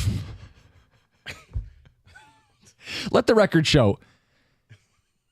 We spent about an hour on it, if that, today. We didn't even spend Not even. Like half hour and change on the Michigan football cheating, sign stealing saga. And now Ohio State's involved. They may have. I don't care. Where did you meet Will Smith? The soap opera of all of this. It is kind of funny when you think about it. Thank you. Let's get Sheldon's thoughts. Sheldon, you're on 97.1. My thoughts are every time I listen to the radio, all you guys doing are, and it's the Michigan State guys, and now the CMU guy is just trying to say, what is Harbaugh's penalty going to be? What is he going to be fired, or pushing a narrative for a suspension, a fire, or anything to tarnish? That's what the NCAA is trying to do, just tarnish him. I believe Michigan did do it, but let it play out and let Michigan get fined about it and talk about something else. Yeah. You know what? Okay, Sheldon. When's the last time we came to your job to tell you what to do? We haven't. So it's a big story, and we talk about it. Now, we haven't talked about it all day, and when things break. No, hold on, Sheldon. But when all of a sudden the school keeps doing dumb-ass things every single day, something new comes out, that's a part of our job, Sheldon. Sorry you don't like it. Don't shoot the messenger. It's not our fault, Sheldon. What should we be talking about, Sheldon? We talked about the Pistons. We talked about the Lions. But then more things came out. And I promise you, on Monday, it'll be something else. So, Sheldon, here's the thing. Spoiler alert, you may want to miss that one, too. But see, listen, you guys are not talking about what Michigan did. You're talking about Harbaugh. Is he not a central figure in this? Is he not the head coach? And then turn around, pray to get Urban Meyer like he's not a bigger sleazeball for Michigan State. Nobody said he wasn't. Automatically hating on Harbaugh, and then you want to bring in a sleazeball. Wait. But Sheldon, just, you know what? Make it easy on yourself. Stick to one thing. Don't hang up on Sheldon. I did. That's me. Sorry. No, Sheldon, I did not hang up on you because I just wanted to make you look like a complete ass before the weekend started. Could you throw the chair? Would you mind? I'm not throwing the chair. I walked in here. I thought you were Mike. Oh, it's just the chair. Throw the chair. Throw the chair. Throw the chair. It's just the dumbest thing. Like, damn, Sheldon. Always Sheldon. It's our right fault. Before the show ends. Well, it's your fault because, it's our fault that stuff keeps coming about Michigan. Trust me, we had an entire show. But every day it was like, well, I guess we got to talk about it. Okay, we got this. We go, okay, here's something new. And here's a photo of him at Central. And here's this. And here's Sheldon. That. Damn, Sheldon. Damn. Thank you, guys, because you left this angry mob for us. Yeah, we'll take on the angry mob. We'll definitely take it. Yeah. You know what? You're going to have them. I see the Sheldon, torches you can call coming. back. Mm-hmm. Yeah, Sheldon, call back. We'll take a call. You can call back. We'll put you on for an hour. Sheldon, call back at 8 o'clock. Sheldon and Rieger. From 8 o'clock to 9 o'clock. Yeah. Sheldon take over Rieger. after I leave. Yes. Yeah, we're going to deal with the latest, if there is a latest, whatever the latest is or isn't. When do we find out about the Ono stuff? Bob, what are your moles I'm telling hoping you? 6:05. I don't know. I don't think it'll necessarily be today. I think he's talking to them, but they're going to circle back and talk to all the presidents together. All the Big Ten presidents. Yeah, but the understanding is they're meeting like one-on-one today, right? Yeah, because he's in town. Right. So something will come of that, I would think. I mean, yeah, all the media should be down there at the Field Hockey Big Ten Championships. That's where the commish is. Are you not going to bring a column on that? Wait. A column. Is he going to the Michigan Southfield Lathrop game? I believe they're playing the Northwood Institute of Social Research. What? You're not allowed to do that. Social Hey, David said it. Everybody plays a cupcake. No, David called Early it. they're playing basketball. Southfield A&T tonight. Yeah, it's Southfield It's A&T. not like they're playing East Carolina. God. Or UNLV. Yeah. Right, that wasn't me. That was David that came. No, I don't know. I don't know. Not like they were down Nobody 17-1 knows. to Tennessee. But I think they're going to wait and talk to the rest of the presidents again and see. I mean, he's kind of in a pickle. The commish is. Yeah. A bit of a pickle. And Don't you think he's just begging Ono? Like, Santa, please, will you please self-impose? No, he's begging. He's begging Purdue. Please win the game this weekend. Oh, God. Or anybody. What about this? Did you ever hear about? I heard that Batiti was going to give Connor Stallions to Purdue. Yeah. That is the discipline. Yeah. Rieger, making up jokes in this are not any funnier than what the actual truth is. I'll just tell you that right now. I heard a guy snuck on the central sideline dressed as a Chippewa coach. Yuck. No, their Big Ten will come out and if they don't penalize them, and then the next game will be holding offense, Michigan, pass interference. That's what they should do, right? We're not penalizing you. I fully expect there's going to be a game. Actually, they'll be on their best behavior then. See, I don't think so. Like, guys, you know what? Just make this easy on us. If it's 50-50, we'll back you. Michigan touchdown. Playoff review. Play review. Upon further review, he stepped out of bounds. He was short. Whatever. Can I ask you guys a quick question? We'll get into the absurdity. When did the Connor Stallions picture with the video recording glasses, was that before Halloween or was that on Halloween? When did that pop up? Before. Was it before? Yeah. Mm-hmm. What a missed opportunity to dress up as Connor Stallions. Yeah, as a Chippewa you coach. already know what you need What to be picture are dressed you up talking as. about? What picture? There's no of that picture. of that What are you, unnamed John? of that unnamed guy on the Central I don't know Michigan who that sideline. was. We'll get into if there's breaking news. We'll let you know immediately. We have our fingers on the pulses, or up in the air, or in sucking our thumbs, whatever. We're going to send somebody down to the volleyball match. No, field hockey. Oh, I'm sorry. Field hockey. Mm-hmm. Is that called a match or a game? I don't know. I'm just happy. That and more coming up. You know what? Those big questions I'm will be just happy addressed. you guys showed up to Sheldon, work. you suck. Oh, sorry. Wojo, Thanks for Rieger. showing up to work. Hi, everybody. 97.1.